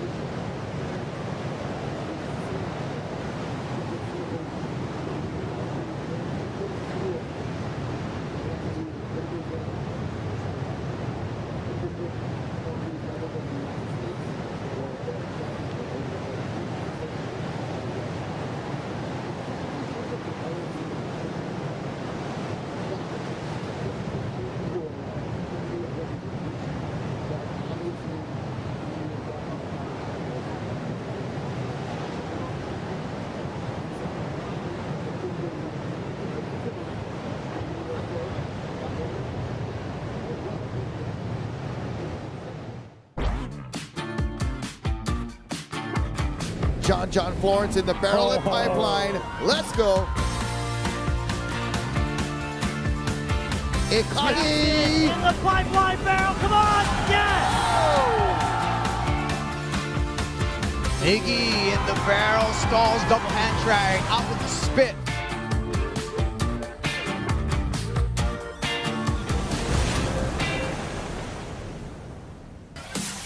It's time for the semifinals here at the Bonsai Pipeline. Lexus Pipe Pro presented by YETI. Caitlin Simmers taking on Carissa Hennessy, and we're going to see Betty Lou take on Molly Picklum. Picklum's with AJ. Walking with Molly Picklum right now. She has to get back in the water for the semifinals in just a minute. Molly, though, quarterfinal finish already. Walk me through how much fun you were having at Pipeline in these conditions, searching for those barrels. Yeah, I mean, Pipe's really lit up today, and I'm super happy to be out there. I just hope I get better waves again, but I'm glad to have made that heat. And you got that 8 in that last heat. It seems you've just been so consistent this entire competition. How do you carry that momentum into the semifinals? Let's hope the waves keep the momentum and then we get numbers. So, yeah, I'm really happy we're out there soon. So I'm going to run and drink some water, have some food, and hopefully barrels for lunch. Barrels for lunch. We'll see you then, Molly. Congratulations. Thanks, guys. Thanks, everyone, tuning in. Let's give a round of What a little legend. Molly Picklum even had time for us in between heats. She's got a semifinal to think about, which is coming up right after this. She's been picking off 8s in every round, no matter what the conditions look like. She's just been in her happy place. Just got a message from her coach, Glenn Micro Hall. He's like, every bit of today is making my soul happy. You know, seeing Molly and all the women charge, being here at Pipeline a day like today. As we know, Micro, longtime competitors, been on the CTs, been around surfing a long time. But this is one for the books. As we have Katie already on the board here. Flick, let's see what happened. Yeah, Katie choosing to go left into that pipe barrel there, but it just ran off. That one stayed really open. You've got to think maybe if she could been a little bit wider, she would have been able to make it through this one. But this is Carissa just going down on her first wave. Really just sort of tomahawking down the face there. So wipe out for Carissa and a little bit of tube time for Katie. What a great heat. Katie Simmers, fresh off a backdoor bomb, 917 in the quarterfinal. Let's see if she can keep this momentum going against Carissa. As we know, Brissa's looking for her second career win this year. It could happen today, but she also will be in familiar winning territory at the next stop of the season, just at Sunset Beach, which starts on Monday. As we'll check in with Strider. Big semifinal already underway, Was. Yeah, you know what? Semifinals, Pipeline, the whole thing today has been next level. But really to note, the ladies have stepped up in a huge way. This is a historical day for the ladies out here at Pipeline. I'm watching them charge. You know, Molly knifing in backhand and, you know, getting those huge backdoor waves. Betty, everybody just giving it their all in the water right now. Carissa and Simmers just going for it. I mean, I feel like this is a monumental day for us here at the WSL and the women. I just think that they've stepped up to the next level, and I'm so proud of them, and I can't wait to see more. I love it, Strider. Give them a stage, and they will perform, and we've seen the level rise quickly in a short period of time. You know, thinking about just almost the third completed full event for the women at Pipeline, as we see Katie Simmers and Carissa Hennessy still have plenty of time in this semifinal. But so many great highlights that Strider mentioned. What's really standing out for you, Flick? Oh, I don't know how to pick one. I guess the ones that have really stood out, I mean, Molly's been a standout all event, as in terms of just always on the money, the wave magnet. She seems very connected to this wave. I mean, she sort of was a little bit out of rhythm in that last heat and then found that bigger backdoor wave and obviously got through that heat with the flying colours. But I mean, I've got to go back to the first wave of the quarterfinal. It was Katie Simmers with that 917. I mean, that was so beautiful to watch, and I loved her post-heat interview. It feels like she was getting really relaxed and really let us in on her internal dialogue, which was really cool. But I think the best is yet to come. It is absolutely pumping out there. In my break, I was just watching wave after wave after wave, so I still think there's more in the tank for these ladies. Also, Betty Lou got on a roll, maybe one of her best surfs she's had at backdoor, let alone a heat on tour. And now she's running into Molly Picklum coming up next. And anytime I've had a chance to interview Molly, she brings up Betty Lou on how Betty Lou is pushing their generation more than anybody. And they've just been waiting for a heat like this in pumping conditions at Pipeline. Yeah, this really is a fairy tale ending. I'm sure that they wish it was the final together, but you think of Betty Lou and Molly Picklum, and they push each other so much. I know this next heat, even Molly then, she absolutely charged, but she would have watched Betty Lou get that 9.7, almost a 10, and been so hyped up and been like, I want to go do that. I want to get a wave that perfect. And even though Molly did her own thing and showed us how incredible she is at charging Pipeline and backdoor, she wants to get that 10, that perfect ride. So I feel like the next heat they're going to be competitive as well out there. Oh, can't wait for that one. This one just getting started with Caitlin and also Brisa Hennessy. We've been talking about Brisa's role in heavy water conditions and her relationship with Cloudbreak, which has grown dramatically over the last few years. And when the world shut down during the pandemic, she was trapped on Namotu in paradise. All she could do was surf perfect waves. It's probably one of the best plans when things go out of your hands, to be in a great place in the world. And all she did was surf, push herself. She's always with her parents, which is really beautiful. Such a tight-knit family crew. Her dad, Mike, is awesome. Really funny, competitive on the golf course, a world-class fisherman as well. So even if they don't have resources like restaurants to go to, he could keep everybody fed on an island like Namotu. Yeah, I love her whole her focus on family and how much she values that. And there was actually a really, really cool moment on social media. It was probably one of my favorite social clips I've seen all year. Brisa took her grandma surfing for the first time, and this clip went viral. You couldn't not love watching this. There's just the joy on both of their faces, and you could just see Brisa so stoked to share her love of surfing with her grandma. So that was super beautiful. You should definitely go check that out if you haven't already. Oh, it's such a happy moment for Brisa to be able to share that with her family. Such an awesome human being, and always pushing herself in waves like this. And it's amazing what she's been through in the off season, having a major surgery and going through some health issues. So I think right now we're just celebrating that Brisa's feeling amazing to be out at a big day at Pipeline. Waves on the way, Laura. Priority is with Katie Simmers. Yeah, this is a big set coming through. Let's see if it lines up and hits the reef. Katie Simmers, she's looked right and she looked left in her last heat, so we know she is going to be just taking whatever comes her way. Brisa, I feel, will be looking more towards the rights, and even though she took a fall on that last wave, that would have been a pretty intense slap, but it would have got that jitters out of the way, because she didn't really have a moment like that in her first heat. There wasn't a lot of opportunity for her, so I feel like now that she's been able to watch these ladies charge throughout this round, watch them get some high scores. Sometimes just getting that wipeout out of the way just really gives you that comfort level. You're like, cool, that's not too bad. Let's go. That's the worst that can happen. Let's go. Yeah, it's amazing how that can translate to confidence instead of, hey, I'm going to go home now. Yeah. Where you're like, I made that. That's the kind of headspace that these athletes have, where it actually gives them confidence knowing they survived that. That was no big deal. They can take it on again. And Katie was smart in her interview, saying how, yeah, that closeout was maybe a bit unnecessary for a marathon-type day if she plans on winning this event. For sure, and I think we were touching on it before, but it's all about risk management too. She clearly had two crazy waves and a 9 and I think it was a 6, so she was clearly winning that heat and just identifying probably didn't need to go that one, but sometimes it's hard, the surfer in you just is like, oh, I just want to go, and I'm feeling like, I'm really connected to this wave right now, let's just roll the dice, why not? And the fact that when you're free surfing out here, it is chockers. So when you're sitting out there, there's no one in the lineup. You're like, am I really letting these waves go? Are you kidding me? Katie Simmers is really enjoying putting together movie parts as well. You've got to watch all of them. It's incredible how good she is in slabs. We saw that when we went over to Felicity's home court in the Margaret River region, where some people can go through a trip at main break and never even paddle to the slab across the bay. And Caitlin was really happy to get nice and barreled, and I think our post-production crew is going to make that a thing for Katie. Get barreled first, then we'll do your interview, because when she gets barreled, and she's ready to tell a good story. Yeah, I feel like her.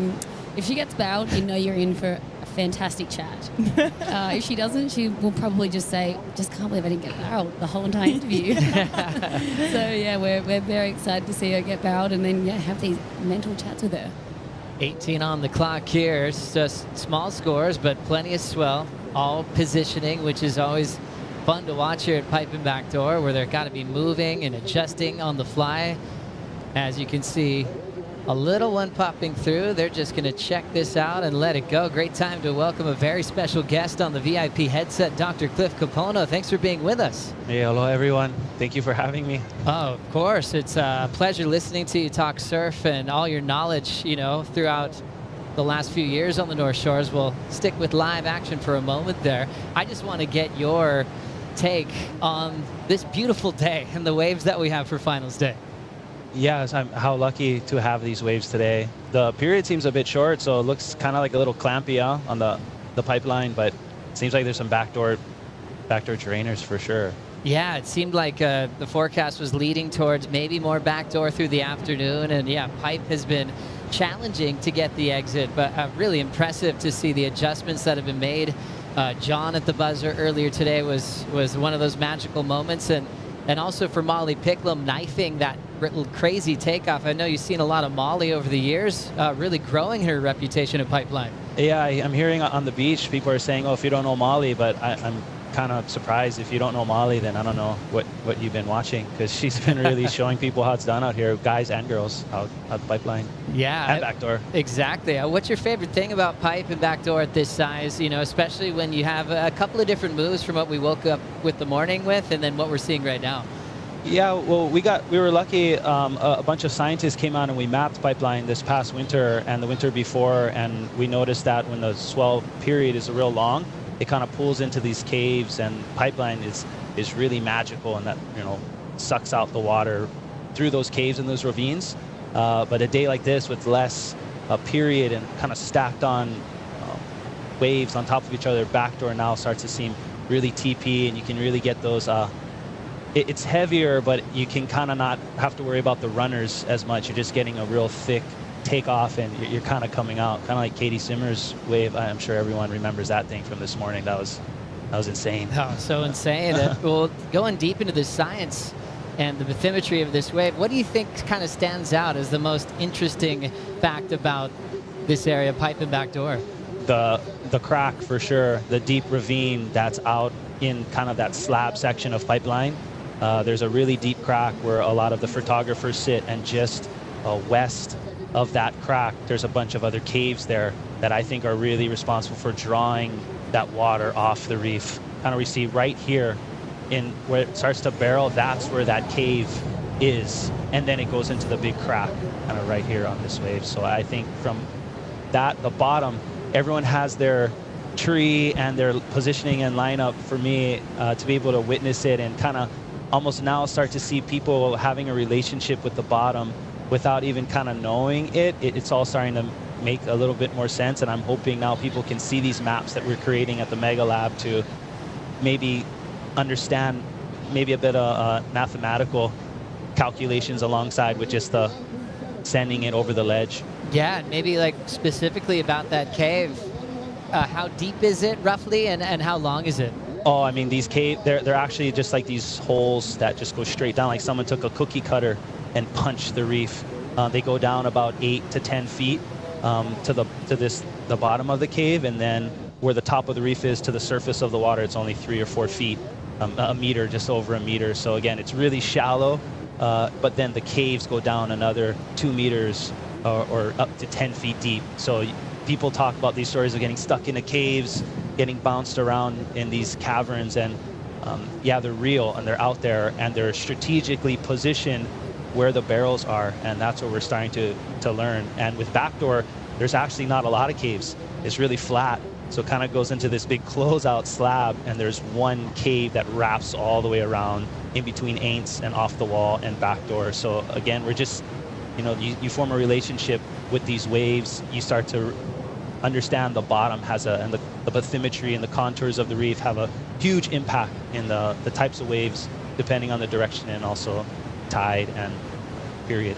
Love that word, bathymetry, the topography of the ocean floor. This is so interesting. And for people out there, Dr. Cliff Capono, can you explain your day job? Because you're a longtime pro surfer, but yeah, what's your day-to-day like? Yeah, I'm lucky that surfing allows me to get to these beautiful places around the world, but the science helps me to start to look at it in interesting ways and develop a data set. You know, we know more about the surface of Mars than we do about the bottoms of our ocean. So with less than 20% of understanding the ocean floor, I use science and data capture to figure out how to map what's the best waves around the world and how can we figure out how we got to protect them. That's So, really beautiful, and thanks so much for your time. An honor to catch up with you. Thanks. Same. Yeah. Thanks, everybody. Enjoy. Aloha. Awesome. Dr. Cliff Capono, a wealth of knowledge, and I love how he's breaking all that down with what makes this wave work and other venues around the world. It's going to help people get barreled, but have more of an understanding of how it all works. It's amazing how much we could learn about our oceans, you know, including the ocean floor. And it's great to see him in the water as well. Guy absolutely rips. Really big part of the surfing culture here in the Hawaiian Islands. Yeah, absolutely. Cliff's such a legend. And yeah, just talking about those caves, it made your hairs stand up in the back of your neck, didn't it? It's a little bit scary. Yeah, getting stuck in those caves, it is a real thing. And that reef is just no joke. It's so true. Yeah, Molly already has a cave story with all the waves she's had out here in just the last few years. And Micro was actually, wow, she talked about that experience so comfortably. He was impressed with how well she handled that scary situation of a wipeout. Carissa Hennessy, meanwhile, on this one, still out in front. Katie Simmers is holding priority. We saw the previous heat where she had a lot of waves by now, so she'll have to adapt on the fly here. Carissa locks in, and she pulls just up and under, just missing the lip to the head. A great effort there, and we'll catch up to Katie Simmers straightening out on the end of the right. So a split peak there. Just a big reminder, we are in the semifinals, so winner moves into the final. Making a big impression on the rankings heading into stop number 2. Everyone in this round will be at least equal third heading into Sunset Beach, as we'll see what happened on the right, focusing on Caitlin Simmers' flick. Yeah, beautiful backdoor wave once again from Katie. Just the hands to her head and a big down carve there. So, wow, she's just so connected, isn't she? But that was just picture perfect. And as we have a look at Carissa, just tucking underneath there, but went really high. And we gotta have another look here. She did so good to get under the lip there, but you could just see she kind of paddled in, and I feel like she needed a couple of extra paddles slightly sooner so she could have grabbed her rail and knifed into that pit. Instead, she had to, you know, do the no-hand drop, and so it just put her a bit too late to be able to squeak under the lip there. So unfortunate for Carissa, but, you know, for her it would have been better, you know, it was good that she could get under the lip, because having that land on her head would have been pretty gnarly. You think about defining moments in heats that tell the story. That was it. That split peak. Caitlin getting a 6.67. That was beautiful. What a raid, and just flawless conditions of backdoor. And you'd probably think of what she went through this morning in some big chunky sections and a closeout. She felt really comfortable on that last wave. Katie takes the lead over Carissa Hennessy. 9:30 on the clock. Sakura coming up next against Molly Pickle. We'll be right back. The Lexus Pipe Pro, presented by YETI, is brought to you by Lexus. Experience amazing. By Eventbrite. On or off your board, you've got plans with Eventbrite. And by Shiseido, official sunscreen partner of the World Surf League.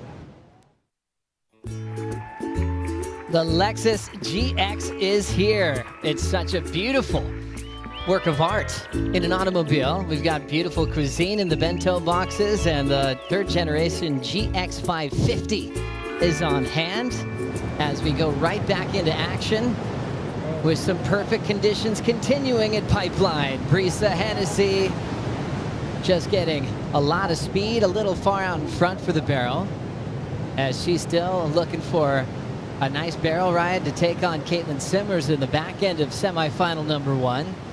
Katie had the 6.67 at back door, got her lead, now holds priority. As we see a lot of great fans here on the beach, a lot of locals, a lot of tourists visiting the Hawaiian Islands. A lot of them timed it for this event, hoping they'd get a day like today to celebrate the world's best surfing. And a lot of the legends of the sport have stayed in those houses. Right up on the right there is the famous Jerry Lopez, Herbie Fletcher house. Right next to it was where the Momentum generation would hang out with the Weatherly family for many years and really push the limits on what was possible. And then right back here, rare sight to see just 2 people out on a day like today. And Katie's really enjoying it. She was a bit emotional. We keep talking about that interview after a quarterfinal, but the biggest thing was coming in with tears in her eyes after a 3-hour session and nothing to show for it. The thing that's interesting for a coach, they'd actually be proud of those sessions, of the mind surfing that went down, studying where the locals are taking off and the people are getting waves. So when it is your turn with priority, you kind of got your playbook worked out. For sure, and to have a moment right now, it's just, it also requires restraint out there now, not to try and be like, oh my gosh, I'm so overamped, like what wave, because in a free surf, it's chockers. I mean, even this morning, Katie was saying it in that interview, she went to go turn even to paddle for a wave, and then thunk, there's someone right there. Like, she couldn't even maneuver her board around in the lineup. So to have free reign like this, and it's just so special. And I'm so happy that all the sort of pieces of the puzzle have come together and sort of the stars have aligned for the women to have this opportunity, because they're just rising to the occasion. Yeah, and I mean, Kelly Slater is someone that's always talked about that visualization, and Katie touched on it in her interview. She's like, I just had to just pretend and like visualize that I was, getting barreled on these waves, paddling in, what it would feel like to actually push over that ledge, because it is a scary feeling when you're actually paddling in and it goes steep and sucks out, and you've got a big slicing knife to do into that big pit. Like, envisioning that and then going and doing it is just absolutely incredible. Do you guys want to watch the 917 again? Let's do it. Let's bring it up. This is what happened in the quarterfinals. Click. Wow. 917 from Katie Simmers. Took off so late behind that section there, drives through this barrel, and absolutely just got shacked, comes flying out. First wave as well. Another note as well is, she'd been watching the men out there all morning getting absolutely shacked, finishing off with a classic stylish Katie Simmers carve. But to go out in the first women's heat, she said, I was terrified. It's so amazing to be able to say that I'm terrified, but you can also love a wave that terrifies you. And she was really scared, but she went out and just said she saw that wave and could not go. It's funny when you ask people about what's a perfect wave, because it's for that individual. For some people it might be like a 3-foot day at Malibu, clean, perfect point break. For someone like Kelly Slater, it's Pipeline, because he's still challenged up there. It's still scary. It pushes him at his level, and you're seeing women like Katie Simmers who are fit to that mold of that phenomenal talent, but headspace of like they yearn to be challenged. They crave it, because they know the feeling that they'll have when they accomplish a wave like that is a feeling that is just not comparable to anything else, and they want to keep chasing that for their entire life. Katie's going to be dealing with that for her whole career, wanting another one, wanting a bigger one, wanting to go faster. It's a beautiful thing to be hooked on. Yeah, it really is. And I mean, with this, pipe specialists, like with big wave surfing, with any wave of consequence surfing, everyone says, sometimes we'll be like, how can you do that? Why would you want to do that? It's so dangerous. People get hurt. But the feeling of getting absolutely tubed and like you said, Joe, rising to that challenge, feeling scared and then pushing through and conquering that fear, it's just like no other feeling. And you want to come back for more. It keeps you coming back for more for a long time until you, like Shane Dorian said, you hang up the gloves one day and you go, you know what? I've gotten all the waves I want. I've had these goals in mind and I've ticked them off, and I don't need to go back to Jaws and get another absolute crazy wave. Like, I'm stoked with it. Like, yeah, so some people will do it forever, and Michael Ho still out there at 60 years old. Ross Jones. Yeah, so it's some people just, coming back for more forever. Exactly, as it's time for a heat check. 2:15 to go in this first semifinal. Simmers, 2 waves, 6.67, and still has some room for improvement on the 1. You've seen Brisa, she's had some tries. She's had some real promising efforts going down in the barrel, just being a little bit out in front on her last effort. You can see at the bottom just last score. That was Katie's best. And for Brisa, her best so far with the 6.67 for Katie. You can see how the judges reacted. A couple of 7s out there, 3 6.5s. Average out the middle 3 and get the number there. So 90 seconds. And Katie really managing this heat well, not expending too much energy. Picked a gem of a wave, and now she's wisely sitting with the lead and priority and could be on her way to the final. Yeah, I mean, it's going to be really tough right now for Brisa with 1:20 on the clock. I've sort of noticed too in that break that I had, I mean, it's absolutely pumping, but I also have noticed that that intensity from this morning has just ever so slightly decreased. So we are seeing a little bit more of a settled ocean as this swell's filled in, and a bit longer lulls is what I've sort of noticed. So with 1 minute on the clock, it's going to be pretty hard for Brisa. But, I mean, her last try, she was a bit wide on that wave, but her technique was really great, and she'd been trying that. Obviously a bit wide, but, I mean, if she gets a moment, hopefully we get one more set, and both girls, you know, they get another roll of the dice. So Brisa Hennessy given the WSL wild card, well-deserved call there. Dealing with some health issues last season, so happy to see where she is today.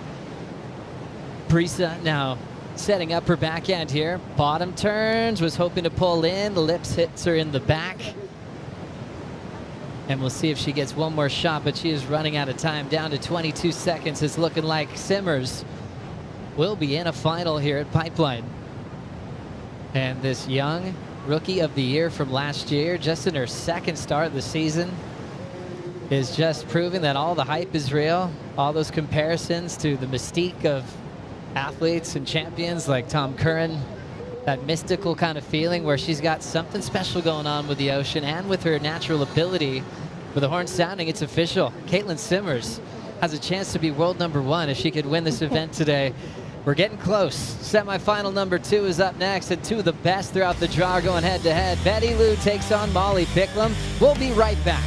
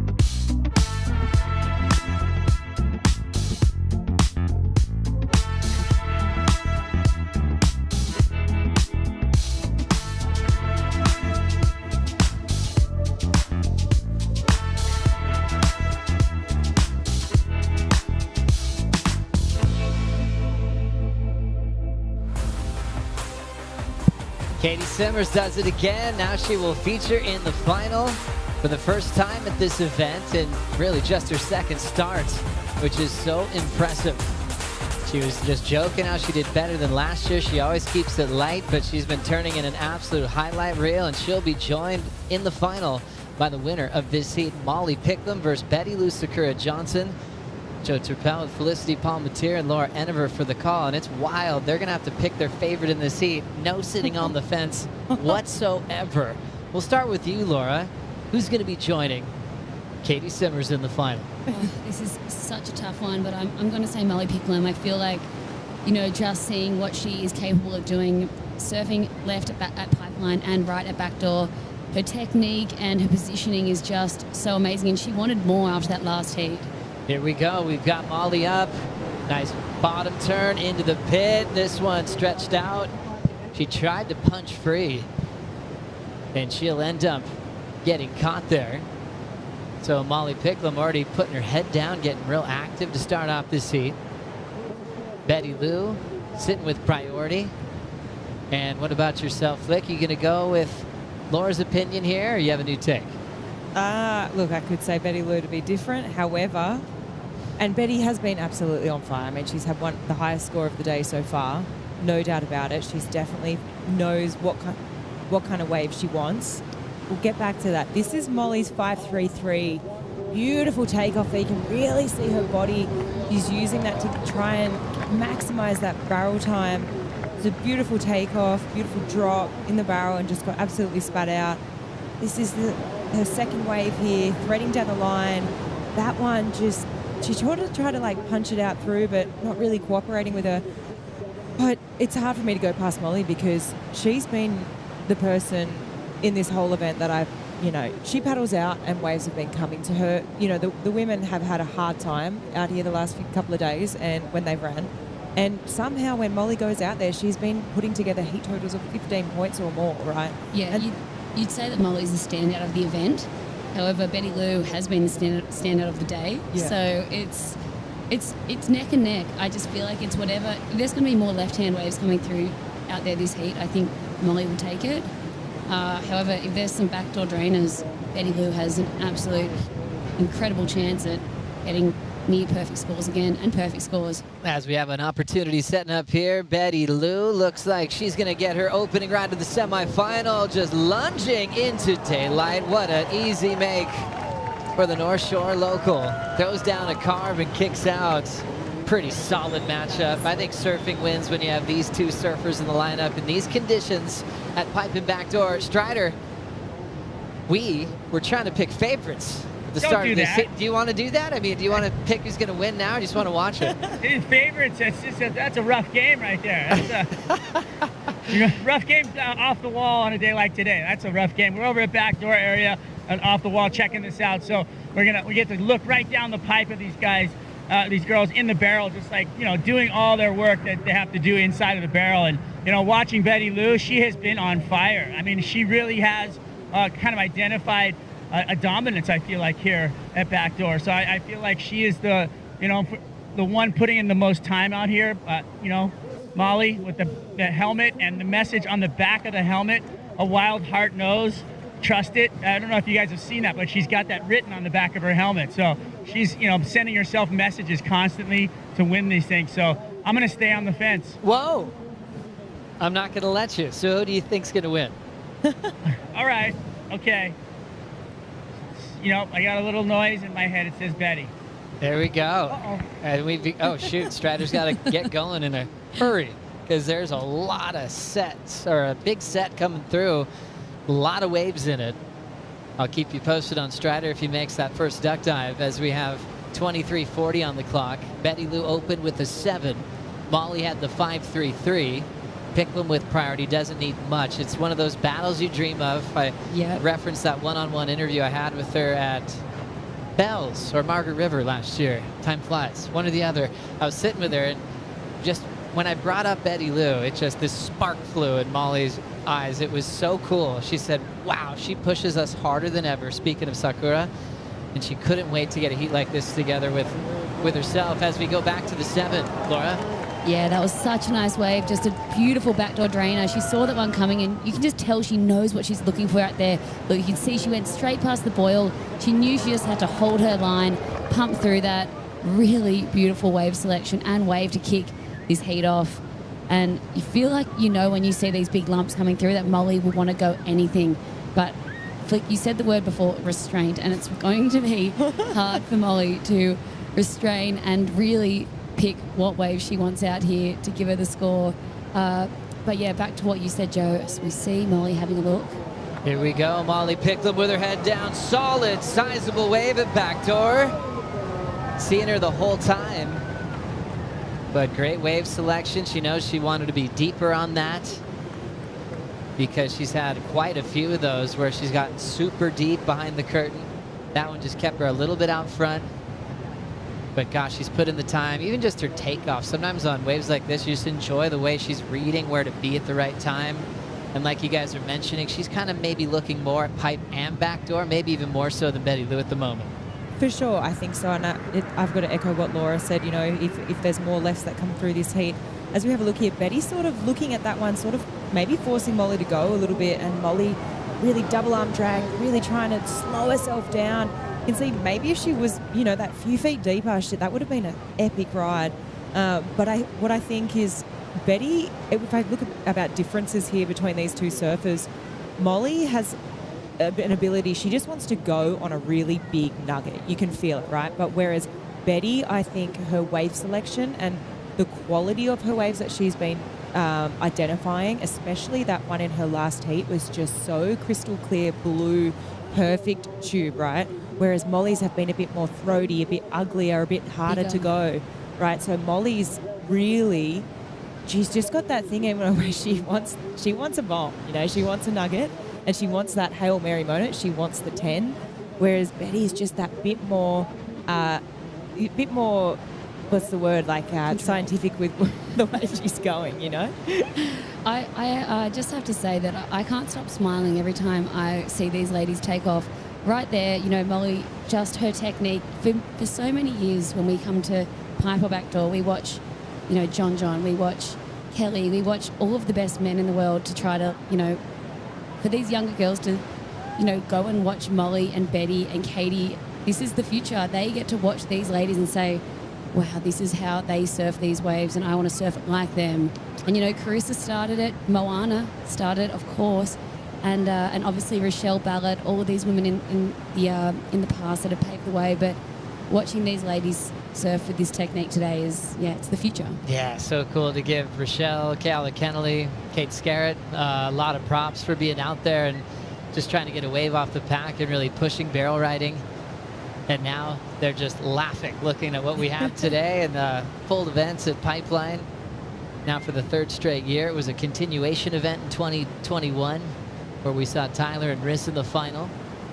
Riss was in every final. We had the Moana Jones-Wong story of a wild card showing that she's going to surf out here anyway. You know, she just, I mean, if there's no events on, if there's no such thing as a pro surfing career, she'd be out here because of the love of Pipeline. And you still get that out of this wave. There's people that you've never heard of that are out here on every big swell just because they love the feeling of pushing their surfing. And even if nobody was watching, they'd be out there trying to get barreled. And Moana had such a beautiful point today when she was on the VIP headset before. She, you know, as much as she would love to be out there today showcasing what she can do, you know, she's already shown the world. We know that Moana is clean of pipe. But she just had such a beautiful point saying, you know what, these ladies being out there today in picture perfect Pipeline, they are just learning so much. And it's just going to keep having the level rise, you know. These ladies don't get to come here and spend as much time. Obviously, Betty lives here. She can surf her in the off season a lot, but it's just the opportunity is incredible. She is so cool, Moana, and I saw her husband moments ago too. And you know how many people are coming up to them going, oh, if she was out there today, this and that, and they're so quick to go, did you see Katie's wave? Did you see? And they're just going, well, we're loving today. And it was just, wow, just so much aloha in the way they're watching the action. There was no like, oh, I wish this or that. It was, they're all celebrating this moment in women's surfing history. Yeah, it truly is. 18:20 to go. Picklum does have the lead with that last wave, 3.5 for the right, where she knows she could have been a bit deeper. And Betty Lou happy with a bit of separation on hers, getting inside the pit for the 7-point ride and just needs a 1.83 to take the lead. She's been mixing it up quite a bit with her equipment in the off season, which is keeping us guessing what she might be on throughout the rest of the season. Let's now catch up with our first finalist. Katie Simmers is with AJ. Katie, a really important heat for you. On to your first finals of 2024. What struck you about that semifinals heat? Kind of felt it last heat, but this one was kind of more so because I didn't really start off with that great of a wave. But just like how huge the lineup is, it's so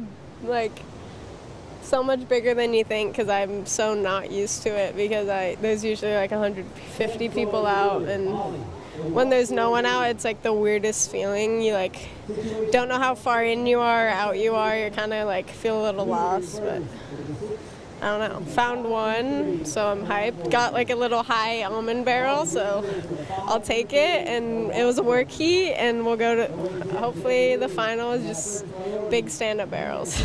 What did you take from this semifinals you're going to apply to finals? I don't know. Just get barreled again. Get barreled again. Love to see it. See you in the finals, Katie. Thank you. Now I'm starting to wonder, I'd like your take on this. You know, does she go out as free-flowing as it seems? Because she does have Tommy Whitaker. She has and he's an amazing surf mind and a talent. Do you think she has a game plan and she's kind of just not diving into the X's and O's? What's your take? I think at this level, you have a game plan. 100%. But I can back her up and say that when you're out there, I surfed a specialty event here last winter, and when you're out in the lineup with no one out there and it's just pumping, these swell lines are coming in, it is so daunting to understand where you are in the lineup as we see Pickles. Molly putting her head down, grabs the rail of the pipeline, pulls up and under. She's still going and gets the exit. Goodness. You little legend, you. Molly Picklum spat out of the pit and pipe, showing how well she can go backhand or forehand on demand. That is going to be a wonderful score and extend her lead out front. Wow, wow, wow. Well, we knew that this was coming. We've seen her take off in these pipeline waves all morning, being slightly in front of it, not getting as deep as she would have hoped, but right there, just as we were saying that it's so daunting to be in the right position out there, Molly has it dialed. She is so sure of herself out in this lineup, and she put herself in the perfect position for that pipeline barrel, and I feel like that's going to be near excellent. Flick, take us through this one. This was absolutely insane. Grabs the rail, pulls up underneath the lip, comes flying out with the spin. Wow. For me, that was so technical. So technical. And so hard to do on your backhand. She held that rail for so long. It was just so beautiful to watch. My jaw's to the floor right now. This was just... Yeah, it's going to be near perfect, this. You know, her technique coming off the bottom there, the way she's able to pull up on that outside rail and just get in the tube, and she was so deep. There we go. There we see it. A 10-point ride to kick off the year. Molly Picklum. She wanted a 10. She wants a 10. And she gets a 10. She is going to get some goodies from YETI. A big old 110 for a 10, filled with a lot of YETI gear as well. We got to give this away on the first event of the season. A 10-point ride. How good is this? Congratulations, Molly. You earned every bit of that. Oh, wow. That was absolutely incredible. I just knew it. I knew. She was like, you know what? I've got this 10 in mind. I've got this 10 in mind. I want a 10. I want the big wave. I want the big drop. I want the hero moment. And she just got it. Everything was so classic about it, from that light offshore wind, like a classic pipe moment. It reminds you of all the cover shots that used to be captured out here back when the magazines were thriving, and all the movies you'd see. It was technical, the way she grabbed her rail and pulled up and under and then was gone. And wow, that was impressive. What a moment for Picklum. A 10, and now Betty Lou's needing an 8.34. When you just say that number, you're realizing this heat is far from over. Wow. I felt it this morning. I was like, I think we're going to see a 10. It's as good as it gets today, right? Like, yeah, and we just got the word that's her first 10-point ride on the World Tour. So what a moment for her to remember forever. first perfect 10 out cooking Pipeline. She was put in the hard work. She was put in the hard yard. She's broken a million boards, got cuts, scratches. I mean, I'm so stoked for her. I feel like this is just a long time coming. Wow. So her previous high score on the championship tour was a 9.17 that she got at Margaret River Main Break when she beat Tyler Wright with a crazy forehand hook. Now a 10 at Pipeline. One judge threw a 9.7. That hurt my feelings, but we're moving on. Watch this.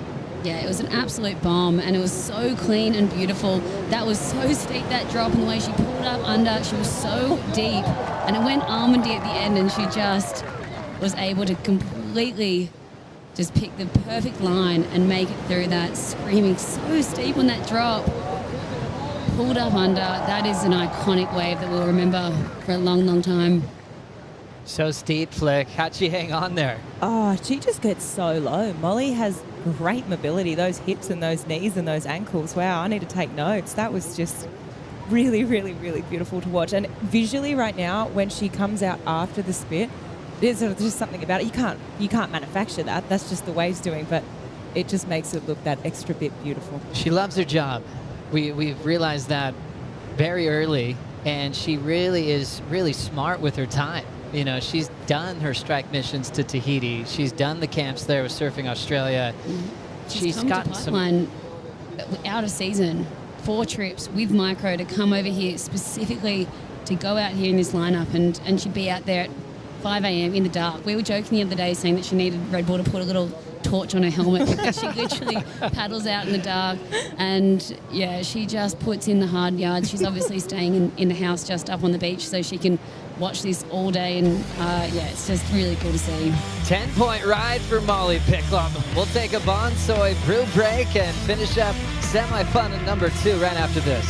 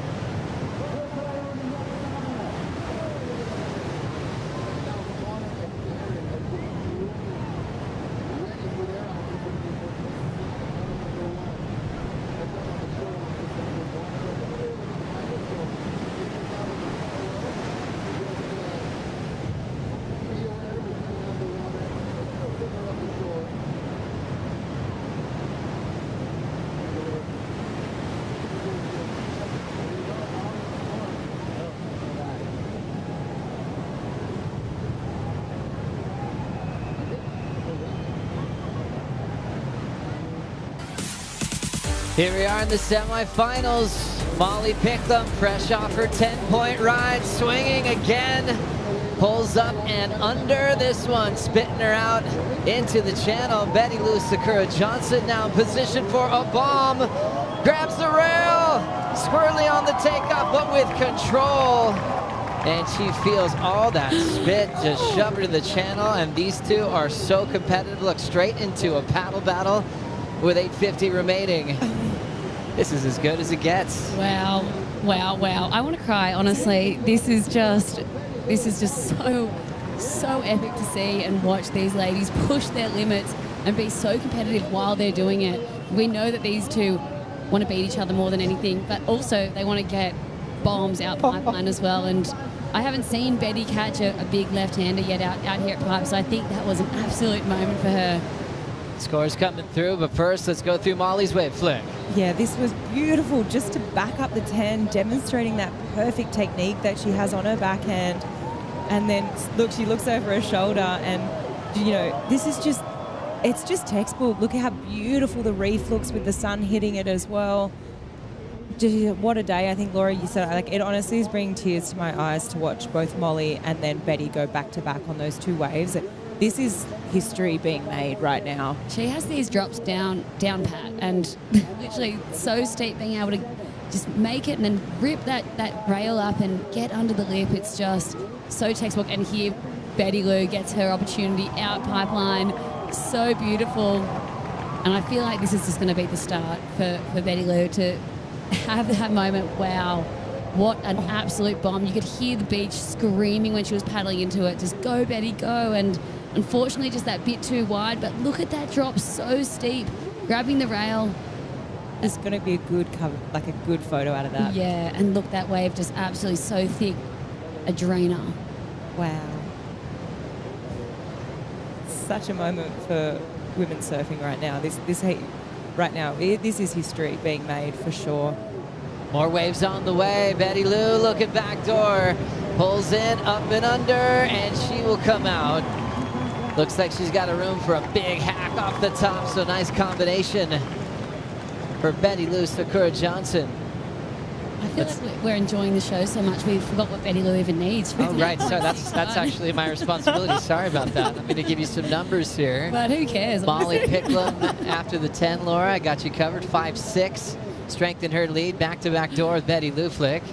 Yeah, Betty straight into back door. This heat is going to go. It's just, they're just going for it. You can tell they're feeling comfortable. They just, like you said, Laura, they want to beat each other more than anything.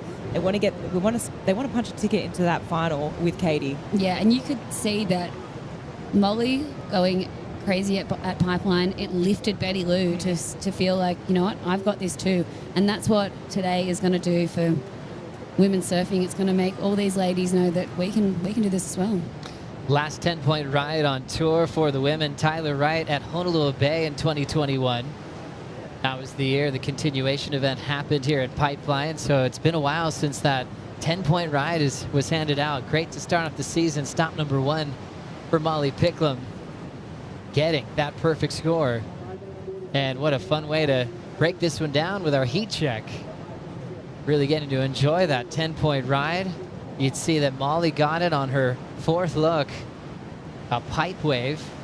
She's been managing both directions really well in her warm-ups, also throughout finals day. She backed it up with a 5-6. You saw the wave that Betty Lou was on, her wave number 3. That was her backdoor wave, 5-6-7. She's keeping her pipe wave, the wave previous 5-8-7. As you now see that last score, it's a throwaway for Betty Lou, and it's a keeper, 5-6 for Molly, that goes with the 10-point ride. Yeah, nice. And all those waves were, so fun to watch. Obviously, those 2 Pipeline waves it was a beautiful big set coming through. One of those ones that you just see marching for like 2 minutes out the back. And the sort of the anticipation to see what they would do on those waves, that was just, what a show. Winner this heat takes on Katie Simmers in the final. So we already know we'll have a new pipe champion today. And the yellow jersey will be moving to either Betty Lou, Molly, or Katie Simmers. So setting up the rankings in a different way heading into Sunset Beach. As we have 4:15 to go. Sorry for Betty Lou, just like Molly Picklum, being cut off tour in their first 5 events. Molly came back first, and Betty Lou came back stronger as well. Got to surf in a complete season last year, just about for Betty Lou. Missed out on Tahiti because of that injury. But Molly, in her 2nd attempt on tour, ends up making a big statement, picking up CT wins. As things are settling a little bit. Laura, you joke sometimes about your 10-point ride where you didn't win your heat. And you know, that story happens a lot at Pipeline. I think Molly's aware of that. She's still knowing that Betty Lou can really come back in this heat. It's possible, yeah. I'm pretty sure I had about 15 points and Carissa had like 16 or 18 points or something. So, yeah, and you can see Molly's sticking to her. She knows, like, she's got priority. She's not going to let this thing slide through her fingers and it's very possible Betty Lou's already had 9-7 today. if two backdoor waves come, if two pipeline waves come, this is still wide open. And Flick, this is the really fun part of like watching Betty Lou and seeing the competitor in her. You know, the confidence she has, the willingness to be in her opponent's space. That's really what makes her even more fun to watch. And she's not afraid of a paddle battle or even a little bit of intimidation. No way. I think when it comes to, I think of her as one of the most assertive women on tour, for sure. I mean, she's not afraid to take it to anyone. We've seen that, you know. I mean, her and Carissa had that great rivalry there for a few years. As we see this sort of maybe last roll of the dice starting to come through the lineup now. Unfortunately, the girls just out of position for that wave, and you could see they were scrapping around. Molly, I feel like she's done her job just keeping them out of the way, because that was an incredible set. That backdoor wave was... There was a couple there, a couple of backdoor waves. It's like if you have priority and you know you're out of position and you have the lead, as we know, here we go, Molly swinging, big drop, a wild one, now trying to burn off some speed. Picklum comes out the other end. She has been magic all week long, no matter what the size, but especially here on finals day. At the 10 and pipe, and still looking backdoor as well. So a smart move there with priority, and wow, that was a wild section. She had to get off her board quickly as she's trying to get back out there with 90 seconds. Yeah, that whole entire set was just incredible. There was the two waves that came through before Molly's wave, and they were, just a bit too out of position, but I think there's about 4 absolute bombs there. Betty Lou decided not to go that last one. I feel like it would have been worth giving it a shot, because it was a pretty intense wave. As you could see, Molly just deciding to go there, swoops under, steep drop, double arm drag, and not getting too deep, but that was a really, really nasty backdoor wave. You could see the whitewash, you could see the bump and the gurgle, and she wouldn't have wanted to do any sort of face planting there, but unfortunately the wave behind. Let's see if Betty Lou gets one more opportunity. There's a lump coming at the back. 45 seconds to go. Betty Lou has dreamed of this. Growing up on the North Shore, having priority in pumping conditions, and here she goes, looking for an 8.61. She pulls in, well-read wave, and she salutes the hometown crowd. What a brilliant performance with still a little bit of wave left. She'll just ride it all the way through, knowing it's her last chance to try to turn this heat on Molly Picklum. What an incredible wave to turn in to try to show that she's got enough to potentially turn this heat. Are you kidding me? This heat is going down in absolute history. Just when we thought Molly Picklum had it, signed, sealed, delivered. Last score for Molly Picklum at backdoor didn't factor in to her top 2. So it's just coming down to the last wave for Betty Lou, needing an 8.61, and she just got really barreled. I feel like she might have gone like blank, you know, one of those moments where she probably doesn't even remember what happened on that wave, because this was an absolute bomb. It was so steep, it had a warble in it, and the way she rode this was just beautiful. It was textbook. I think it might come just under. I think just ever so slightly under. I feel like it's excellent. Like, I think that's a 9-point ride. Just looking at it in real time over my shoulder, this was an absolute bomb. The takeoff was just incredible. She was disappeared from the whitewash. It wasn't as deep as Molly's 10, obviously, but... I think it's going to be so close. If not, just a little... the drop. I mean, when we look at it here again, drop, super deep, drove through that section. I think it's going to be splitting hairs there. I mean, she needs an 8.61. The judges could give her an 8.5 because it was beautiful, but I just think it's a 9-point ride. I think it will go there. Wow, it's right there, isn't it? What a moment. Still, the decision hasn't been made yet. Betty Lou is on the sand with Chemo, who's the head of Kanaka Solutions, the security team, as scores will slowly start drifting in. Is it a buzzer beater moment? Needs that 8.67. It's an 8.33. Not enough. Molly Picklum survives and moves on to the final with Katie Simmers. Wow. I mean, already my vote for Heat of the Year. It's early, but that was amazing. Congrats to Betty Lou and Molly Picklum. That was brilliant. We'll talk with them in a moment as we catch our breath. Britt Merrick there with an embrace. Got a few different boards the earlier part of the event. As we are going to take a quick break, Connor O'Leary taking on Baron Mamiya in the semifinals. We're bringing Kaipo, Jesse Mendez, and Luke Egan for the call right after this.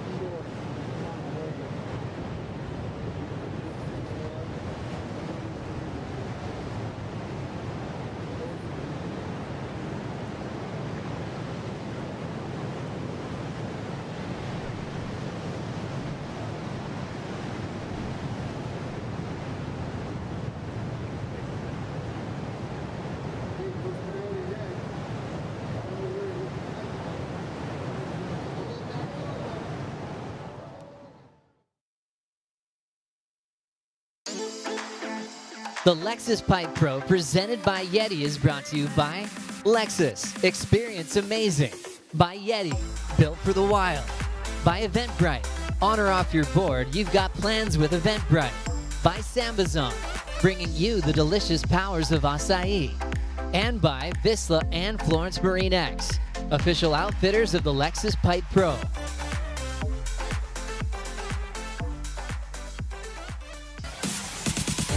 Welcome back to Lexus Pipe Pro. Our women's final is all set, where it will be Katie Simmers up against Molly Pickham in that final. Time to get our men's final set. The road to that final starts right now with the semifinals. Kaipo Guerrero, Jesse Lito Mendez, and my man, Cool Hand, Luke Egan. Thank you for joining us, Luke. We just came off of a women's heat that is going to go down the history books. Absolutely, that was incredible. It's win, lose or draw. All these girls today are learning, being out there with the lineup to themselves. But Molly, Betty Lou, that was just a performance I don't think I've ever seen before in women's surfing. Yeah. Semifinal number one out on the water, Jesse. Connor O'Leary coming up against the local boy, Baron Mamiya. This is going to be a dogfight, actually. You know, I'm sure Connor's going to be going looking left. Baron's going to be looking right. Some waves happened during the break. Talk us through this, Jesse Mendez. Yeah, let's check this out. Airdrop, just able to actually regrain the rail right there and somehow stall it and get very deep on that wave, and gonna get reboarded nicely. It's a hard angle to actually see it because you're looking into the barrel, but you can see that he went through the fumble, so that means that he was very deep on it. And on the other side of it is Connor just finding a nice perfect wave as well, but just a little bit going smaller, going a little bit higher and tighter, which that happens a lot at Pipeline. And yeah, good wave though for both of them. This is a 7.83. This is the second wave for Baron Mamiya on the replay. So Baron, quick to start, opened up with the 6.83, followed up with this 7.83, Louis. Yeah, isn't it amazing? Baron straight back out there for another wave. And we talk about everyone else getting opportunity out here without the crowd, but you give Baron, who can get waves in the crowd and into another one. He can get waves in the crowd, and when he's got the place to himself, this is what you get. Oh my goodness. The prodigy, I call him. Baron Mamiya, 24 years old, the 8.8 on his back, representing the 808 state. And a kid that started surfing out here at 9 years old, Jesse, just shows his mastery of this break. I mean, too comfortable. That's the word that I have for him. We're not even in 5 minutes of the heat, and he already has 3 very good scores. And just building every score, actually. As you see it right here, he started paddling, looking right, and he just knows already this thing's going to just start running down the line in 1, 2, 3, 4, 5 pumps and like a few adjusts through the middle of that. That was so incredible from him. This is going to be the best score he's got so far. What did you think of this, Louis? Yeah, awesome. Nice arm drag. And I like just here where he hits the accelerator because he sees the last bit as he gets over near 8s. And yeah, he's been looking really good in the Red Bull Athlete Zone earlier. He just had this steely look, but very calm. It's the most calm I've seen him in a long time. And he knows this is his stage to perform. And look at that, just pumping again for the last section and just timing it to absolute perfection to come out. 9-point ride for Baron Mamiya. So he's been building his scores on the first 3 waves, and he's already gone excellent, Jesse, in his heat total, 16.9 two-wave total. Well deserved. He deserved every bit of that. All the waves has had intensity. He was as deep as he could get in every wave he caught, read the wave perfectly, and whenever you're doing 4 or 5 bumps in the barrel on a heat, you're going to be looking at an excellent score, like mostly being as deep as he was. So that was, yeah, well rewarded. Yeah, so nice. And what a start to this heat, 24 minutes to go. And here's a nice one for Connor, getting pretty deep on the lefts. I feel like if he's going to have a go at Baron, he's got to go right. He's got to get deep on his backhand. We've seen him do it. I think this morning he got a great backdoor barrel, but I think he needs to go right and take some opportunity off Baron. And this is, look how perfect that looks for a goofy footer. It's all day long, but just needed to pump to come out of that one. Well, both of you guys had competitions out here at Pipeline, but I'm going to go with you first, Louis, on how scary is it for a goofy foot to go backhand at backdoor? Yeah, the scary part is when you're on your toe edge, you can pump and control. As we just saw Baron, it's easier to pump and control when you need to get speed, slow down speed. When you're on your heel edge, some guys can do it really well, but it's a hard thing to do is to pull back up the face and get your board to project forward. That's the hard thing, and it requires, backdoor absolutely requires you to be able to have that skill, and not many goofy footers have it. Yeah, let's go to another goofy footer out in the lineup. Strider Wazalewski wants to add 2 cents. Thank you, Kaipo. Well, I mean, just watching, the lefts out here at Pipeline and seeing the actual, the depth of the tube. I mean, Connor got as deep as he could, and unfortunately bucked up right at the end of that wave, but I just don't think that the length of the tube ride is there on the left to actually get those huge numbers that we're seeing out of the right, with Baron just tagging those barrels, riding him, weaving through there. So I think Connor does have to go to the backhand, going to have to go backdoor, but definitely made a comment when he paddled by and said, I'm only going to go right if I have to. So I think you have to, Connor. Let's go. Well, and the numbers are alluding to that as well, because Connor O'Leary in a 2-wave combination needs 2 waves, 16.9 to take the lead, Jesse. Yeah, I mean, it's a tricky call, like Luke mentioned. It's a barrier breaker for goofies to only look at rights once you're out there. But Baron has proven that the rights are provided more. There's more opportunity, longer barrels. You can actually drive through them a little better, and mostly with the swell decreasing and turning more north, it's just most likely going to be more rights. So you just have to adjust. I feel like this is a good size, though, Jesse, to have a go, because it's really wide open, and if you make a little bit of an error, the circumstances are gnarly, but with the wide open barrels, you've got a little bit of room to move and correct yourself. So if Connor wants to get anywhere near the finals today, he's going to have to get a pretty good right-hander. Yeah, Connor O'Leary in his 3rd career semifinals. He had a semifinal over at G-Land in 2022, and in Fiji, he went through the semifinals onto a runner-up finish in 2017. So this is a great result for the Cronulla surfer.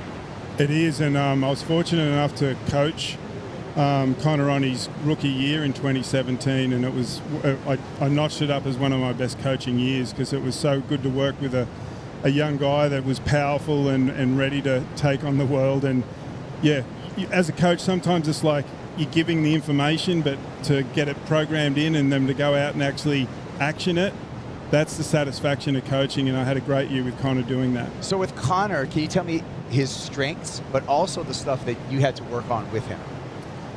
In the beginning, it was just timing on his technique and hitting different part of the lip, both front side and back side.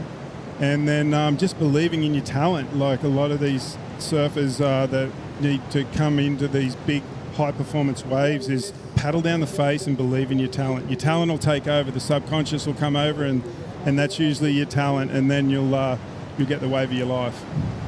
For the record, who are you working with this year, Louis? This year I'm working with Caroline Marks again, who made the quarterfinals today, and Cole Hauschman, which I'm pretty excited about too. So got two on the books this year, and excited with Cole because he's a big, massive human like myself. Like yourself, yeah. And it's all Goofy Foot team. So I think that's great. Yeah, go the Goofies. That's the team motto. Right foot forward.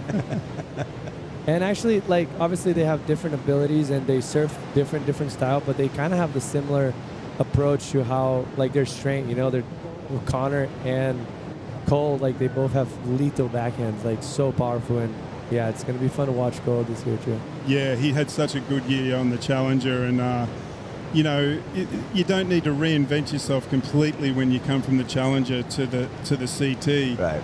In my opinion, you just got to make sure you're doing your best surfing more consistently to get good results. And I'm excited for Cole to see Cole do that. Unfortunately, didn't get a good result here, and he was really comfortable in the warm-ups. But he's been surfing Sunset every day and looking good. Yeah, that's surfing, isn't it? I mean, everything can look good on the warm-up sessions, the build-up to the event, and then the ocean is always the X factor. I think that's what happened with Cole. Let's hear from Molly Picklum with that 10 on her way to the final. Yeah, down here with Molly Picklum. Molly, coming out of the beach, there's so much to digest from that semifinals. I want to get to your wave. That was a casual 10 in just a minute, but first, let's talk about the back and forth between you and Betty Lou at a firing pipeline. Has it sunk in what this moment is for women surfing? I think it kind of did sink in, to be fair. When I paddled out there, I was just like, saw some crazy waves with Katie in Katie's heat, and I was looking at Betty Lou, and I nearly said, like, this is crazy. As little kids, we would have been dreaming of this, and to be fair, a lot of older women would have been dreaming of that for women surfing, and I'm so honoured to be taking that opportunity and taking the charge with Betty Lou and all these girls who are amazing surfers for sure. And certainly your name deservedly among them. Walking in today, your first 10.0 of your CT career. You're walking home with a YETI 110 Tundra, but that score, what did you see on that wave? When you heard the score, what was the emotion? Give us the whole thing. Yeah, I feel like for me personally, there's no more fitting place than Pipe to give me my first 10. I'm just so happy. 10 points, it's hard to come by. I feel like, yeah, I don't know, I'm just so happy, and I think Pipeline, yeah, the wave, I was just like, oh, Betty Lou's not going, and I need a score, and I know she's capable of 10s. We see her pretty much get a 10 in her earlier heat, so I just took off, and I don't know, I just thought it's got some draw to it, and I may as well roll the dice and try, and then it kind of ran a little bit, and then I came out kind of after the speed or with the speed. I'm not real sure. It was all just happening in the moment, but yeah, 10 points, I love it. I want more. And speaking of more, you do have more ahead of you. On to the finals here at the first stop of the 2024 CT. How do you reel in all this emotion, come back down, and prepare for that next heat? Yeah, I think, like, use the emotion. You want to be at a high level, you want to be moving, you want to be energetic out there to get in and under these solid waves. So I'm just using it for my advantage and enjoying it for what Pipe has. And I don't know, I just feel really connected to Pipe. Like, I've been fortunate enough, Rip Curl have a house over there and they support us, and I've been staying there literally brushing my teeth watching Pipe, eating lunch watching Pipe, dinner, breakfast, and yeah, I mean, Rip Curl having that house there has been really helpful. You had barrels for lunch, maybe barrels for happy hour. See you later. Yeah, let's go. And Baron Mamiya munching on a barrel coming out of that interview there. O'Leary late on there. You could see him get caught up on the bottom and paid for it. But yeah, upcoming women's final, Katie Simmons, Molly Picklum. That's going to be one not to miss. Connor pretty deep then, copping a few on the head too. He realised he had to do something a little different there and got a lot deeper than he had on his previous lefts. And Barron, we were talking him up going right, so he decides to go left. He must be able to hear us, just showing us all the skills he's got here out at the pipeline. Nice stall, really good pump. That's what we were talking about earlier, Jesse, just getting that pump in just when you need it, as Barron did there. Yeah, and he does that perfectly. And on this, actually, that wave had amazing potential right there. That might have been the best wave of the heat so far, but just getting a little bit too late. And what that pipe does here, usually like doubles up under you, and it's so hard to knife it. And as you saw him right there, like the first third of the drop, he was just like disengaging the rail, and once he caught it again, he was just kind of leaning forward a little bit too much, and that's how critical pipe is, Luke. And then Connor just digging the nose in a little bit too much there, trying to get his drive a little bit too early. Well, that pipe wave for Baron Mamiya added to his heat total, an 8.5, 17.57 two-wave total for Mamiya, and now Baron has Connor O'Leary, Louis, in a serious two-wave combination. How do you coach a surfer out of a serious two-wave combination? Well, it's just go for it right now, especially at Pipeline with all this opportunity out there. It doesn't seem to be backing off, so Connor's just got to try something different. Maybe a big backhand barrel at backdoor would be the, to get him out of the combination. But Baron is just phenomenal. When I saw it all happening this morning and looked at the draw, I was like, it's his time. He's put so many years out here just surfing and surfing and surfing, and it's really paying off today. It's looking really good. Yeah, interesting. I saw Baron first thing this morning. Barry, Baron's dad's a friend of mine, so I watched Baron really grow up, so I feel like an uncle status almost. He's walking down the path and he asked me, how's the surf looking? And I just said three things to him. It's your day. And it's just I feel like little encouragement, and then his mom was behind him saying, that's what I told him this morning too. So certainly he's feeling it, and it's showing right now, so it could be. Yeah, I love a comment that Ross Williams made in here on the broadcast earlier. He's like, everyone gets out there to survive, but Baron goes out there and toys with it. He's been sitting under that ledge for so many years that he's just not only taking off deep and late, he's there and adding everything else to make sure he gets the longest barrels, and he's putting on a clinic today. Well, we're going to step away for just a bit. We're at 13 minutes remaining in the semifinal number one. Baron Mamiya with a chokehold on semifinal number one. Semifinal number two, John Florence, Ian Gentile. That's going to be coming up.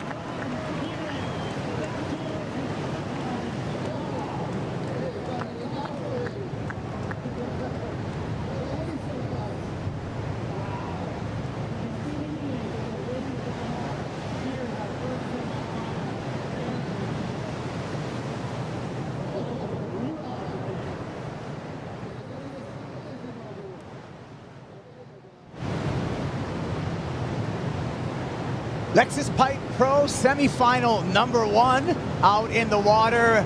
Baron Mamiya with the lead over Connor O'Leary. Baron backdoor. Baron drags through this in a cavern, disappears second section from Mamiya. And Baron comes flying out. He's already gone excellent. Can he top the 9.07? We're going to find out. Kuiper Girl along with Jesse Mendez and Luke Egan. Luke, wow. Wow, that was incredible. Just when we gave him all these accolades of just bringing everything out of the book. Look at this from right over on the left side of the wave and pulling through. And look at this control in the barrel, getting more speed just when he needs it and just coming flying out. Even he's impressed, and he's, yeah, look at so sick. Yeah, what's most impressed impressive for me on that wave was just the beginning of it, how he was able to control that speed and get so deep in that first section. Feet way in front of the board, just helping him out drive through that thing. But check it out, this both arms stalling, kind of has that little airdrop feeling on it. Engage the rail again. It gets so deep in that first section. It's so hard for you to control the speed through all that, those powerful waves. And right there is just paddle to the metal and just going for the win. 9.77, nearly a 10 for Baron Mamiya. And the crowd, his shaper, Britt Merrick, Matahi Drolet, Sean Ward, his manager, love that. Britain, pretty happy that that 6'3" pipe rook that he shaped looks like it's a great number underneath the feet of Baron Mamiya, Luke. It's the next thrill under getting a barrel like that is watching a surfboard that you've walked around in a blue room for a couple of hours and designed, and someone's on it just getting a 9.7 out there. Britt just looks so stoked then to see that board shoot through that backdoor barrel. Yeah, he forged the sword for the Warrior, Jesse, and what an exciting heat. Except for Conor O'Leary's probably not that excited right now because he needs a 18.84 two-wave total to get out of combination. He does have priority, so he needs to first break that combo. Yeah, but Conor wasn't far from actually getting a 9 just a little bit ago, which that's a good thing. He knows what to look for. It's just a matter of putting it together. And if you're looking really like at Baron's heat, he has 1, 2, 3, 4, 5, 6 waves, and 3 above excellent, 1 very close to it, and another very good wave. So like it's just has to be the heat of his life so far.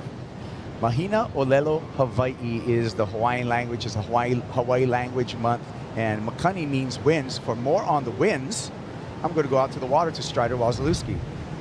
Thanks, Kaipo. That's some beautiful Hawaiian right there for the wind. And you know what? The wind is absolutely beautiful, perfect, absolutely just straight offshore east winds. You know, here usually trade winds are kind of east-northeast with a little, side chop on it. Today, it is absolutely perfect. I mean, it's like stepping onto a perfectly cut, putting green and just taking a shot and just watching the hole and just watching the ball drop right in the hole. These guys are absolutely having one of the times of their lives out here. And I don't know, this is a tough go for Conor. The last goofy foot left in the event, and I must say it kind of hurts to watch him kind of fall out of this one, but Baron is on a heater, and it's so fun to see the local boy absolutely dominate. Thank you, Strider. And we can see the northeast offshore winds right now. Let's not count out Conor O'Leary, however. We still got 7.5 minutes on the clock right now, Louis, and Conor does have priority. He does, and he's been putting himself in the right positions, just a little bit deep on that last left, just edged in a little bit on the front foot too much. That could have been up in the 9, so all he needs is that opportunity to come. It's still being consistent this afternoon. As Strider was saying, the wind is just corduroy. Like, you couldn't ask for anything better than that, and it's just making it absolutely look like the drawings you used to draw in your textbooks at school, just when you were dreaming of being at the beach and not in the schoolroom. Yeah, just beautiful conditions. We waited for the last day of the event window to have this finals day. Luck has shown upon us, and the Pacific Ocean has provided as well. But Jesse, I feel Conor right now needs to get a 9 to really not just break the combination, but really mathematically to give himself a chance to get out of this heat. Yeah, totally. And no matter what he does right now, he's still going to need a very big second score. Even if he gets a 10, he's still going to need an 8.84. So he's in a big trouble, but in his sides of things, he got priority, and it's the best pipe it's been in like a few weeks. Yeah. So it's as perfect as he gets. And I don't think he should only keep an eye for lefts, because even Baron's waves, they're actually, like, me looking as a goofy, I'm not saying it's easy, but they had potential for goofy footers to make that wave. Like, they're running down the line, but they did have that slow start, which is good for backhand. You can kind of put like your leg on the water, slow yourself down, and then start driving through. So I think there are good waves for backhand. It's just a matter of him finding those and actually rolling the dice. We're going to roll into our heat recap right here and see how we got to this point. Semifinal number 1 for the men started off. Conor O'Leary in this barrel. Yeah, nice wave there for Connor. Just not the intensity that we're looking as the backdoor wave that Barron had, and even his pipe wave. But check this out. This wave is running down the reef perfectly, pumping down. I mean, that's what he wanted. The judges eat that every day. Like, that's excellent surfing for him. And this is the first wave from Connor right there. Almost stood tall too much, thinking that he was going to make it, and then he realized it was actually kind of deep, and that FOMO just ate him alive. And we got someone definitely. coming. And then this one, the arm drag as he takes it down the face, and then controlling the speed in the barrels so perfectly. I feel like Barron is just the repertoire of backhand tube riding and frontside. He's doing everything in the book right now. Sure is. And let's take a look at our heat check for semifinal number 1, where we can see the top scores on the bottom for each of the surfers, along with all of the individual judges' numbers. Your right-hand corner is the live time, and you can see all the waves written underneath that. The unabridged version, you can see Barron Mamiya as the busiest with 5 waves written, but look at the numbers for those 5 waves: 6.83, 7.83, a 9-point ride, 8.5, a 9.77. What a run for Barron Mamiya, Jesse, in this semifinal 1.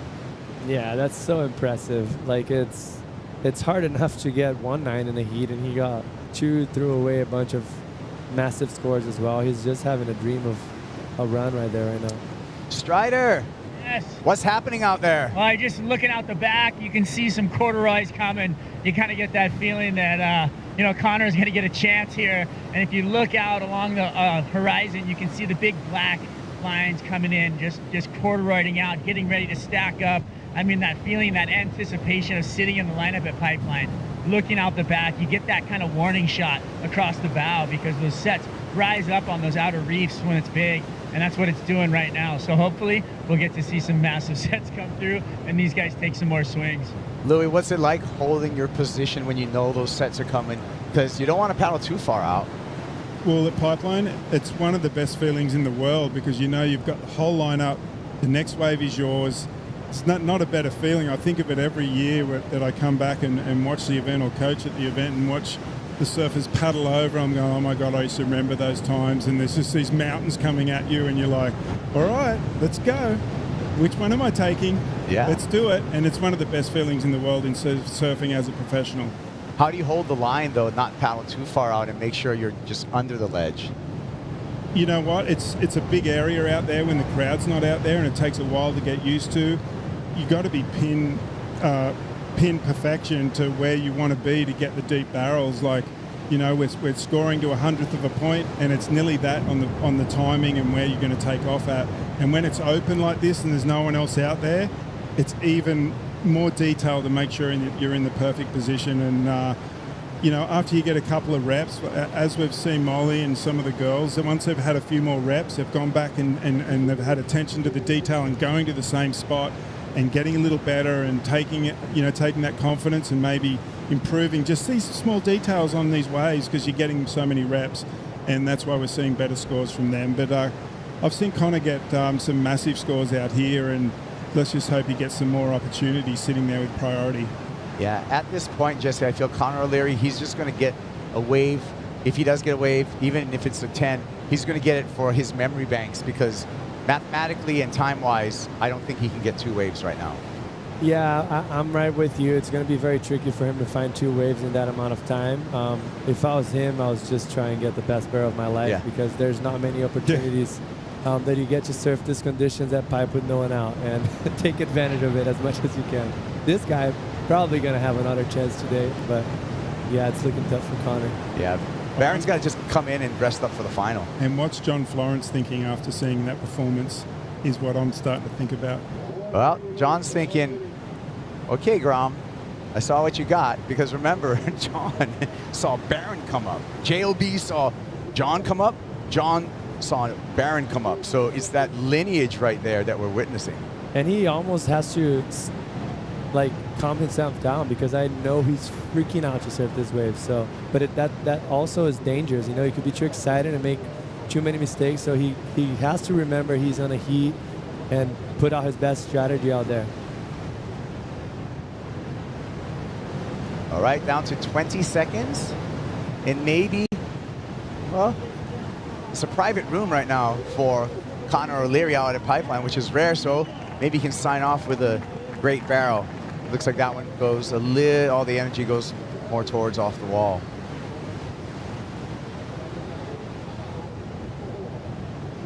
You can see Ian Gentile and John Florence scratching into the lineup for semifinal number 2. There's the numbers from Baron Mamiya. Ginormous. 18.84 heat total. Brian Mamiya's on into the final. We're going to step away. When we come back, it's going to be John Florence versus Ian Gentile.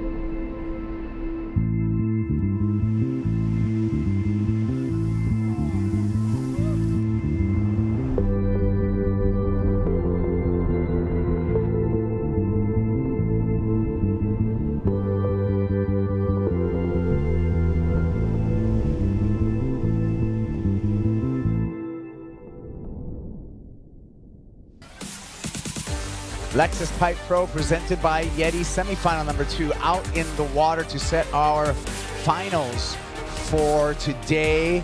The crowd has gathered at Ehukai Beach Park. Pipeline, the playing field, as well as backdoor. Ian Gentile from Paia, Maui, coming up against John Florence from right here on the North Shore. John Florence, two-time world champ, as well as the 2021 pipe champion. And he wants to add another one of these beautiful trophies on to his mantle. It's Kuiper Girl along with Jesse Mendez and Luke Egan on the call. What are we expecting from John, Luke? Well, let's see. I'm expecting a performance as good as Barron's, if not better. And that's a tall order, but let's just hope the imagination doesn't run too wild and he just goes too hard. But I'm sure that he's just so amped to be out there with all this opportunity. Jesse, let's not forget about Ian Gentile. Ian, last year's Rookie of the Year, 27 years old, out of Paia, Maui. He's kind of always played this role as a dark horse. You know, no stickers on his board, still makes heats, and puts in excellent scores. Yeah, definitely. Everyone that is here performing on tour has the highest levels of surfing, you know, so he's just a quiet guy, so he kind of goes under the radar, but he's an incredible, talented surfer. Might have been one of the best Groms growing up. He had so much potential, always had, and went in a little bit of a shadow for a bit, and then he came back and qualified. So it's great to see him here. And, man, the fact that he's in the semis of a Pipe Masters with these conditions, he's going to take advantage of that. He's a smart kid. What about this battle right here with open priority, Louis? Yeah, they're both moving around in the lineup, trying to get in the best position for this medium-sized set. Just on Ian, I've so loved watching his heats in the past couple of years. You always go and sit down to watch him because he's always getting better at something, and he always surprises you with something that you probably didn't think that he had in his arsenal, and then he'll pull it out. And then it's been one of my favourite competitors to watch the last couple of years on the tour. Yeah, he's been very impressive. He's already equaled his CT best with the semifinals appearance. He made the semifinals last year in El Salvador. A finals would be another level for him to take in his career. Second year on the championship tour. And you got to feel that when Ian Gentile, with the coaching of Leandro Dora, I'm sure the coach says, hey, this is just an opportunity, Jesse. This is not like a challenge that you can't match. This is actually a giant opportunity. Yes, definitely. It's what I said. He knows that he's in the semifinals of the Pipe Masters in the best conditions you can ask for. He's such a smart kid that I know he's going to make the most of this heats. It started a bit slow, but I'm sure we're going to see fireworks in a little bit. Hawaiian Language Month, we say "Ho'omaikai." It means congratulations to Baron Mamiya, because he's going to be in the finals. Baron coming in all smiles, and the first thing he said was, it's so fun out there. How are you living in this moment, punching your ticket to the finals here at Pipeline? Yeah, that was definitely the best heat I ever had on CT. I just felt like, I don't know, it was just like, I just felt like every good wave was coming to me. It was pretty sick. I felt like I couldn't fall, so yeah, it was fun. That's got to be a good feeling, especially at Pipeline. Walk us through your wave and just how you saw it develop, the vision that you had, and how you trusted all those hours out here. Yeah, I just, I kind of seen the line on the first couple, and then, yeah, my 9, I stalled into it, and then I started to pump, and then my second 9, I was like, okay, I'm going to try and get as deep as I can, and I started racing super fast because I stalled into it, and then had this like next section, and yeah, it was pretty crazy. They all felt very similar. You said that winning the Pipeline event here would be the pinnacle for you, and now you're one heat away. How do you keep the focus and get ready for that next heat? Yeah, just you know, keep the same focus, same goal. Just one more heat. One more heat. We'll see you then. Thank you. Yeah, Baron Mamiya into the final. We're gonna start with Ian Gentile, Pipeline Barrel, and Gentile's gonna put the first number on the board in semifinal number 2. Looks for something, throws it away on an air. But back to Baron, it's funny with his focus. As an amateur in like the boys division, if he didn't win the final in the boys division, I used to work these events, and I would call him to grab his trophy, and he wouldn't want to grab a second place or a third place trophy. That's how competitive Baron Mamiya is, as we take another look here at Ian Gentile on his opening ride. Yeah, just a nice start for him for what we're expecting for this heat and for what we've seen today. It's going to be a small score, but still something to work on it.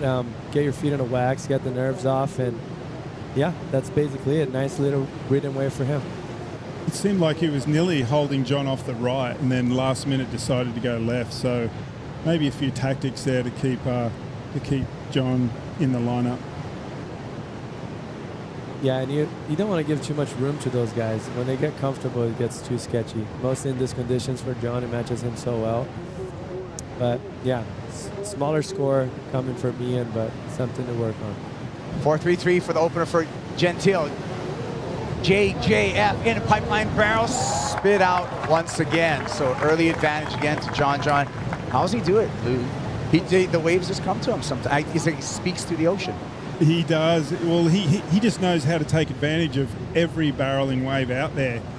He just puts himself in that perfect position. He goes at the right speed, and just the paddle. I love the paddle. Look how late to his feet. Pulls the backside into the wave, pulls the drive forward, comes out after the spit, which is really important for the judges. The judges will look at that, grinds it down there, just that stall was just perfect, and coming out after the spit, John's got that one down. He's probably in triple figures of doing that right there. Look at the water angle, Jesse. Yeah, what's most impressive is just that foam bone glide right there. Like, there's so much energy going in the bottom of your board, and for him to be able to keep the control, it's very impressive. And like Luke mentioned, those pumps down the line, like, it's so tricky to do once you have your once you're holding the rail, because you're very compact, so it's hard to extend and like actually get a drive through. And he did it very well right there, and he's going to get rewarded. Wave coming through here. We're waiting for the score for John Florence. Ian Gentile in the red jersey with priority. Gentile's going to go. And the paddle is going to cost them priority. Priority now to John Florence. John scores a 7.83 on his opening ride. Heat control to Florence. He's got the lead. He's got priority. 19 minutes, 45 seconds on the countdown here. This is the third time these two surfers have met up with each other. Let's see the stats on their head-to-head matchups. It's been all John Florence when matched up against Ian Gentile. John taking out Gentile at Sunset in the round of 32 in 2023, and then again in the round of 16 in Rio. So it's 2-0 John Florence. You can see the max heat scores way on John's side. The max wave score weighs on John's side as well when we look at these individual head-to-head matchups between the surfers. Yeah, the numbers actually are, there's quite a difference in between them. So it looked like both of the previous matches they had, John kind of dominated, and he's starting to do that right now. He got a 7.83. Ian just committed a priority mistake by wasting the priority right there, and now John can capitalize big time. Yeah. To expand on the numbers between these two, we can also look at their heat winning percentage at Pipeline.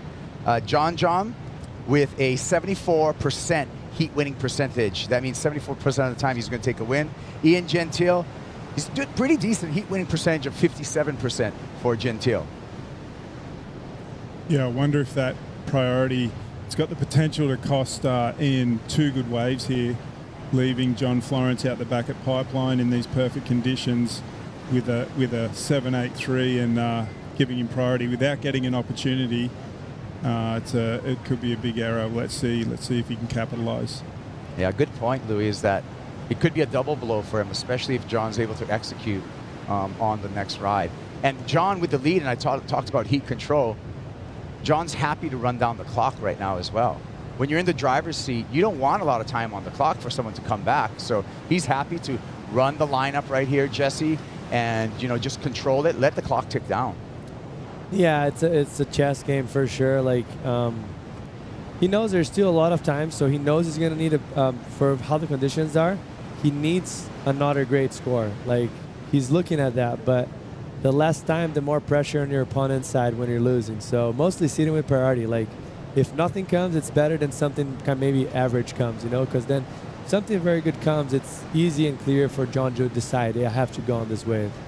And it looks like there's a big set, so yeah, we saw that. We saw a WSL buoy out there disappear a couple times. Anytime you see the buoys disappear, that's a clear indicator that there's some waves coming. Here we go. John looks interested. John's going Pipeline. Drops in, knifes the rail, pulls up on the Pizel surfboard. Second section, and just busts through the door. John Florence. So, what you predicted, Luke Egan, just happened to Ian Gentile. He lost priority, and now John's going to get another good score. That's the thing with this. The guys that are really good at some locations, as John is here at Pipeline, you give them an inch, they take a foot. And that's what we just saw there. And now John's going to be two solid waves ahead of Ian. So, John getting real comfortable. And as Jesse said, now he'll go out and pressurize Ian into taking a wave that maybe he normally wouldn't, putting the pressure on, and then get control of the heat and change the tempo, run down the clock. So some smart surfing there by John by taking advantage of that priority mistake. Yeah, let's go out to the water with Strider Wazalewski. Hey, Keipel. How you guys doing? We're doing good. We're enjoying all the action. How can you not be having a good day? It's epic. You look happy, Strider. Yeah, the office is not bad today, I must say. This has been an all-time action-packed day of just tube riding and just big smiles from the competitors, you know. But John just paddled by, and there was not a smile on his face. He was like pretty dead set and ready to do battle. And I feel like it's like I don't know, you know, usually he's got that little bit of a smile. He doesn't have it right now, and that's something I feel like we could touch on, you know, on his go for this year, not just this contest, but I really think he's, you know, obviously back in this for a world title, and he looks really healthy and amazing. Obviously, his surfing out here is amazing. The way that he molds the barrel and the way that he breathes in and out of it and can really, like, actually make the wave do what he wants to do almost is it's untouchable, and it's so fun to watch. So I can't wait to see it. I think John and Barron in the final would be amazing.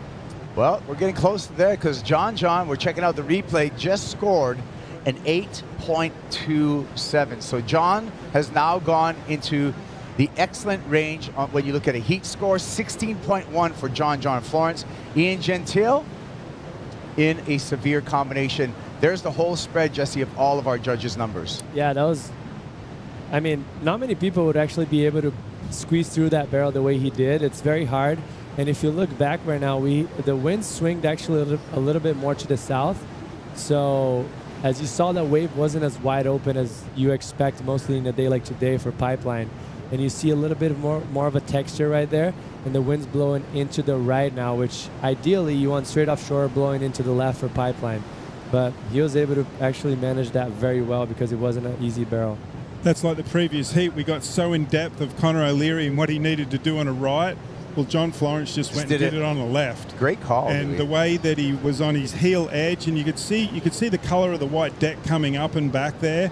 That's because he was pumping the board. That's so hard to do on your backhand. That wave wasn't a perfection wave. Yeah. There was some bits and pieces that he needed to get around, and the judges deemed the distance he went to get around all those different parts, imperfections of that barrel, was deemed to get into the 8-point range. Yeah.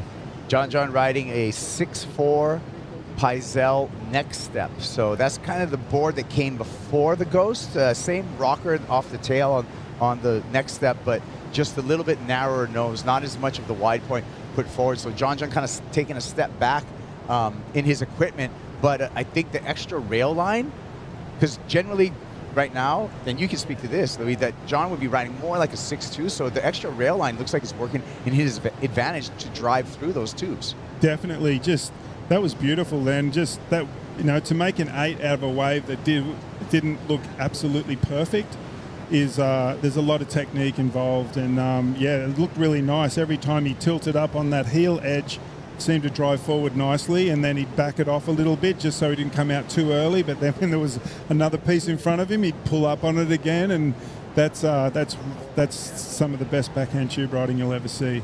Well, I'm going to froth it up a little bit for a Bonsoy brew break right now, you guys. We're going to sip on some Bonsoy, come back at 8.27. This is John's 5th excellent wave of this event.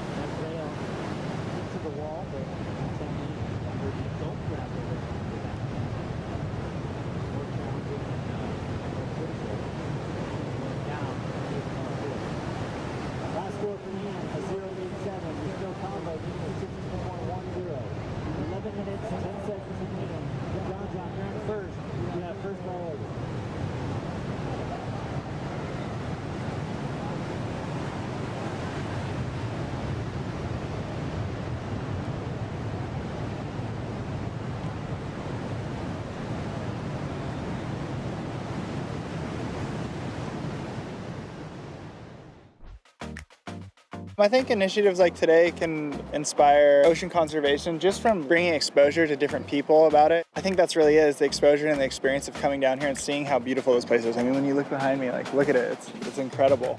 Let's go and do this. So right here, we're mounding up water hyacinth, which is an invasive species, into a floating garden bed. So these are called huli.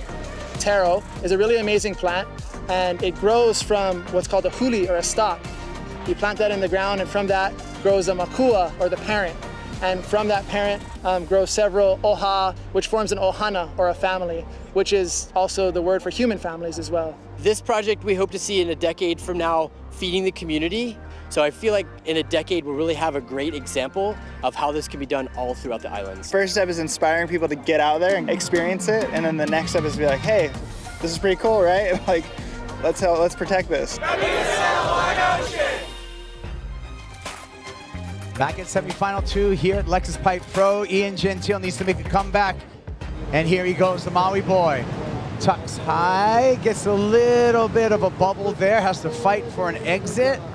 Looking to get out of a two-wave combination put on him by John Florence, Kai Guerrero, Jesse Mendez, and Luke Egan on the call here. We're waiting for that number for, and it comes in.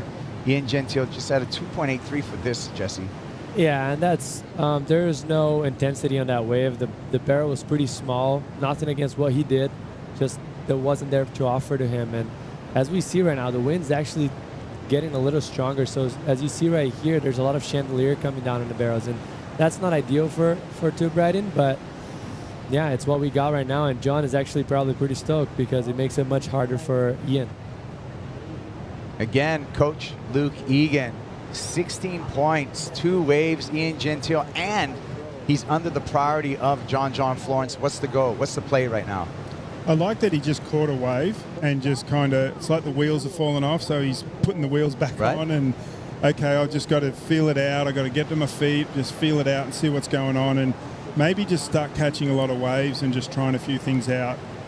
John's, put him in a pretty heavy position, but as long as the wind doesn't get too strong and we see some sets coming, he's still in this heat. Yeah. Like John, he's still there. We'll take a look at the waves coming up.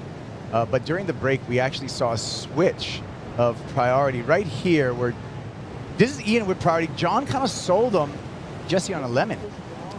Yeah, that was kind of a lemon. See, that wave kind of clamped, and the wind's not helping that much right now, mostly for pipeline. It's just kind of making everything crumble. But I saw actually that wave coming when I looked back, and it was coming very deep, and what that does, it kind of misses the main reef at pipe, and if it's not big enough, it'll go way inside, and it runs so fast that it doesn't really let you get the speed to drive through it. So that's what kind of happened in that wave with Ian, unfortunately for him. And John is smart enough. He knows every single wave of this place. Yeah, and just, it gives John ultimate heat control again. Priority, he can dictate the pace of the heat, Louis, but also the fact that he's got his competitor in a two-wave combination. I mean, John's already looking towards the final right now. The other thing I like, Kopo, is we actually haven't had as many good waves as we did in the first semi-final. Right. And John's really taken advantage and hasn't got the heat total of Barron, but he's taken advantage of what's come his way because there hasn't been any big backdoor barrels yet, and his heat totals not far off. So impressive with the way he's been able to get the scores out there. And just what John's been able to do today in the quarterfinal against Leo Fioravanti. John turned the heat in the final 32 seconds. It went Leo's way, and John hung on there. And talk about a clutch performance at a key time. That just shows it's not a coincidence. We see the numbers over and over again with John Florence and how he's able to do it. Yeah, and that wasn't easy, first of all, because he was with his back against the wall. Pressure was on him. He had to win that heat because he was the favorite. So in his head, he has all of that. And not to mention, we saw him paddling the last 5 seconds and maybe even less and getting that barrel, which was a perfect wave. But that wave was so hard to read coming towards you because it doubled up, and he was actually able to just kind of put himself in the perfect position as he always does. So props to him because that wasn't easy to do. Yeah, it was either the score if he made it, but there was a big chance that he didn't. That would have been the end of his run. But that's just the kind of magic that John Florence does as we look. He's had such a great history over here at Pipeline throughout the years. He's won in 2021. He's won 4 of the QS events here as well. Taking a look at the past 10 years, John John's finishes here at Pipe, really, really impressive, Louis. They are. It took him a while to actually get the win, but once he did, he's just he's heading off in the sunset. But you know, for so many years, he's been one of the best guys out here. You know, I remember seeing him so young out there, just so small and young. I'm like, what are you doing out here? You're going to die. And then he'd take off and just drag his backside and get barreled like one of the inside ones. And all that time, it just goes to show all that time out here, just learning, attention to detail, and it's put him to the top of the pack. Yeah, Grom John. When he won his first QS out here, he was just a grommet. In between heats, he was on the beach building sandcastles just to kind of like keep his mind off it. He was a full Grom with a full Grom attitude and just took out the entire field. And that's when I think the surfing world, Jesse, knew, okay, there's something special about this kid and Pipeline. Yeah, definitely. It's a match made in heaven, and just how comfortable he looks, it's what's most impressive. You know, you have guys that are as good as him here. Maybe Kelly Slaterwood's one of them, Barron's one of them, but they have more intensity in their surfing. Like, he makes everything look too easy, you know, it's almost not fair, you know. It's impressive how he can do that and how comfortable he looks on a wave out here. Yeah.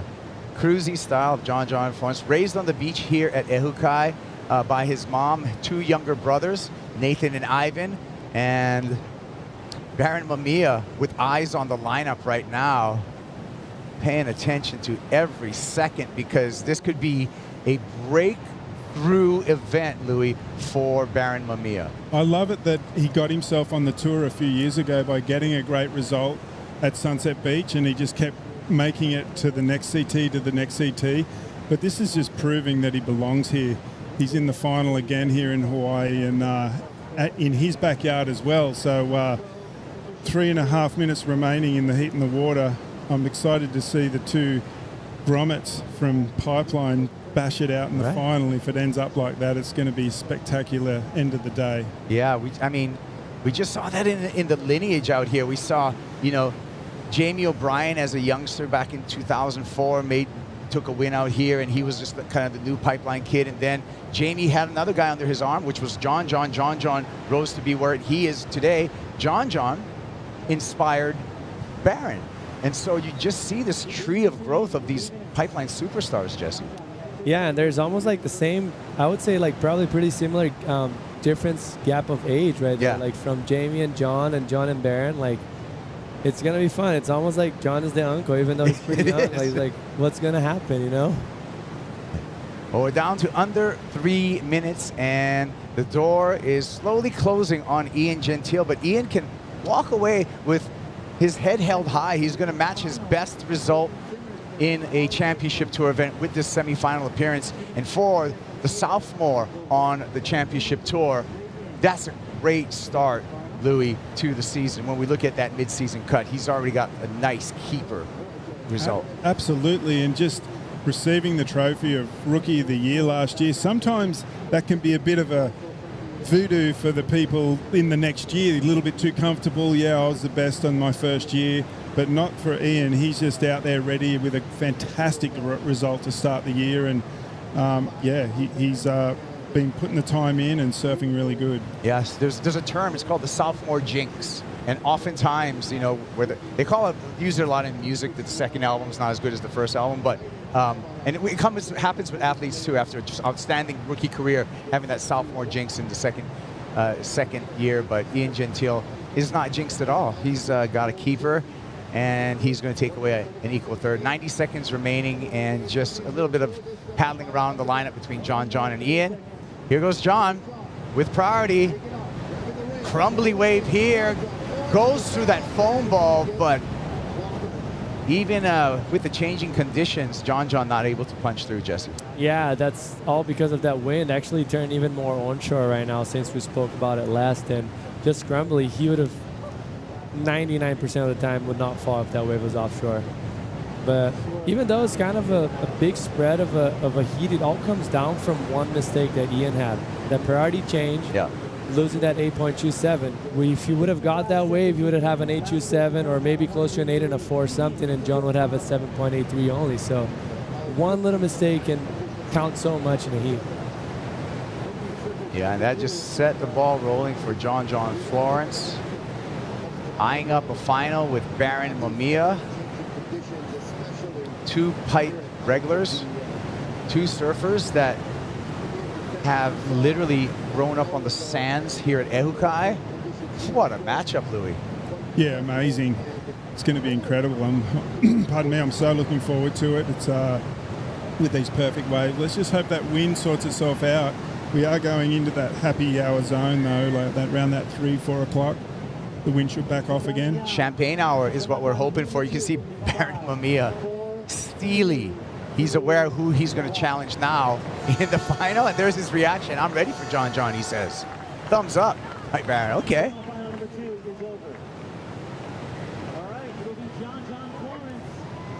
The numbers were excellent for John Florence. He's going to be into the final with Baron Mamiya. Coming up next, our women's final. Get ready, buckle up. Katie Simmers, Molly Picklum for a pipe title after this message.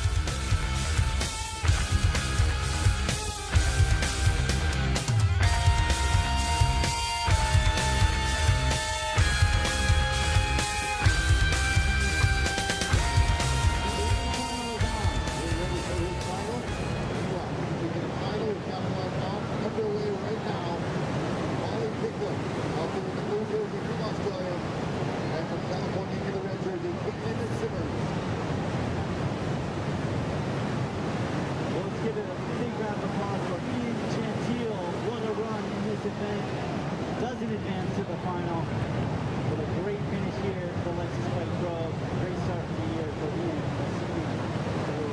Starting off into the third, going into Sunset Beach, a place he's very familiar with, and has great history just a mile from here. So we'll be looking forward to his early pro appearance coming up next week. Ian Gentile going on foot,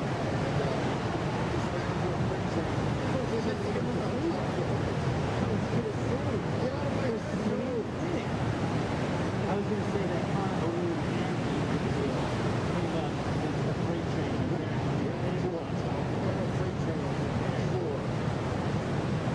All right, we'll sit back, relax, get the women's final. Has begun.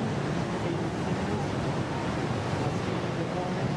Rookie on the tour last year with 2 big wins on the tour. Molly Picklum, Women's Pipe Master champion. Molly Picklum survives and moves on to the final with Katie Simmers. Wow. Katie Simmers getting things started with the women's quarterfinal. Molly putting her head down, grabs the rail of the pipeline, pulls up and under. She's still going and gets the exit. It's time for the final. Caitlin Simmers taking on Molly Picklum. We've got Australia versus the USA, and it's all coming down to this 35-minute heat scored on their top 2. Not only to be a pipe champion, but to kick off 2024 #1 in the world. The stage is set. Katie's been setting the market backdoor, that 917. Then Molly went pipeline and got a 10, 2 of the best in the event. Going head-to-head here in the final, the most prestigious event on the calendar on the World Surf League Championship Tour. Joe Turpel, Felicity Palmatier, and Laura Enever here for the call. So many highlights from these two, starting with Katie Simmers. What's been the most brilliant about her performance on finals day? For me, it's got to be her first wave of the day, the 917, just taking off, and then the post-heat interview, actually getting to hear about her internal dialogue, and she hasn't even caught any waves like that whatsoever. So to be able to have the ability to go out there, maintain composure, and then pull it off with the 917 was incredible. And we got to hear a lot from her because she was stoked, so that was good. So true. AJ McCord brought up a great question to Molly Picklum after the 10. It's like, how do you settle down after such a highlight moment for your career and then prepare for a big final? Totally. I mean, that was obviously a highlight moment for Molly, and it will be forever. Her first ever 10-point ride. But I think what was even more, something she needed to calm down from more was the fact that Betty Lou almost got the score on her last wave. And so that whole entire heat was just so intense, back and forth. It was so competitive. and it almost looked like she could have lost it at the end there. But she's made it into the final. She's had her first 10-point ride. And yeah, she would have had to have gone back to the house and just chilled out. Gosh, Not had a Red Bull.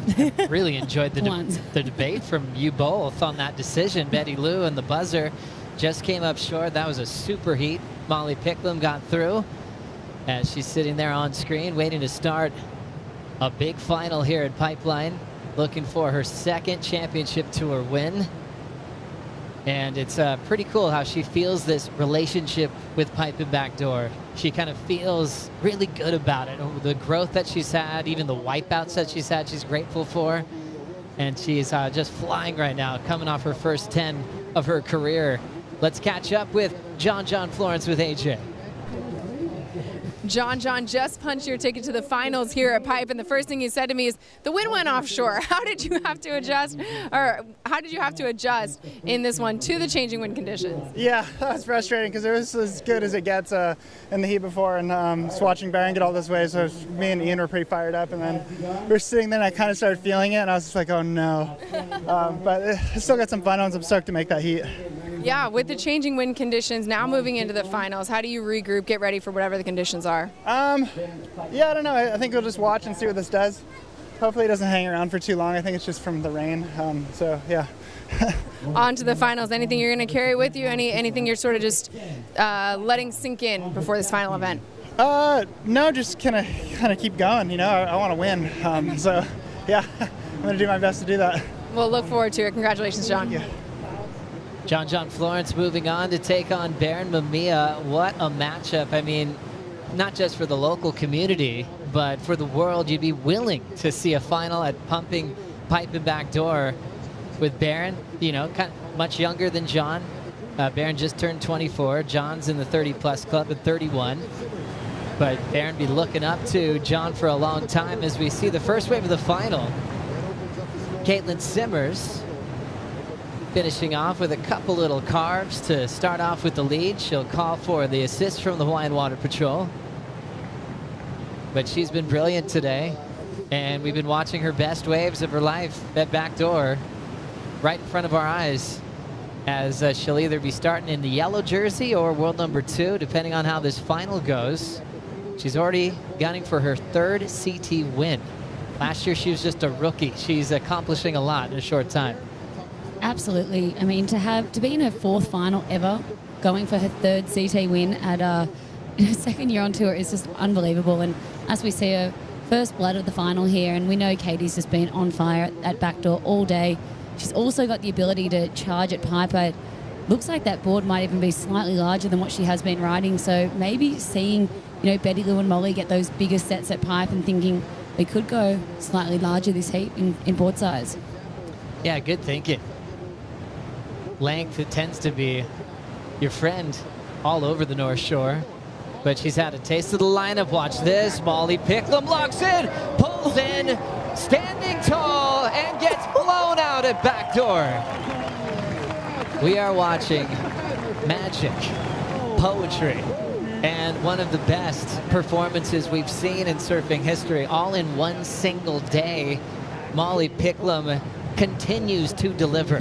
That is poetry in motion. That was beautiful to watch. She's, you know, one of those things you can... Here we go. This is the moment right here. First wave of the final for Molly. Drops into this huge backdoor pit. Comes flying out from behind the section there. I just can't believe that she's had the ability to maintain this momentum the whole way through this entire event. It is super incredible. Yeah, she has been the absolute standout of the event. And look at this. This was really hard to ride. She almost had to wait for this chandelier, get underneath it here, and this is where the whole wave just unloaded on the reef there. And look at her just screaming through that section. Wow, that's going to be an excellent score to start off the final. Molly Picklum has something really special going on at Pipe and Backdoor. She can go both directions. Her technique on her forehand is solid. She's using arm bars when she needs it. That one just opened up and gave her quite a view. Scores are now in for Molly Picklum, a 9.27 on her first wave of the final. I don't have any words. I don't know what else there is to say. This is just incredible. She just keeps raising the bar. I mean, I thought that last heat against Betty was the greatest women's heat I've ever seen in competition, especially at a wave of consequence like pipe. But Molly has just continued with this momentum into this heat, and that's a really, really hard thing to do. Keep a lid on it, be like, okay, like I just got a 10 in my last heat, like let's refocus. The job's not over yet, you know. We've still got a final here, and I've come up against Katie, who is also in form, also dropping 9s. Well, her 10 broke the internet. I just tried to catch up with a little bit of the posts that were happening, and one came from pipe legend Liam McNamara. He was going, hey, that is the best ridden wave at Pipeline he'd seen from a woman on her backhand at Pipeline. Just hands down. He's seen a lot of waves. He's ridden a lot of waves at Pipe, some big ones. And so right there, it's just that just kind of matches what we're seeing, what we call it. We're seeing history in the making as we watch Caitlin Simmers get a little bit caught up on that running right at back door. Board pops up. There she is. She had the 2.5 start. Another wave where she'll end up being complete. You start questioning now, what would the fatigue factor be like today, especially with Katie's approach. Along with the 917 she had in the quarter, she also took maybe one of the worst wipeouts she's had out there as well, Laura. Yeah, she did. She had a bomb this morning that she even said in her interview she probably shouldn't have gone. But yeah, all that fatigue, you know, we're coming up to 2:30 in the afternoon here, and look at this. Looks like a nice wave. If she'd been able to get a few more pumps, she could have snuck through that bit of texture on the face. It is pushing the lip down probably a bit more than these ladies are used to. It's been so clean all day, so hopefully we can see those trade winds kick up and clean up this lineup that little bit more, because that would have been a bit more open, but it seems like that just shut down on Katie there. There you can see Katie getting the lift for the Hawaiian Water Patrol. We can't thank them enough. The best in the business, making sure everybody's safe, especially the best surfers in the world, all led by legendary human and water safety man, Terry Ahui, working closely for many years with Brian Kealana and teaching a lot of people internationally about water safety. And their crew is unbelievable. 23:55 on the clock. Molly Picklam's been all over this event with big numbers, but this the best. 10-point ride on this one. This was so incredible and such a moment for women's surfing. It was history, this heat. I was so impressed with Molly, just her ability to get so low on the rail there, grab, draw on the bottom. There's her claim. She's heard it's a 10. But, you know, Molly did amazing in this heat, but so did Betty. It was just incredible to see. I mean, there's the scores right there. Molly, 10. Betty Lou, 9.7. And for me, they were just inspiring each other, you know, equally as they were inspiring each other, they were also wanting to beat each other, right? So they just kept raising that bar in that heat, and yeah, it was so exciting to watch. These are the top 5 waves of the entire event. Look at Molly's name so many times. You can see what round she accomplished those numbers. There's 8s that we couldn't even count. She's been on such a roll, but an 8.5 is number 5 best score, number 3, and also number 1 with a 10. Katie Simmers, big cave at backdoor, and she makes it. The teenage phenom from Southern California is a very gifted human being. She has been getting the waves of her life today, and right when you see Molly start with a 9.27, Caitlin does have an answer back at backdoor. Yeah, Katie's coming to the party now, and I mean, we all knew it would be another incredible battle, and these two are longtime friends. I mean, they're so young. I mean, they've probably been friends for not 5-10 years, but yeah, this was Molly first, just ejecting there, so just pin dropping. Hopefully she snuck through the back of that wave, and this was Caitlin Simmons behind, taking off, just negotiating that chandelier section so well. That was such a technical, hard-to-read barrel, but she did so well to hold on there. So Caitlin Simmers, a wow factor. That was a hard wave to ride. That was so beautiful to watch, and I was really, really stoked to see her just back up, you know, her amazing performance that she's already had in this event. But that was a hard wave to read that had a lot of bump on lump on the face, and this little dismount here, she almost lost it there. But this moment here, I don't know if this was just a no claim or a bit like, oh, I'm a bit tired after this many heats. Oh, here we go, Molly Picklum. Going down twice back-to-back. The first one was more of that controlled wipeout. She was looking for that pin drop. That one, she got clipped on the takeoff. Yeah, and she's going to have to negotiate these backdoor bombs on the head. Oh, that one there, she was trying to go deep, but she didn't quite get underwater, and you saw her get picked up and sent over the falls. So now we'll see what her decision is. And well, Hawaiian Water Patrol already right there to grab her. This is the classic pipeline rinse cycle right here. But yeah, all day we've seen it be super clean, but that little bump on the face is proving to be a little bit more difficult for the ladies, and just start, those lumps that they're just not used to. You even saw Katie Simmers' wave before. She hit a bump and her foot almost like moved on her board, and she was just trying to hang on at the end of it. So the ladies doing so well to negotiate this, but I'm sure Molly's got a bit of water up the nose after that. Just ran into Lakey Peterson. She's like, I can't miss any of this. She came back down. She's preparing for the finals. She had so many great things to say about all the competitors, but she went on to say this final is just so fitting. She's like, for her being on tour, and this is her peer group, now that she's out of the event, seeing Carissa out, and she named a couple of her favorites, but she's like, this was the final she'd always want to see. As the scores are coming through for the backdoor wave of Caitlin Simmers, it's an 8.83. And not much separation to Molly's 9.27. Now it's going to be the battle of the backups. We've got a battle on our hands. Wow. This is so damn good. And, their last battle, WSL Finals. Katie got the upper hand. Molly's still looking for her first win over Katie. Yeah, it's kind of been all about Katie Simmers, even in the regular season events. She's gotten the jump on Molly, including a heat in Tahiti that Molly really wanted to win. And then, like the WSL Final 5, that was that first match as we break down their best scores, Flick. Yeah, this is just splitting hairs here. As you can see, Katie's was a little bit shorter barrel. Molly in the barrel for a lot longer time there, and that's that just under a point difference there between the two scores.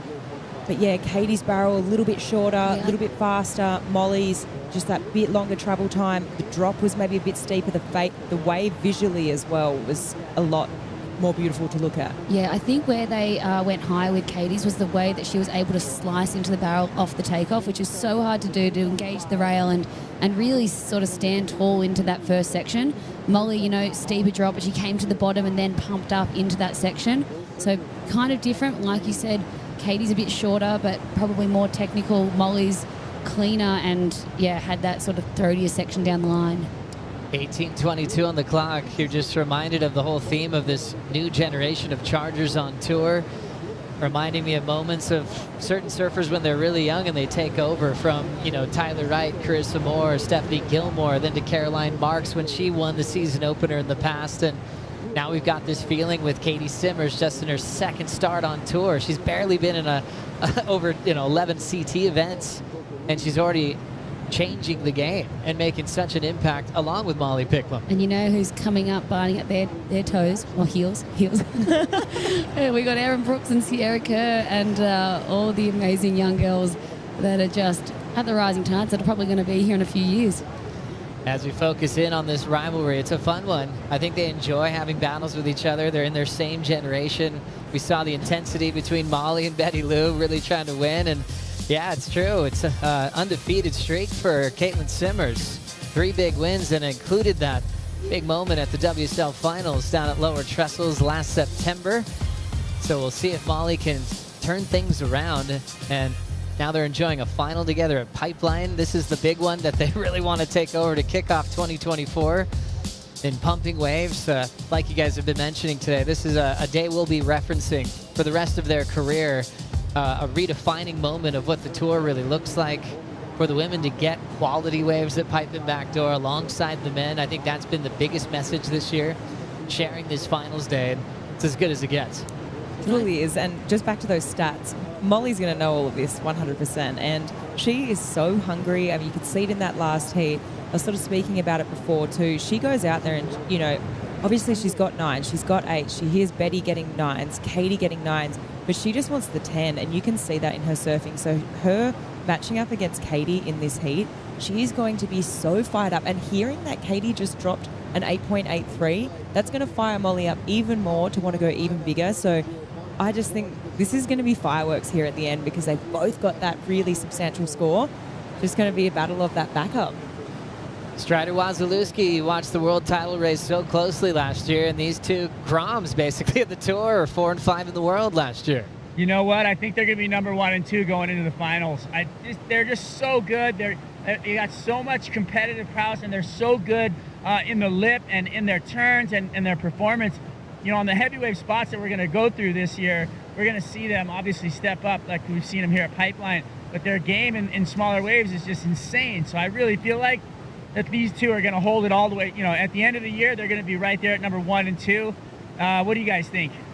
I'm just really stoked you're putting it out there at the season opener. And it's fitting that it's a final, but yeah, you can't deny the momentum that these two have, their confidence, their growth that they've had in a short period of time.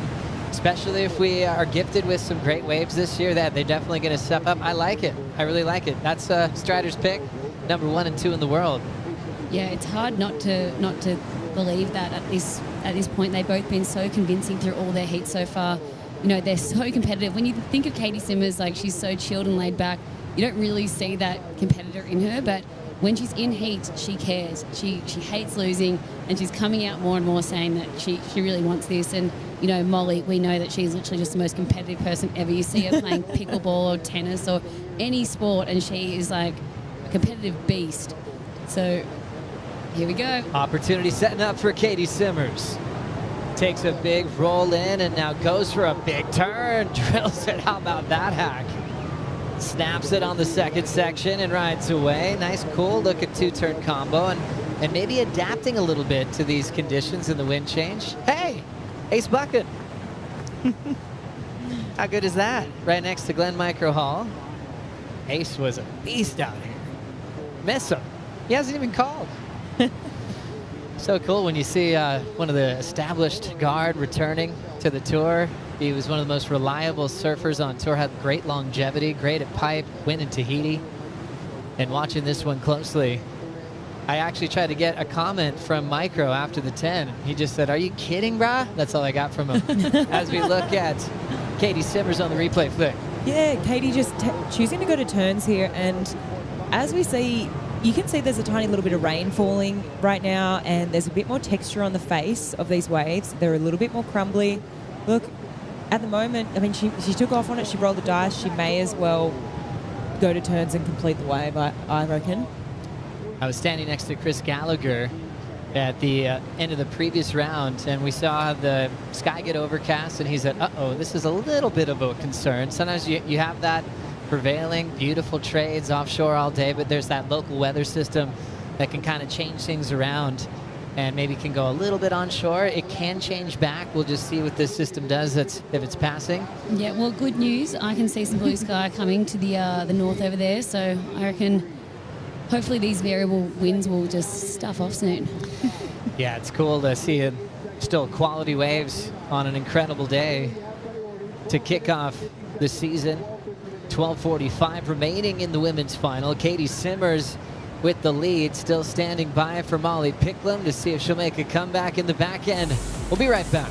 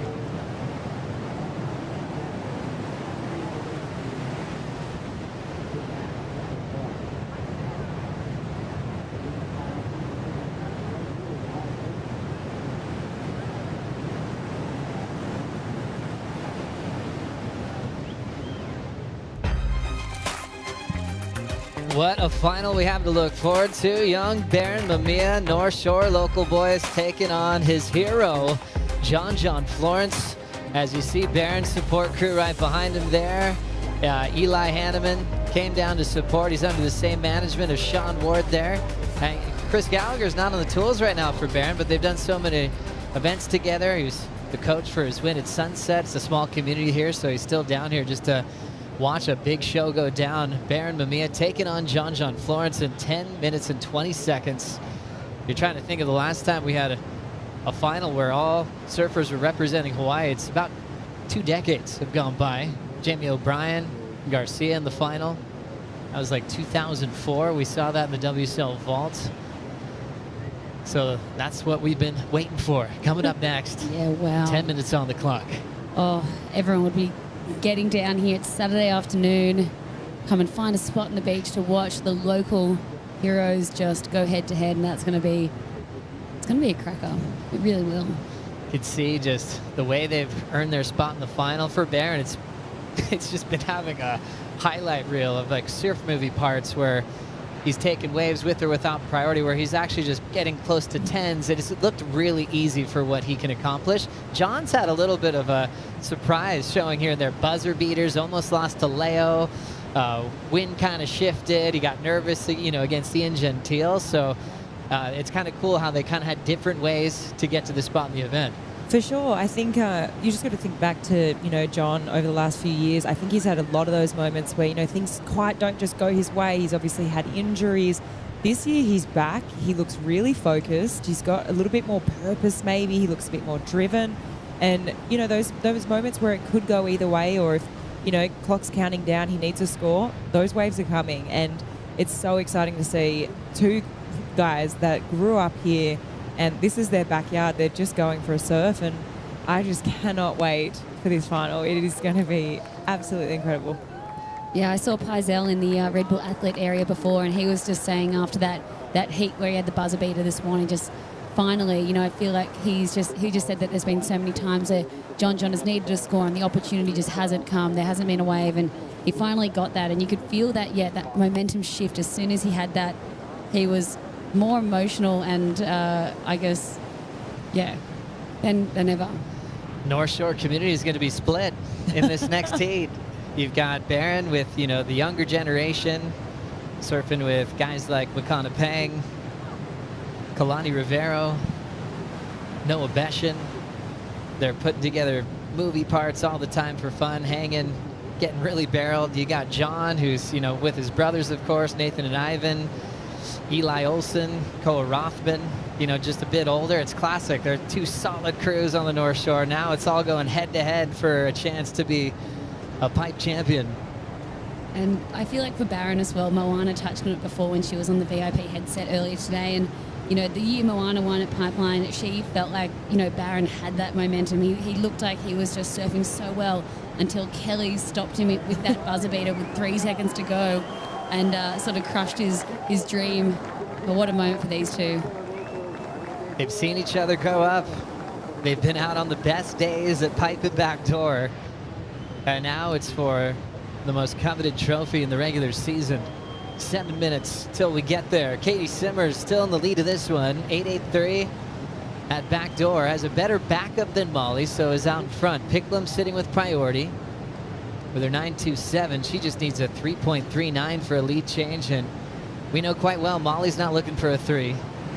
She's looking to pick a wave that would help her put this one away. Obviously, she wants to be barreled, right? But Katie's having a look here. Katie Simmers up and under, and the nose will poke, and she's straight down. Yeah, obviously Molly is looking for the barrel. There's no doubt about it, right? But time's ticking down in this heat, and she's sitting out there with the highest single wave score, that 9.27. She only needs a 3.39. You've just got to hope that hopefully, the ego sort of doesn't get in the way a bit, because this is a heat, right? And of course you want to win with 2 major barrels. She only needs a 3.39, and I mean, it's going to be very interesting to see how this pans out. I want her to get a barrel. Of course we want to see barrels, but we just hope that ego sort of doesn't get in the way, and she keeps looking for it. I feel like as well, this local weather system, the wind. So it looks like Molly might be having a look at this smaller wave here. Is she going to roll the dice? Looks like she might. Molly Picklum needs a 3.39. She's looking to burn off some speed, pulls up and under, and just saw her go down quickly. Right when she looked like she set her rails, something threw her off.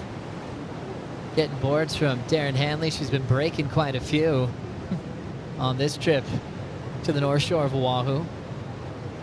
Katie Simmers went to the 5.11 earlier today, which are normal boards of 5.4.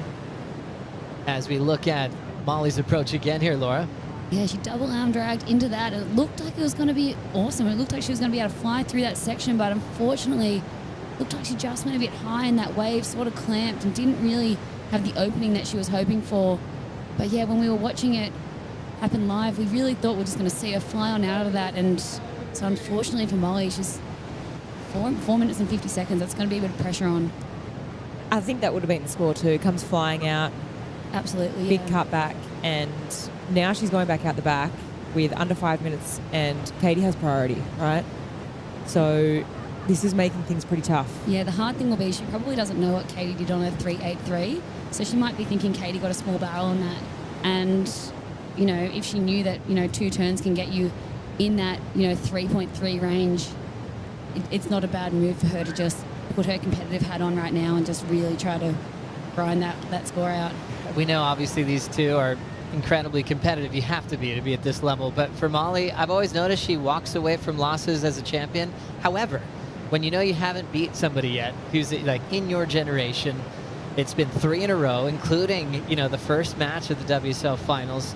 You'd wonder if that would be creepy and going, okay, it's you again. This is my chance. And seeing Molly fall a couple times in this heat, the energy of a final is different too, isn't it, Laura? When you've gone all this way to earn it, this is where you want to put in your best, and sometimes it can put more pressure on you at the same time. Yeah, I think coming up second in a final it's pretty heartbreaking. I mean, Molly's had such an incredible day today, and she's going to have to pull from all of her competitive experience, all of the heat she's done, the mock heat she's been in situations like this, needing a 3.39 with 3.5 minutes to go, and try to get creative and work out how to get there. So this is Molly's 4th final appearance at the CT level. So in the 3 previous, she's won 1. That was the win we saw at Sunset Beach. So she's trying to work on that winning percentage when she gets to the final. As we saw Katie Simmers win twice last year and was runner-up in Tahiti, down to 3 minutes, Strider. Yeah, we have just enough time for a wave to come through, and the only thing that is going to be on the benefit of Molly at this point is she just needs to drag Katie into a wave. She needs to get her to paddle for one. So basically, you know, she's going to defend her priority at the moment, but it's a small score, and Katie knows that. So she's going to probably try to take whatever wave that Molly looks at, and that's what she's got to do. She's got to sell her a wave as quick as possible and then hope for one behind her. Thank you, Strider. Yeah, always a good reminder that 2.5 minutes is a long time at pipe and backdoor in these conditions. Picklum should have some opportunities to try to either sell Katie on a wave or even get a wave that Katie doesn't want to use her priority on, because she's still only looking for a 3.39. It's going to be tough right now too, because Molly has that single highest wave score, and she'd be feeling like, wow, I've got a 9.27. Like I should be in the lead now. Rolling into this one, Molly decides to pull back at the end. She's not going to commit unless she knows she can turn this heat, this final, on Katie Simmers. Looks like there's a couple of lines coming through that might hit the backdoor peak. Wow, this is exciting. I've actually got butterflies. Oh. And imagine what Caitlin's going through, making a priority decision, 90 seconds. Being on a crazy platform like this, you'd see what they can do with it. Pumping conditions all day long, a dreamy finals day. One of the best I can remember in a very long time. Getting into the final minute. We're seeing some lines out there. They're kind of drifting down the beach a bit. Also take my hat off to Katie, just even holding back on those couple of waves. Molly tried to sell her, but she just sat there and identified, and up. That's not going to be the wave. 55 seconds. We're looking at our new number 1 and 2 in the world heading into stop number 2, but still only needing a 3:39. 45 seconds. Katie Simmers is going to let Molly go on her backhand. Swoops under the hood. She's reading it well. A ton of spit, and the Australian gets caught. But a fair attempt to try to steal the win. Great technique and just a lot of pressure from the foam ball took her down. Yeah, she had to go, and it was a good wave choice. It was really clean. I think she was just obviously a bit deep there. It's going to be highly unlikely she gets back out the back. You can see Katie just looking. Oh, it's going to be absolute heartbreak for Molly there. Looked like it could have opened up and let her out. But look how determined she is. Still checking the time. Now looking to roll in is Caitlin Simmers, as we will count this one out. What an incredible champion of the Lexus Pipe Pro presented by YETI. Katie Simmers is your champion at Pipeline. Molly Picklum, number 2 in the world, and we'll see Katie wearing the yellow jersey heading into Sunset Beach. Wow, what a moment for Katie. I mean, from when she came out of the gates firing this morning with that 9-point ride, she set the tone, she set the mark, and oh wow, these two are just, you know, what a show between the next generation. I think there's going to be plenty more battles where this came from. Yeah.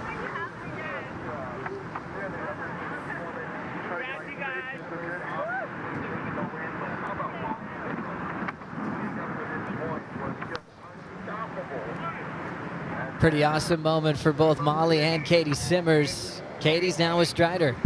Katie, you took it down. Lexus Pipe Pro Champion presented by YETI. Congratulations. Pipelines for the fucking girls. That's all I have to say. I don't know, like this girl, she's a pipe master. I just couldn't let her have it again. I don't know. It was a fun final. I wish it could have been picture perfect, but I don't know. It was super fun. Now the wind's probably turning offshore for the guys, but I don't know. I had that one wave like straight off the ski, and I was like, whoa, this is kind of like crazy right now. It was like kind of chandelier-y, and I just like tried to go power stance through it, but I don't know. I'm really, really happy. Thanks everyone for the support. This wave's terrifying. I respect everyone who wants a part of it, and I respect everyone who doesn't want a part of it because it's friggin' freaky. But yeah, I'm really thankful for this wave right here. Both sides in the house. Congratulations. We love it. Simmers took it down. She showed up all day. Congratulations, young lady. And congratulations on graduating as well. Thank you so much, Strider and Katie Simmers. You are a hero. Thank you so much for all that you do. That was just beyond impressive. There's going to be some time. We've got to really soak this up and take in what we've witnessed live today in surfing history. And for Katie Simmers to get her best waves in front of us was nothing short of special. Jaw to the floor. I am so impressed and so proud. Katie took the words right out of my mouth. He certainly did. We'll be quoting that for a long time. Hell yeah. One of the What best. a day. History. She's a true champion. Thanks so much. We've got one more final coming up next. It's a big one for the North Shore of Oahu and the world. Baron Mamiya taking on John Florence right after this.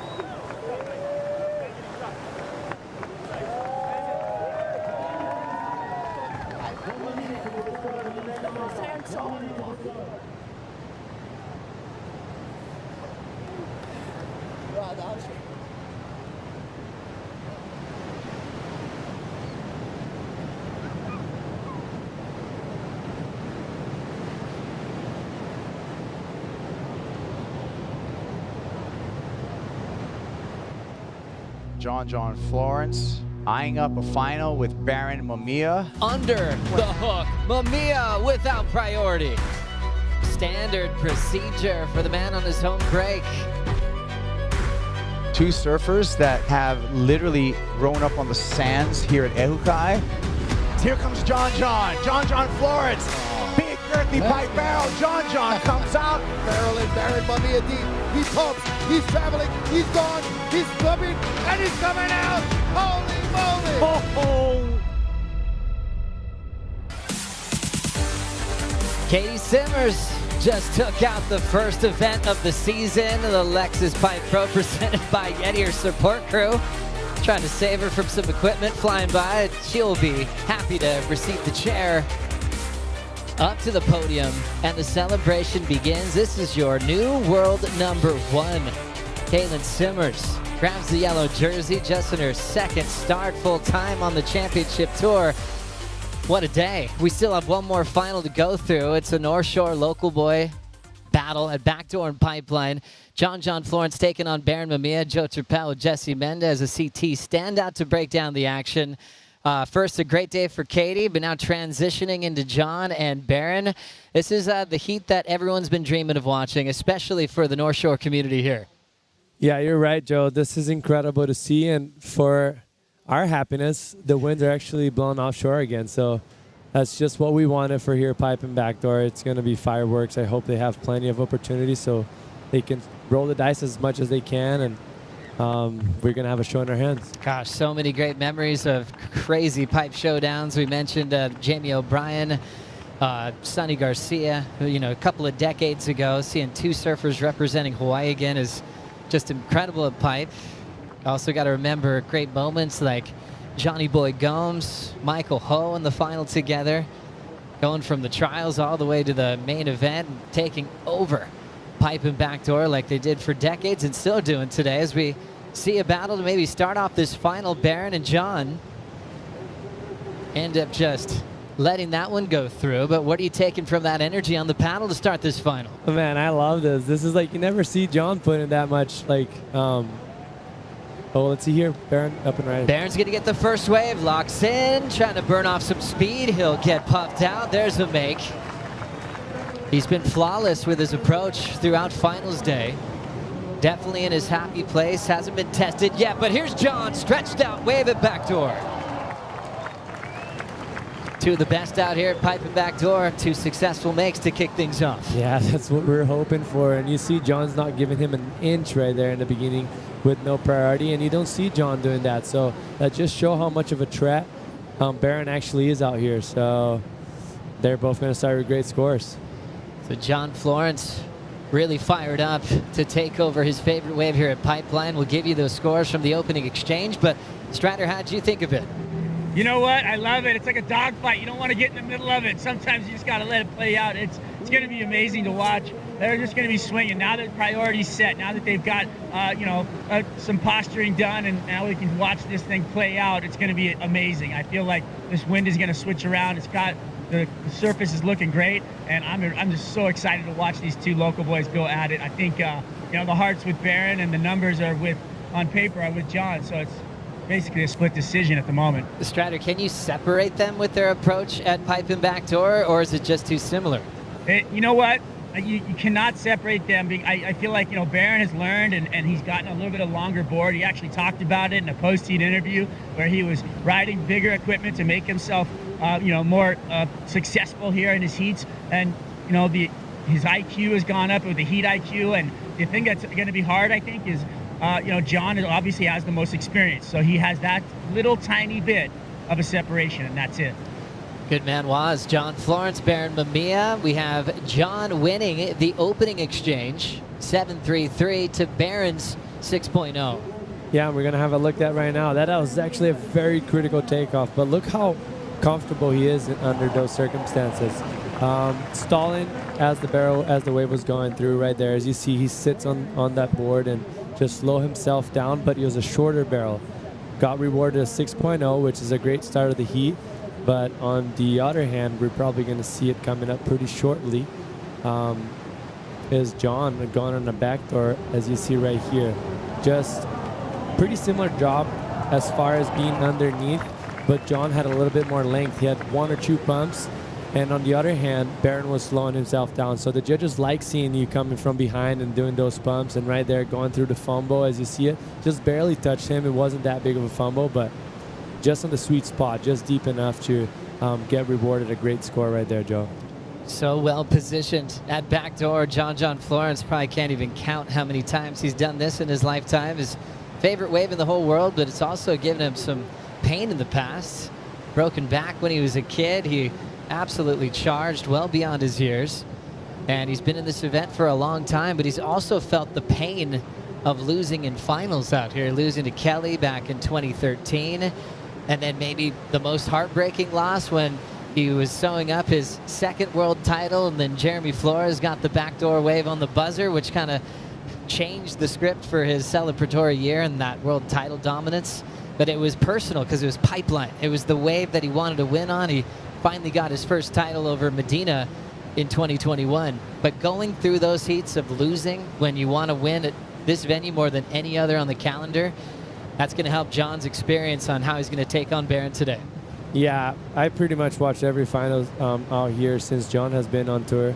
And I remember actually the Kelly one as well a few years back that he ended up losing to Kelly. And it was kind of the same thing. Like Kelly got a 9. I was actually already on the channel waiting for the event to finish, and I saw Kelly getting shacked. And it seemed like everything was going against him, even though he was doing everything perfect and just doing what he does here just on a daily basis. He wasn't working his way, and he just was able to pull it off in a few years back. And now probably all that weight comes off his shoulder, and he's just, you know, being able to free himself a little bit more and enjoy more. And that's a dangerous combo, you know? Yeah, you can tell John when he's lost in the quarters the last couple of seasons out here, he's just not satisfied. That's just not enough for all he wants to accomplish for his relationship with this wave. Out in front with the lead and priority, Barron's got a little bit of space. Barron's been crafty because he knows the reef better than most of his opponents, but these guys are matched basically in every discipline. With priority, John pulls in at pipeline, and he'll get puffed out. There's that casual look towards his friends and family as he will have a solid number, but Barron's going the same direction, knifing it super deep. Mamiya comes out.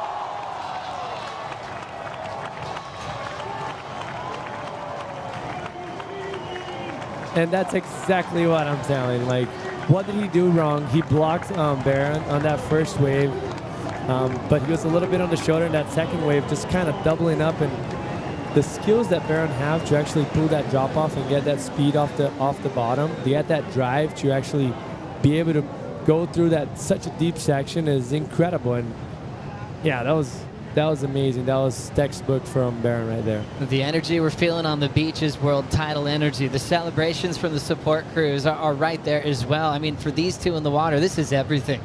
The two of the best at pipe and backdoor going blow for blow. This is the decision for John to go first. All right, that's what I mentioned. He wasn't deep enough on the takeoff right there, but because he's so good at slowing himself down in those waves, he was able to actually drag and wipe all the speed he had and actually get a very good barrel out of that. But then on the other side, you see Barron already scratching, battling deeper. But see right here, front angle. As much as that was incredible, it wasn't as deep as Barron's wave. And yeah, I have no doubt that Barron's going to have a better score than John on that exchange. That was beautiful. John Florence, he paddled with Barron. Barron pushed him deep, and then Mamiya locked into this one. Yeah, and that's what I was saying. He was so late. Are you kidding me? How did he stick that drop? And not just that, usually 99% of the people just get stuck on the bottom.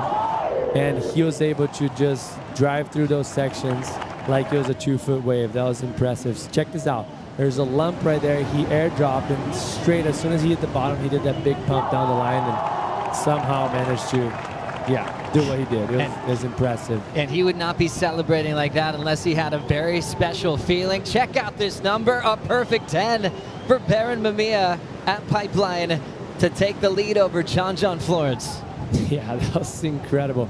See the wave after, it had so much energy on that pipe reef right there that after it disappeared, it's literally flat in front of him. He actually got all that energy and synced in into towards that reef, that part of the reef, and he took the most of it. And John is scratching for a wave right now. John's looking to answer, slides in beautifully, running for an exit and back door. And that one is going to knock him down. But what a great read, jump start on that first section. However, he'll be incomplete. Let's take another look.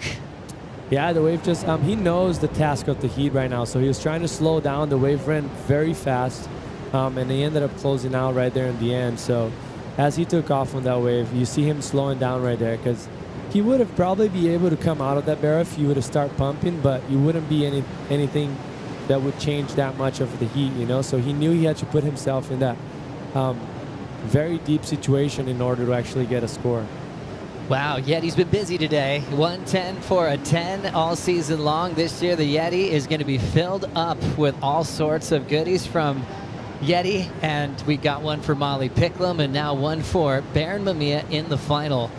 A 10 and a 6 with the lead out front.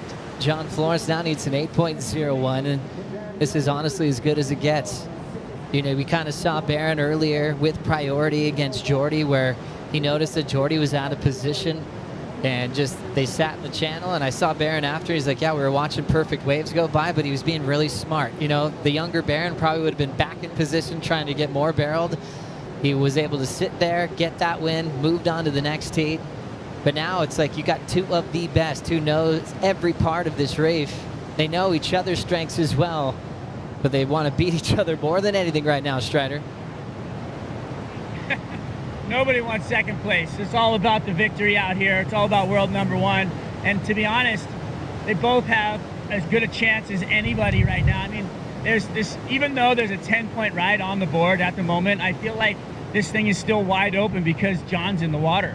So for me, this thing is just getting started, and I can't wait because, you know, John is so conniving on that inside. He just knows exactly where all those waves are. I do have to say, I love watching Baron's kind of him educating himself throughout the years and now finally settling into a place to where he's got that calmness about him in a heat, and watching him walk around the contest area. So he is deadly right now. He's dangerous. He's got an understanding of what's going on, and he would love himself to be a pipe champion at the moment. Strider, you're pretty close to all the executives, you know, up in the office upstairs. Could you add about an hour to this final? I would love to add the rest of the day, please. Gosh, I don't think anyone in the world would complain.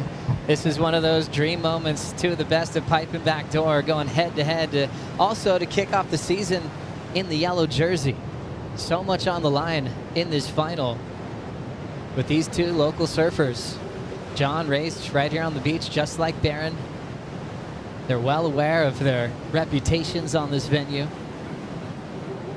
Now 22 minutes to go. John will need an excellent range number to come back and to try to calm things down. Baron's letting a lot of energy out. He's flexing, he's feeding off the crowd. You know, John tends to be a little bit more subdued, but we always talk to Florence about surfing in front of a crowd at Pipeline, and he just handles it in different ways. He's definitely still peaking with his adrenaline, knowing that all of his best friends are watching on the beach and he wants to bring that trophy home. Yeah, it's just different personalities. Of course, he's feeling everything that Baron's feeling. They just reflect a different way, and it's also if you even see it in the free surfs, that's kind of how it works for both of them as well. Baron's way more active, usually just showing that he's there, and John is just always on the shadow, but because he's so good, he's always on the highlight at the same time, in the spotlight. Sorry. Yeah, let's see how it's gonna play out. There's so much time left. I mean, the chances of this scoring stay like this all the way through the end are very slim. I think we're gonna have so many opportunities coming their way, and we're gonna see some fireworks. Pretty classic tonight is the famous surf night at Sunset Beach Elementary School. Baron and John both went to that elementary school across the street. They used to go to surf night to try to get autographs from all their heroes. Now they're the athletes that are donating boards and prizes to all the young Groms in this North Shore community. So all the faculty and staff there would be celebrating this matchup. A total win for the North Shore of Oahu. As you see where we are here at Pipeline, well, that's the school that both these guys went to. Big park there, tennis courts, basketball court, kindergarten through 6th grade. It is Saturday today, so yeah, no school. But tonight, it's going to be packed with food trucks, music, a lot of giveaways from the best surfers in the world and from the WSL. What a school to grow up in, huh? Amazing, right across from Pipe. It's amazing. Oh man, just finish school and come straight check the waves. I mean, you're most likely for the average human. You'd probably not be surfing Pipe when you're going to that school, but still pretty nice. Nice. 1957 on the clock here for Florence. He's been in quite a few finals. 15 CT finals for 8 big wins in his career. So he's had some heartbreak moments, even at this event like we talked about earlier. The biggest thing for John last year was staying healthy throughout the entire season, his first completed season since 2017. And he's feeling great. He actually did a little strike mission right before the Lexus WSL Awards. Got some great waves actually off island, which was kind of cool. You think everyone's kind of focused here, and he actually went the other way. Came back right before the year started and more committed than ever to go for a world title this year. Let's hear from John himself about this season.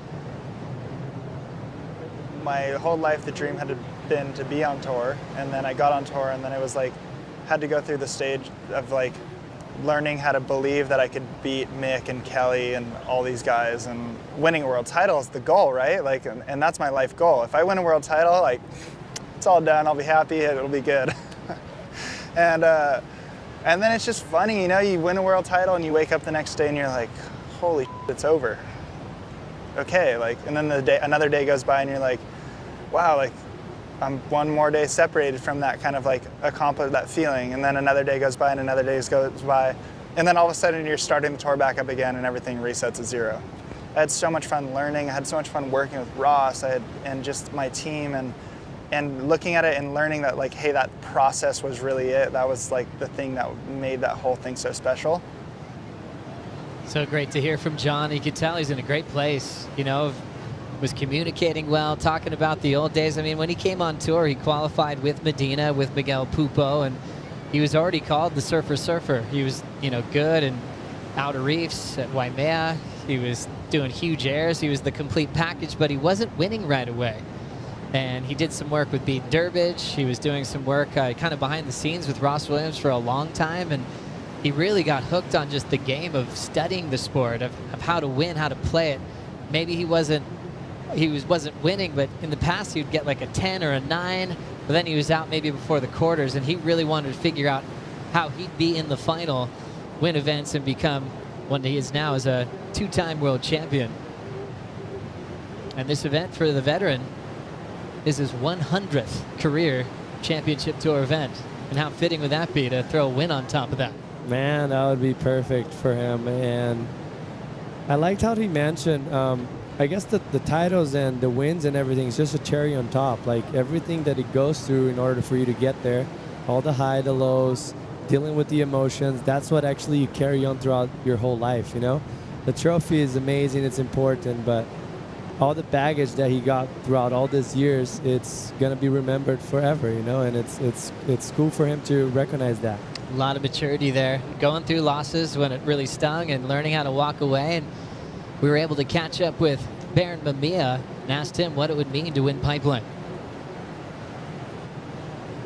I grew up watching Andy, Kelly, John, Jamie, you know, all the best surfers in the world surf Pipe, and I always knew that like if I wanted to be one of the best surfers at Pipe, I would have to win the Pipe contest, and that's the, you know, I really want to do that, and yeah, I mean that's at the pinnacle for me for sure. Baron Mamiya was out here at a very young age. It'd probably be hard for him to actually remember those first sessions. He was so young His dad got him in the water probably about 3 years of age, and he was surfing. And it's, similar to John's start. John might have been getting more coverage, when he was little. He was getting cover shots of Surfer Magazine when he was tiny, going on surf trips with his mom. But yeah, gosh, they've kind of had a similar upbringing. It all kind of, the focus for both of them seemed to be on pipe and backdoor, where most kids their age were still kind of looking at it in fear.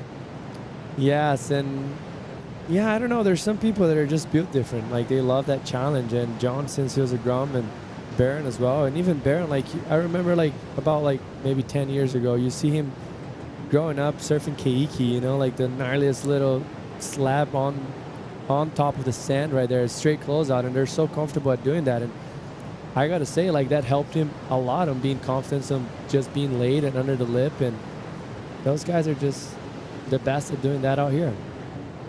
It's cool for Barron too, kind of with a similar growth pattern to John. I mean, he came on in a different way with the wild card win, but then kind of went through some tough results. Lost early, even took a break from Brazil when he was first on tour, and it was just a reset and just be home a little bit. He'd been on the road for so long and kind of accidentally got on tour. In his mind, he was planning on maybe a run on the Challenger Series, and all of a sudden he was trying to make plans for the Dream Tour, but he hadn't thought about it yet, what boards he'd need for all the venues in that season. Then once he got to the break, he could actually take a breath, look at the schedule ahead, and kind of see who he wanted to partner with. And one of the biggest changes he had was in the offseason was signing up with Channel Islands as his new surfboard sponsor. And look at all of them on hand. Brent Power there, Britt Merrick not missing a heat. Even on island, you got Andrew making sure he's got the right equipment. He lives over in Kaimuki. He's got that whole support crew and giving him everything he needs to compete. Yeah, and it's very important in the career of an athlete, having a brand that can support you everywhere you go, and also a brand that had so much feedback from years of experience of other surfers. So they really designed the best crafts, and he already has that in hand. He doesn't even need to work that hard for it because they already done the work and previous surfers already done it. So yeah, it's a big advantage of him to have that support. And obviously he would work on his own, what he likes best from each craft. But yeah, it's a step ahead of people that maybe don't have that support behind him. This heat got going immediately. We saw John get the 7.33. Barron had the 6. Florence had the advantage at that stage. John got the 8, and Barron got the 10 right behind him. Ever since then, we've had a bit of a lull. It kind of reminded me of that heat with Kelly and John in the semifinal heat, one of the greatest ever in Tahiti, where there's a lot of action when you watch a highlight reel, but there was actually probably 20 minutes where they were actually just sitting there, which just added to the drama of that day. Yeah, totally. And he gets the nerves going too when you're sitting for too long. You start thinking too much. You start thinking, is this it? Is the swell dying right now? Is this over? So in Barron's advantage, the time is running out for John, but then, yeah, we still got some time, and yeah, we're going to see more waves. We see some lines approaching right now, and hopefully it comes more towards pipe and backdoor instead of going off the wall. A lot of sets are moving a little bit further down as the swell turns more north. We'll see how that plays out. Yeah, that's right. They just want to put their names on this amazing list of champions for this event. John's on there in 2021, but all those heroes they would have grown up watching compete out here. Obviously, Kelly, the GOAT at pipe. They witnessed all those first hands when they're little kids growing up on this stretch of beach. Let's go positioning with these two after quite some time just sitting. Strider, what do you think? You know what? They're not leaving each other's side. They are sitting right next to each other. They're not going to give each other an inch. And, there's a question of which way is going to be better. We saw that in that last exchange. And, Barron ended up on the better wave, and it was the one behind. So will that happen again? Will they give him the first one? It's like there's so many things that probably go through your mind while you're sitting there next to your opponent, and you have to make those split-second decisions as the waves arrive. So we're going to see that, but they're definitely not leaving each other's side. They're going to be there all the way to the end, right as soon as they're looking over the edge. So they're going to put it to each other to the end. That's what we love about it. Was a lot going on out there, even though it's a pretty long lull. Swell's still there, just adding more to the energy of this final. John chasing an 8.01, doesn't have priority. We know we're going to have another pipe title representing for Hawaii, going back to the 70s with Jeff Hackman on the champions list. Jerry Lopez, considered the best of that era and all time out here at pipe, won back-to-back. Roy Russell did the same thing for the Hawaii region. Michael Ho, that famous year where he had the cast on his arm and he was really perfecting that pig dog approach, winning in the early 80s. Then Dane Kealoha, one of the all-time greats, winning in 1983. Derek Ho in 86, multiple-time champ, went again in 93. That was Derek's world title year. Johnny Boy Gomes, that famous final with Mike Ho. All Hawaii representation there. Bruce, Andy era. Andy with 4 for the Hawaii region. List goes on and on. John Florence in 2021, and guaranteed this year, 2 boys from Hawaii will be number 1 and 2 in the world heading into Sunset Beach. Yeah, exciting times for Hawaii for sure. It's nice to see that, and nice to actually have another athlete from Hawaii to be with John together with Imai, together with Ian. They got a full force going on right now. Surfer Magazine used to have the Surfer Pole Awards. That was often at the Turtle Bay. I'll never forget one of the presentations. Baron Mamiya got honored by the Irons family, and Bruce Irons was up there. It was the coolest speech from Bruce. The way he looked at Baron, just knowing what, you know, his big brother Andy would have been saying about this young kid from the North Shore. Baron was just beyond words. He couldn't believe, you know, these idols of his were recognizing his talent, you know, to be in that similar conversation, and he was still so young. Obviously, North Shore saw the talent in him, and he's got about 9 minutes to try to beat John Florence in this final. Out in front with a perfect 10 and a 6-point ride. We will take a quick break. We'll be crowning our champion right after this.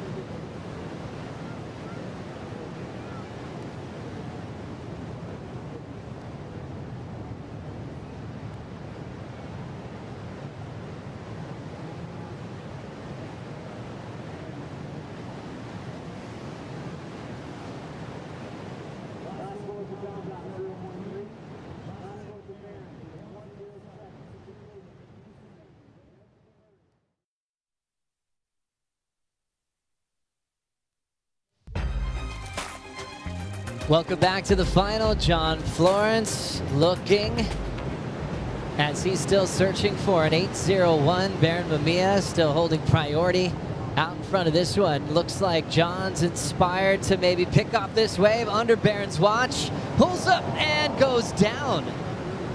A rare fall from Florence.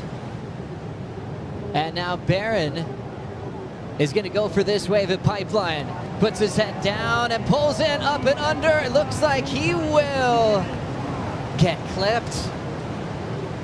Back-to-back falls from John and Baron with time winding down.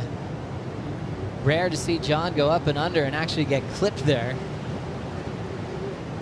But Baron didn't capitalize. Situation remains the same as we take another look, Jesse. Yeah, that happened all because he was out of position for that wave. He was under and he was wide, so he tried to put himself as deep as he could, and he actually tried, as he was taking off, was trying to put his board backwards to bring it back around and put himself late enough. So when you do that, sometimes you just catch a rail, and that's what happened. And Barron here did everything he could, but the wave just clamped on him and landed on his head, so there was nothing much he could have done. He could have maybe capitalized on that wave if the wave would have been nice and open towards the end, but yeah, that was basically it. Thanks, fans, for chiming in on WorldSurfLeague.com for the Pacifico fan picks. 74% of you going with John Florence for a win, and 26% is feeling pretty good about their call. Barron Mamiya is still out front with a perfect 10 with 5:30 to go.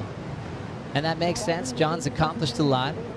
And I think Barron would probably expect that as well because of, you know, John being a superhuman athlete, globally recognized as one of the greatest ever.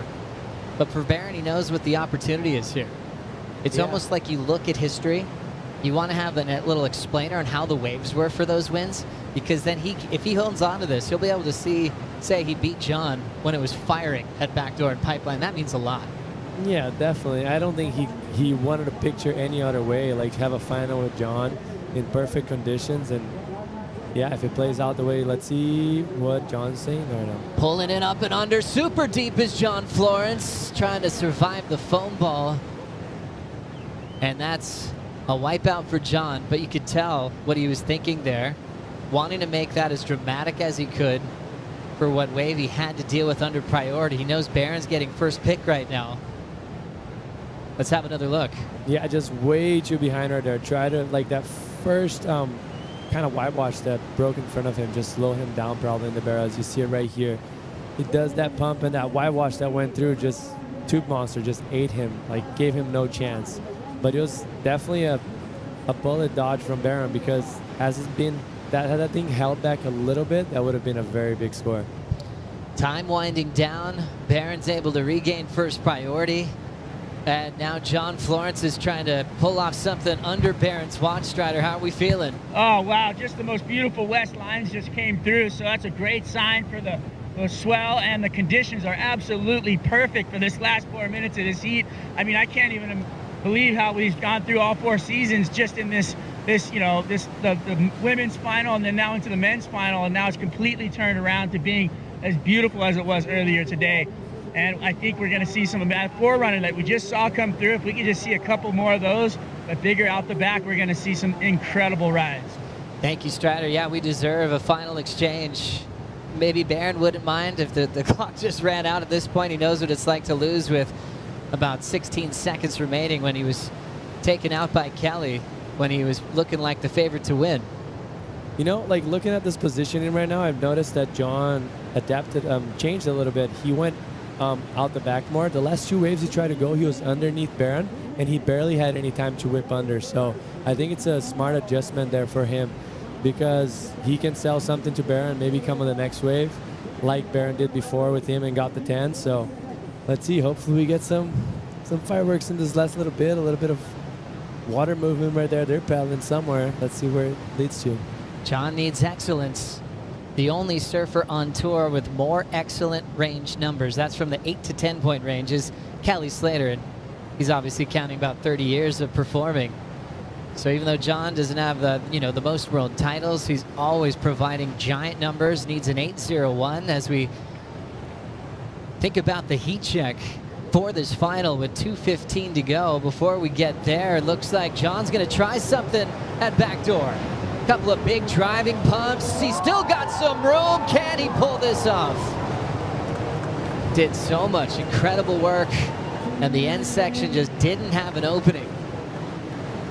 Talk about a guy that can create big moments with or without priority. One of the best, but probably his toughest job at doing that against another local like Barron.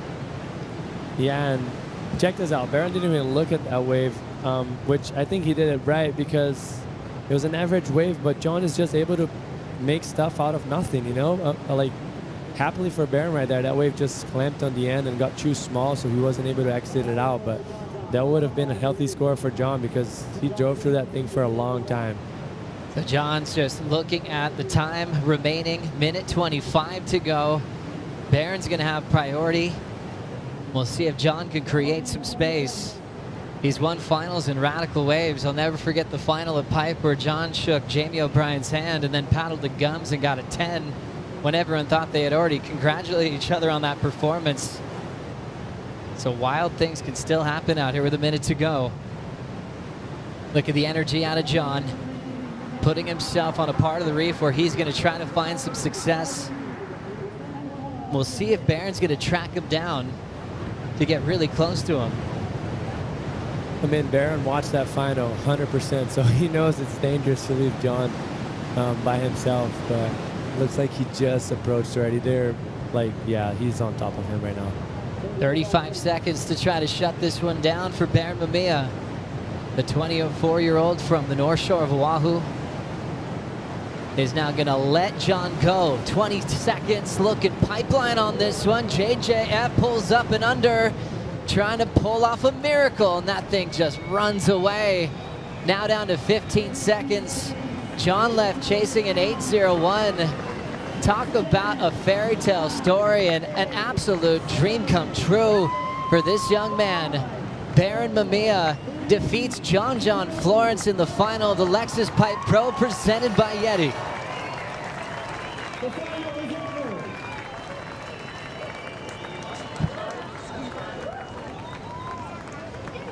A 10-point ride along the way with a 6.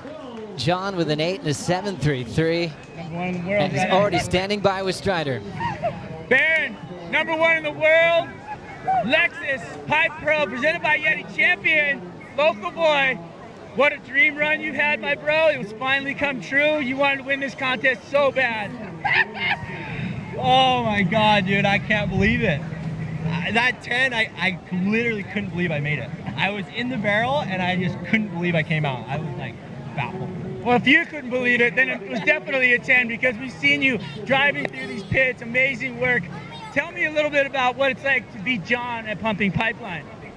Oh man, you know, without John, without Jamie, without, Uncle D, all these guys, I wouldn't be who I am. I watched these guys surf my entire life, and I watched John surf out here every single day, and watching him is how I learned how to get barreled and stuff. So I give him lots of credit for the way I surf. Thank you very much. Congratulations. We want to let you go celebrate with everybody, your friends and family on the beach. Your dad Barry, Uncle Barry. Yeah, I love it, man. Thank you guys. Thank you. Thank you so much. Much love.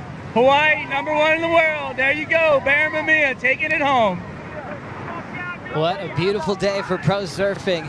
Barron Mamiya modeling his act, watching John Florence his whole life, and ends up defeating him in the final on a picture-perfect day at Pipe and Backdoor. Gets a 10 along the way. You couldn't just script it better than that. Barron, #1 in the world, in the yellow jersey once again, heading into Sunset where he's won before as a wild card. Things are off to a great start for the young man.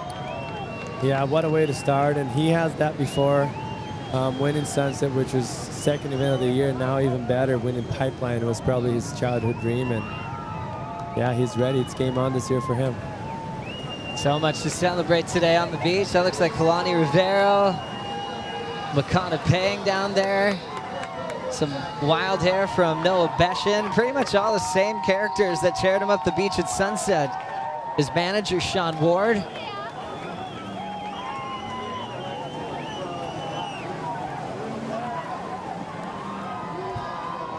And now literally on top of the world, your new world #1, Lexus Pipe Pro presented by YETI champion, Barron Mamiya.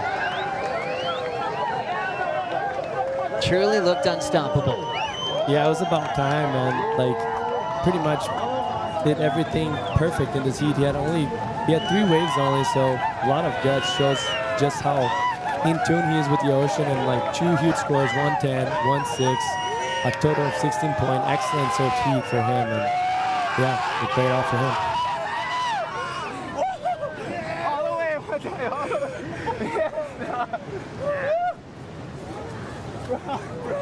One of Barron's best friends, Matahi Jolie.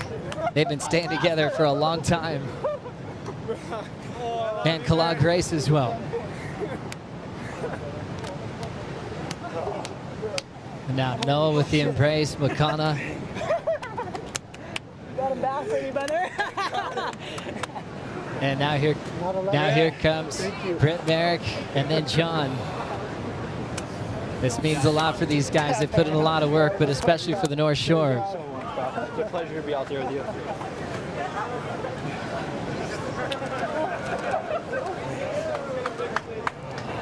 Let's celebrate an incredible event, incredible finals day of the Lexus Pipe Pro presented by YETI. All the biggest highlights from the day are about to go down on the 8:05 post show coming up next.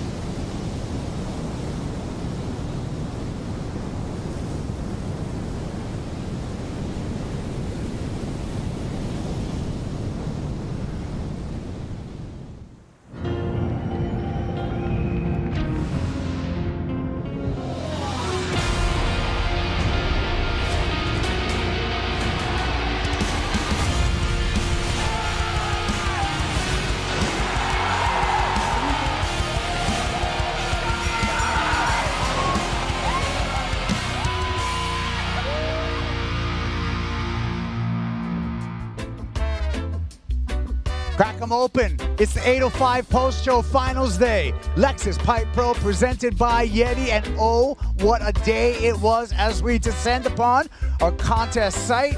And we just had a bunch of excellent stuff today. Epicness. So good. Flick Palmentier, Jesse Mendez. Flick, what a day. It was incredible. For me, it goes down in the history books. I was blown away, jaw to the floor multiple times.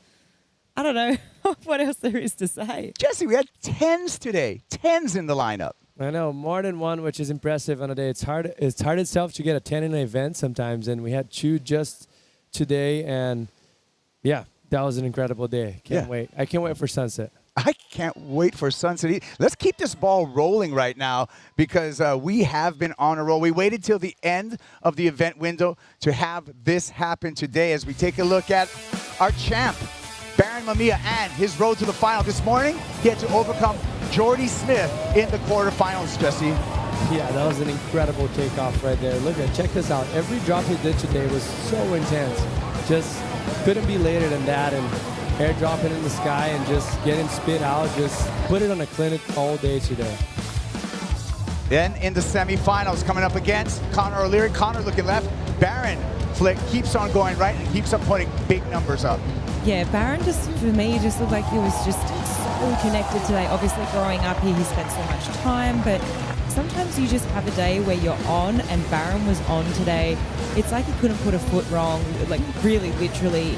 Just against Connor, he's just wave selection. This one was just so long, and it just kept on giving. You can see that he's just sort of in disbelief himself. On to the final, where Baron meets up against John Florence.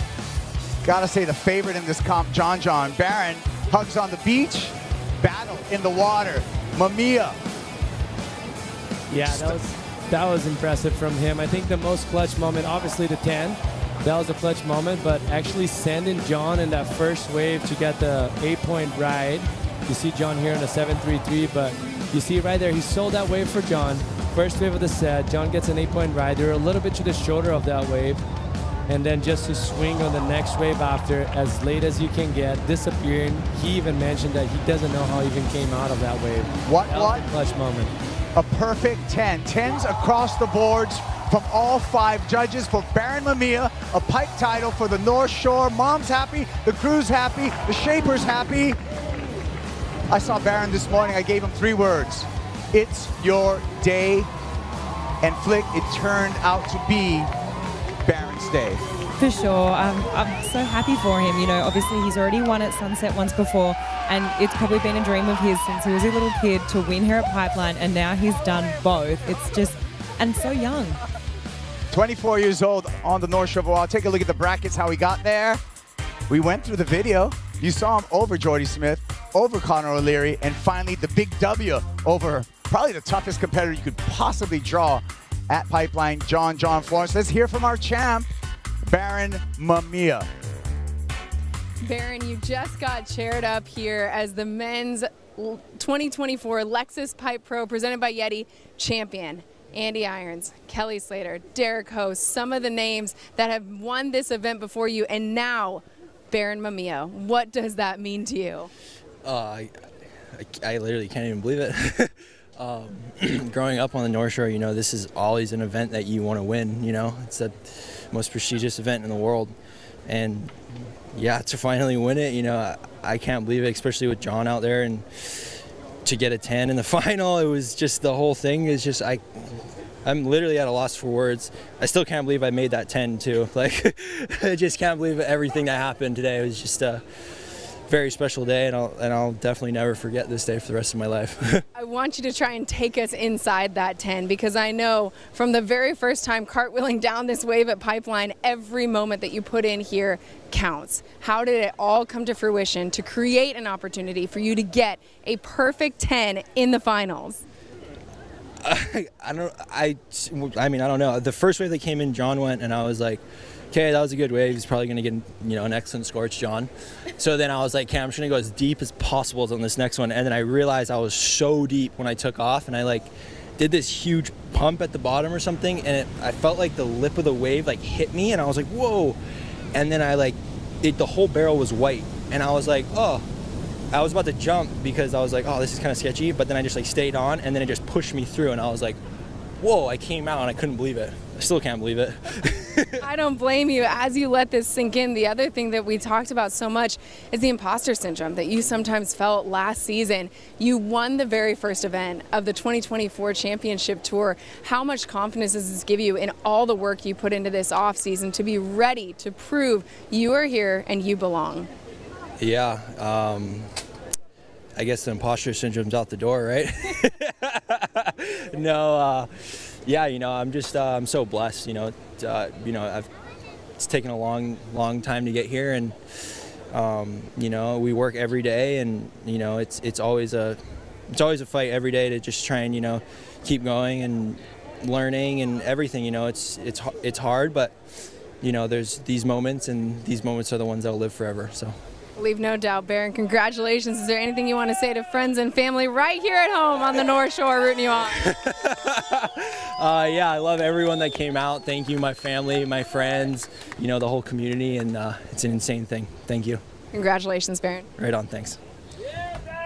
Let's take a look at our CT rankings. After the first event, Baron Mamiya, he's on top. He's going to be wearing yellow at sunset. Now, Baron's wore yellow before. He knows how it fits. He knows how it feels. In 2022, exiting sunset, Baron Mamiya earned the yellow jersey with a win there as a wild card flick.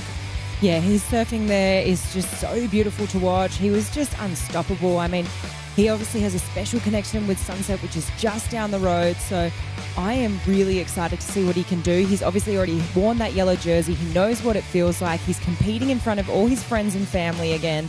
And I'm excited to see him take this momentum just down the road. I feel he can do it. He's done it before.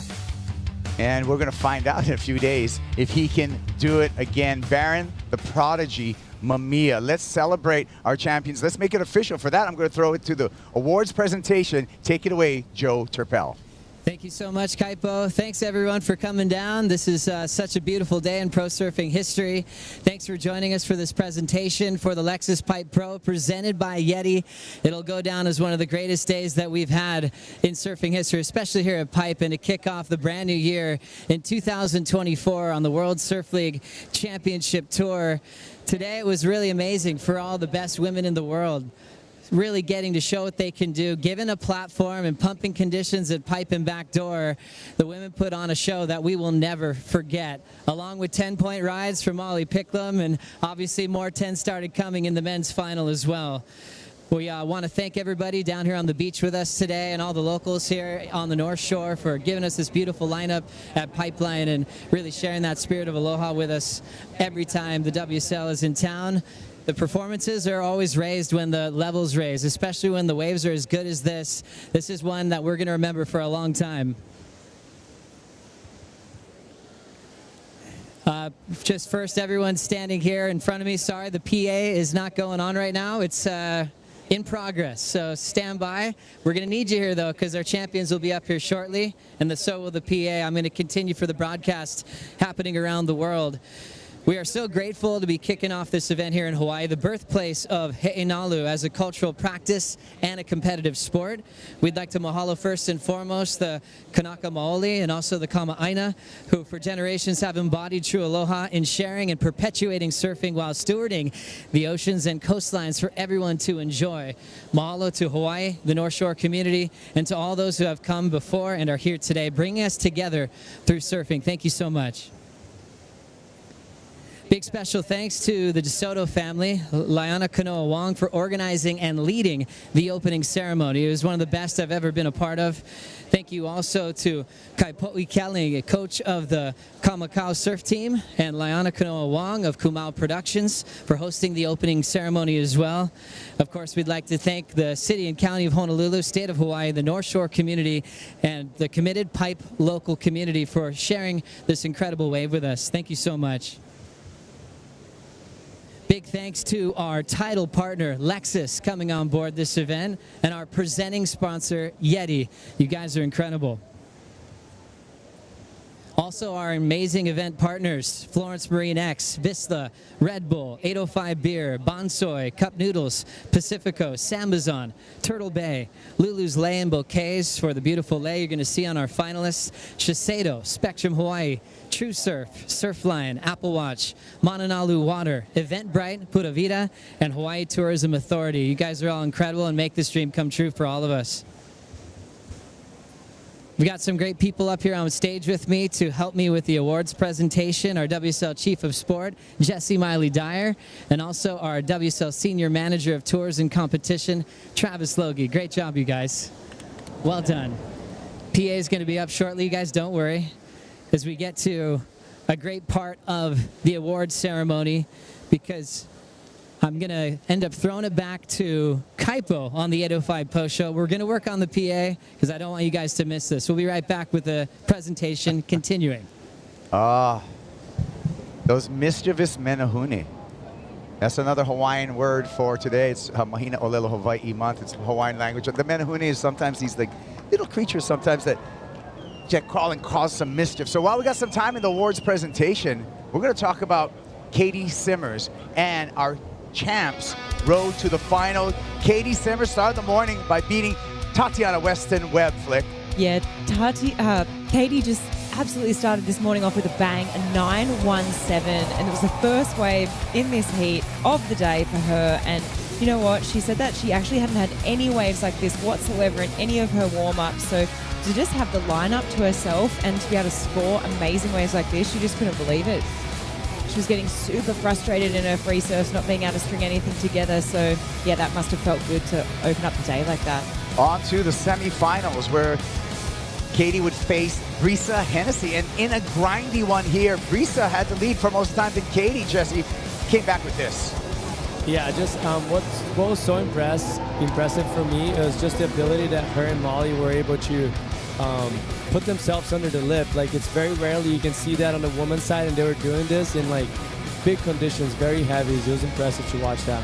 Finals with Molly Picklum. Molly with a perfect 10, with a 10 actually in the semifinals. Molly came out firing. It was a high-scoring final, but at the end, Flick, it was Katie Simmers. Yeah, it was Katie in the end that, you know, she got this beautiful wave here in the eights.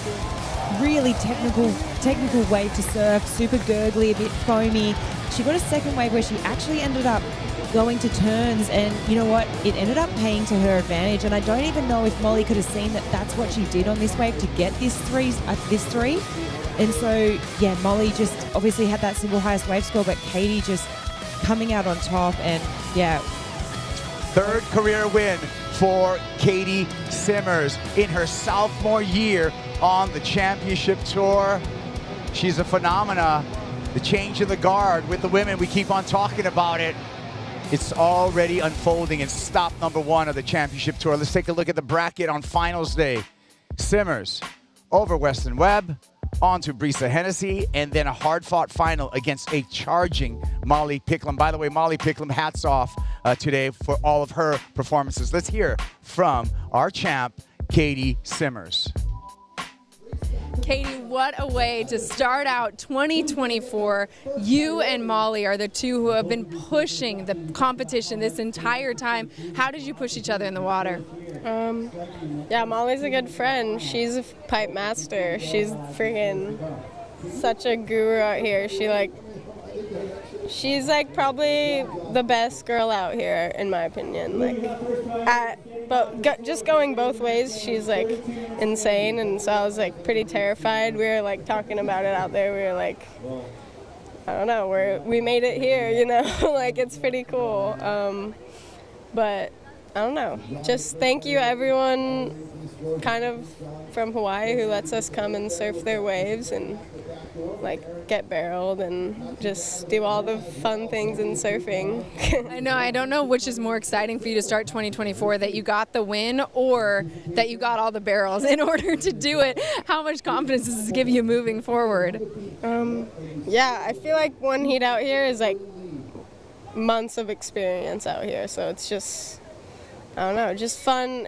It's kind of like the craziest thing in the world, best thing in the world to get barreled in a heat and with no one out and with your friend. Like Molly's one of my good friends, and I don't know, just try to, this is always the weird part. You're like, oh, you did it, and now what? I don't know. Well, now what? I want to talk about what you already know is true, which is that this moment in women's surfing is massive. To be showcased when Pipeline is firing and you guys exchanging barrels, backdoor Pipeline.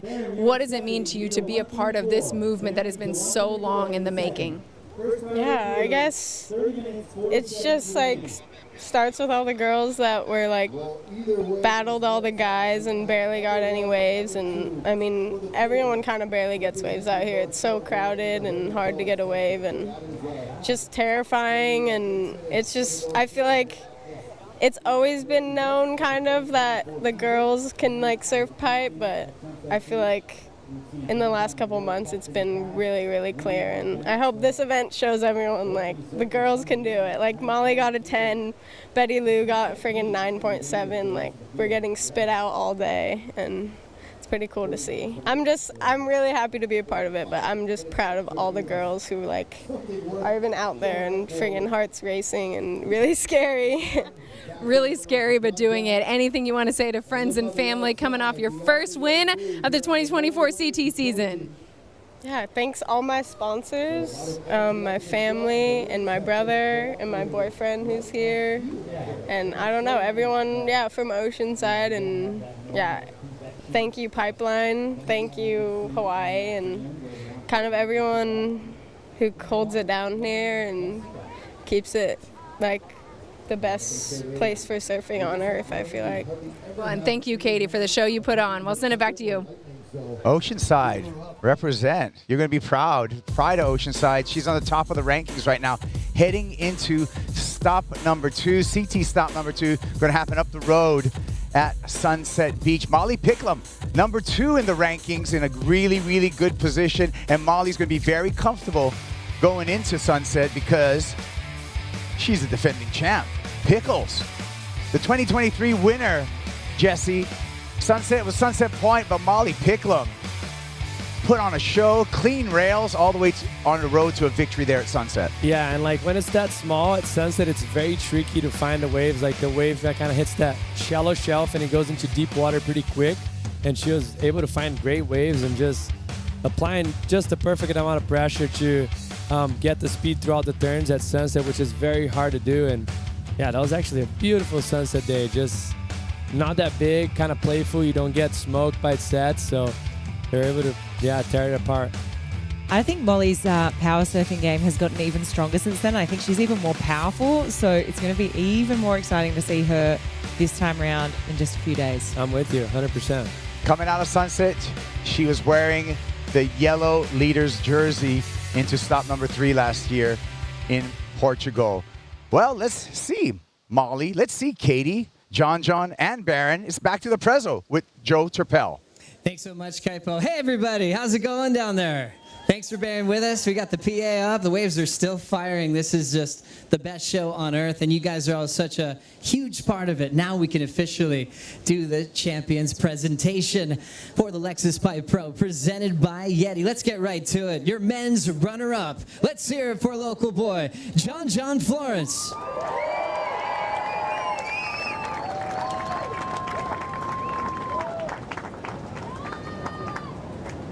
Congratulations, John. It's amazing to see you turn in all these amazing performances year after year, but more specifically at this wave, your favorite wave in the whole world. Put into your words what this place means to you. I don't think I can put it in words. I don't know. It's more of a feeling, and just growing up here and I don't know, getting to surf this wave my whole life, I just feel like that's a huge privilege, and I feel lucky. And also just being in the final once again here at Pipeline and being with a guy that looked up to you. He said it multiple times this event. What did it mean to have Baron Mamiya in the final with you out there? Yeah, that was awesome to have Baron. I see these guys out here all the time when the waves are good, and Baron's such an amazing surfer. That 10 was so crazy. Watching the drop and looking into it, it's being the competitor on the other side, you didn't want to see that, but it was pretty sick. Kind of tell us how you feel now, because sometimes people wonder where you're at with motivation. But being in a final like that, coming close to winning, what are you digesting right now? Because I know you're always here to win. Yeah, I would have loved to win that, but I don't know. I'm stoked. I learned a lot, and I really can't wait for Sunset. I don't know. I feel excited for this year, and I was having a lot of fun competing, so I really can't wait for the next heat. John, you're number 2 in the world. Best of luck, best of waves at Sunset Beach. Thank you. John Florence, runner-up in the men's final. Now let's hear it for your runner-up in the women's final. This young lady also turned in her first 10 of her career. Let's hear it for Molly Picklum.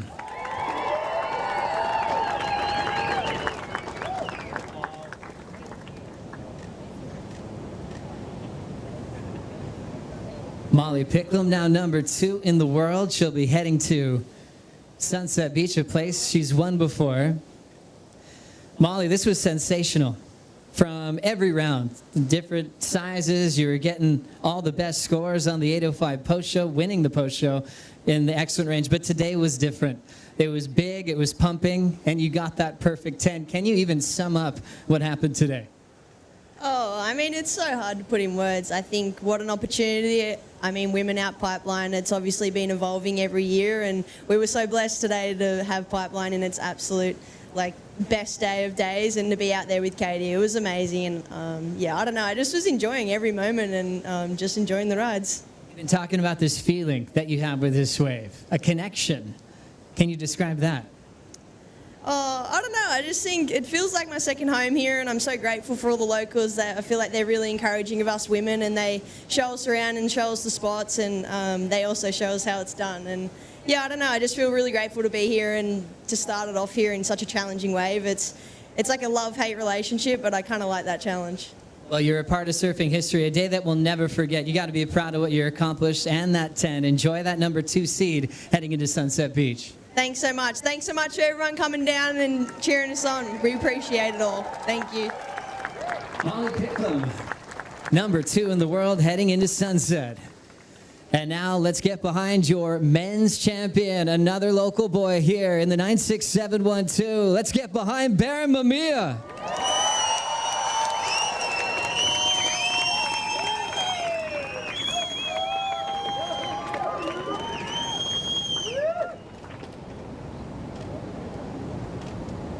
There's always these dream heats that you're trying to create on the heat draw. We got it today. And also a man that turned into 10, Baron. This seems surreal. I remember the time you won Sunset. You called that the best day of your life at that time. What are you calling this now? Oh yeah, this is for sure the best day of my life. I mean, winning at Pipe with John in the final is a insane thing.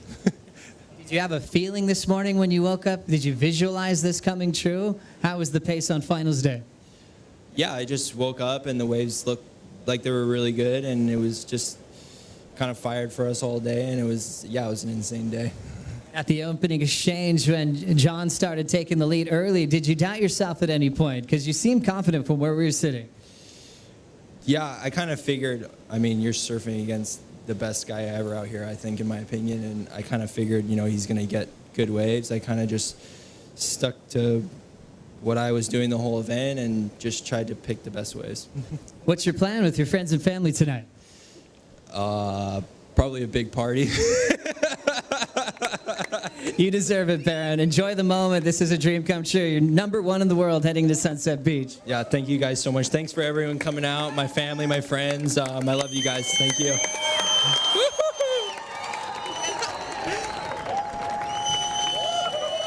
Baron Mamiya, your champion. And now number 1 in the world. He'll be wearing yellow over at Sunset Beach. Now let's get behind your women's champion representing Oceanside, California, Katie Simmers.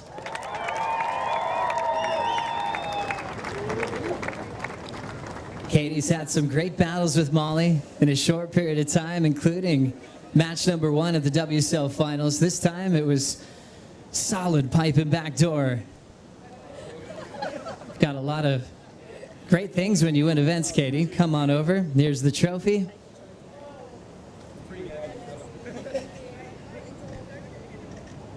Why don't you hold that up real quick? We could do the interview afterwards.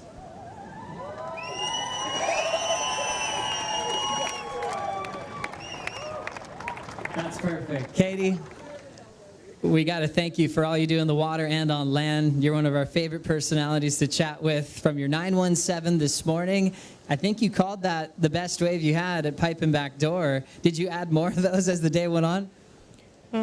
Yeah, this is a pretty difficult place to get waves, so probably all my waves today were my best waves I've ever gotten out here, so yeah, it was a good day. I don't know. This is the best wave in the world, I feel like, so it's pretty cool to go out there and just surf with your friend and surf with the pipe master and friggin' enjoy it. I don't know. We're talking about this monumental moment for surfing history, having a day like that, given the stage and seeing you perform, and also to do it alongside your peers. Was it a different type of energy? Because you've surfed in a lot of heats. You know, what did it feel like? What were the conversations like with your peers on tour? The last couple days were kind of just get through so you can have a day like this. So I'm glad I kind of got compy and did some backside turns, even though you kind of want to wait for the barrel. But I guess even in our heat, it kind of turned stormy for the 30 minutes that our heat was out. And it ended up coming down to like a backup score, which is like, sometimes that happens out here. And I just did 2 snaps on a wave, and I guess it kind of it worked out. But I wish we had that picture perfect pipe for our last heat. But I mean, Molly got a 9, and I got a pretty good one too. So I don't know. It was super. Molly's like one of the funnest for people to watch out here. She freaking got a 10. Enjoy that YETI cooler. But I don't know. Thanks everyone. Thanks to like all the kind of people who live here who hold it down, and this is a pretty amazing place, and thanks for having us. And yeah, thanks to my sponsors, friends, family, everyone who kind of makes it a little easier for me, and it was a good day. Enjoy the moment. Congratulations, Katie Simmers, and enjoy that yellow jersey heading into Sunset Beach. Let's get behind our champions once again. A Lexus Pipe Pro presented by YETI, and a finals day that we're never going to forget. Keep the celebrations going on the beach as I'll send it back to Kaipo on the 805 Post Show. Thanks so much. Thank you, Joe. Wow, what a way to start the year. What a way to start the 2024 Championship Tour. Some youngsters up there, epic waves for finals day. There's so many things that just made this a perfect start to the season. It's a good omen. By the way, it's the year of the dragon now. We just converted into the year of the dragon. That's got to be a good sign, Flick. What is the year of the dragon? It's a lunar calendar right now, so we went from the year of the rabbit to the year of the dragon right now. That's what we're celebrating. Okay. Strength and prosperity, all in the year of the dragon, and that's what we just got through. Wow. All right. Well, bring it on. I'm liking this year of the dragon already. You know what I like too? I like cup noodles. And the Nissan cup noodle wave of the day, we had to split it. Why? Because we had 2 10s. First, Molly, pick them, Jesse. I mean, we wanted to split it even more people next time, but that was amazing to watch Molly. For me, that was the best backside tube riding I've ever seen a girl do it. And she put it on a heat, that's impressive. And just to let the rail go in that last end bit, that was showing so much confidence, and yeah, she just killed it. And then Flick, Baron Mamiya, this was a perfect 10. Every judge gave this wave a 10. Yeah, this was unbelievable. I mean, Baron even said it himself. He didn't even think he was coming out of this, and then all of a sudden he said that the lip sort of hit him, and then he just got projected out. They said it went all white, and then all of a sudden cannonballed out, and then, yeah, all judges giving it a 10. What a way to do it against John in a final to take your first win at Pipe. Yeah, talk about a dream run. 10, beat John, start the year in the yellow jersey for the North Shore's Baron Mamiya. It's a bunch of feel-good stuff right now. It's a great day. Well, we got another competition that's happening as well that we're kicking off for finals day. Scoring starts at the quarterfinals. Let's take a look at our Vista CT Shaper rankings. Ooh, Channel Islands in that first place position with Baron helping the cause with 10,000 points. Look at top 5, Jesse, Chris Borse, and he only has 1 rider on tour. Yeah, the lone wolf, and taking out 10,000 points, almost as much as anyone else right there. So that's huge from him to actually be able to make the top 5 only with one athlete, and it's a talented athlete. Our defending champ, Matt Violas, lost surfboards. They got some ground to make up, but good news is we got 8 more events on the championship tour for all of that to change. And now it's time for our top 5 moments of the entire event. It started with a rookie welcome. Welcome, Kate Madsen, to the championship tour. Number 5 was this. This was absolutely death-defying. When I watched this, I couldn't believe it. He just free fell through the sky. Looked so bad, but he was actually okay. Surprising. Surprising, yeah, because that's the worst place for you to fall on a wave. Right on the peak and just falling so awkwardly. That was crazy. Number 4, the mastery of the bonsai pipeline and backdoor flick by John Florence. Oh yeah, this romance, I just continue to love to watch it. It's just so beautiful. He just has this wave on lock. He knows every inch of this reef, and yeah, just put on an absolute masterclass out there. He's still the best to do it. I know he didn't come out with a win today, but you can't ignore the talent that he has out here.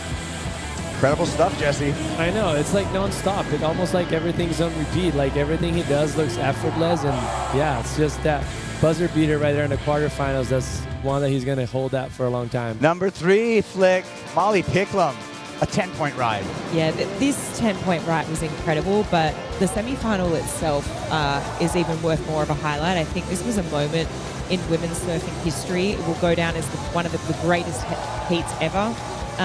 In my opinion, and I just loved how they just kept inspiring each other to push even harder. And yeah, Molly with that 10 was just incredible to watch. She deserves it. She's been on the money all week. Number 2, our men's champ, the 808 prodigy, Baron Mamiya, Jesse. Yeah, nothing more fair than actually getting a 10 on a finals against John Pipeline, and if there's someone that could have pulled that off, that's Baron. Like a standout for the past 7 years here. You just see him catching barrel wave after wave and always outperforming everyone in the water. So it's good to see him win. He deserves that win more than anyone up here. What a feeling for a local boy, fulfilling a lifelong dream here at Pipe. Number 1, 18-year-old Oceanside, California surfer, Katie Simmers is our Pipe champ for the women, flick. Yeah, I absolutely love it. It's just so cruisy. She just has this really casual demeanor. It's just like classic Katie, you know. She was surfing these waves with consequence with this cruisy kind of attitude, which I absolutely loved. She got the job done in the final, an excellent ride, then backed it up with this one, going to turns, just kind of identifying that, you know, that little bit more texture on the face, and she got the win. It wasn't easy either because Molly had that 9, so yeah, hats off to Katie, and we got a lot of great dialogue from her this event, and I'm here for it. I want more. I want more. And we are going to get more because we went to the end of the window. We're going to do a quick turnaround here, and we're going to start all over again. February 12th is going to be the start of the event window for the Hurley Pro Sunset Beach next Monday. Check worldsurfleague.com for updates. Thank you, Flick. Thank you, Jesse. Let's get together at sunset, and all of you enjoy our end of event highlights. I'll give you a big aloha.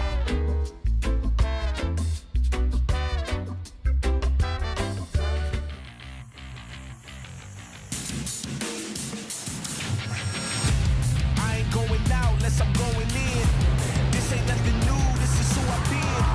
Greatness takes sacrifice of few friends, but I'm an outlaw, the art of war I'm fluid in. Up on top, I cannot stop, I'm a monster. Who am I? Bowing to the odds, so imposters. Chin up to the sky, chest out, that's my posture.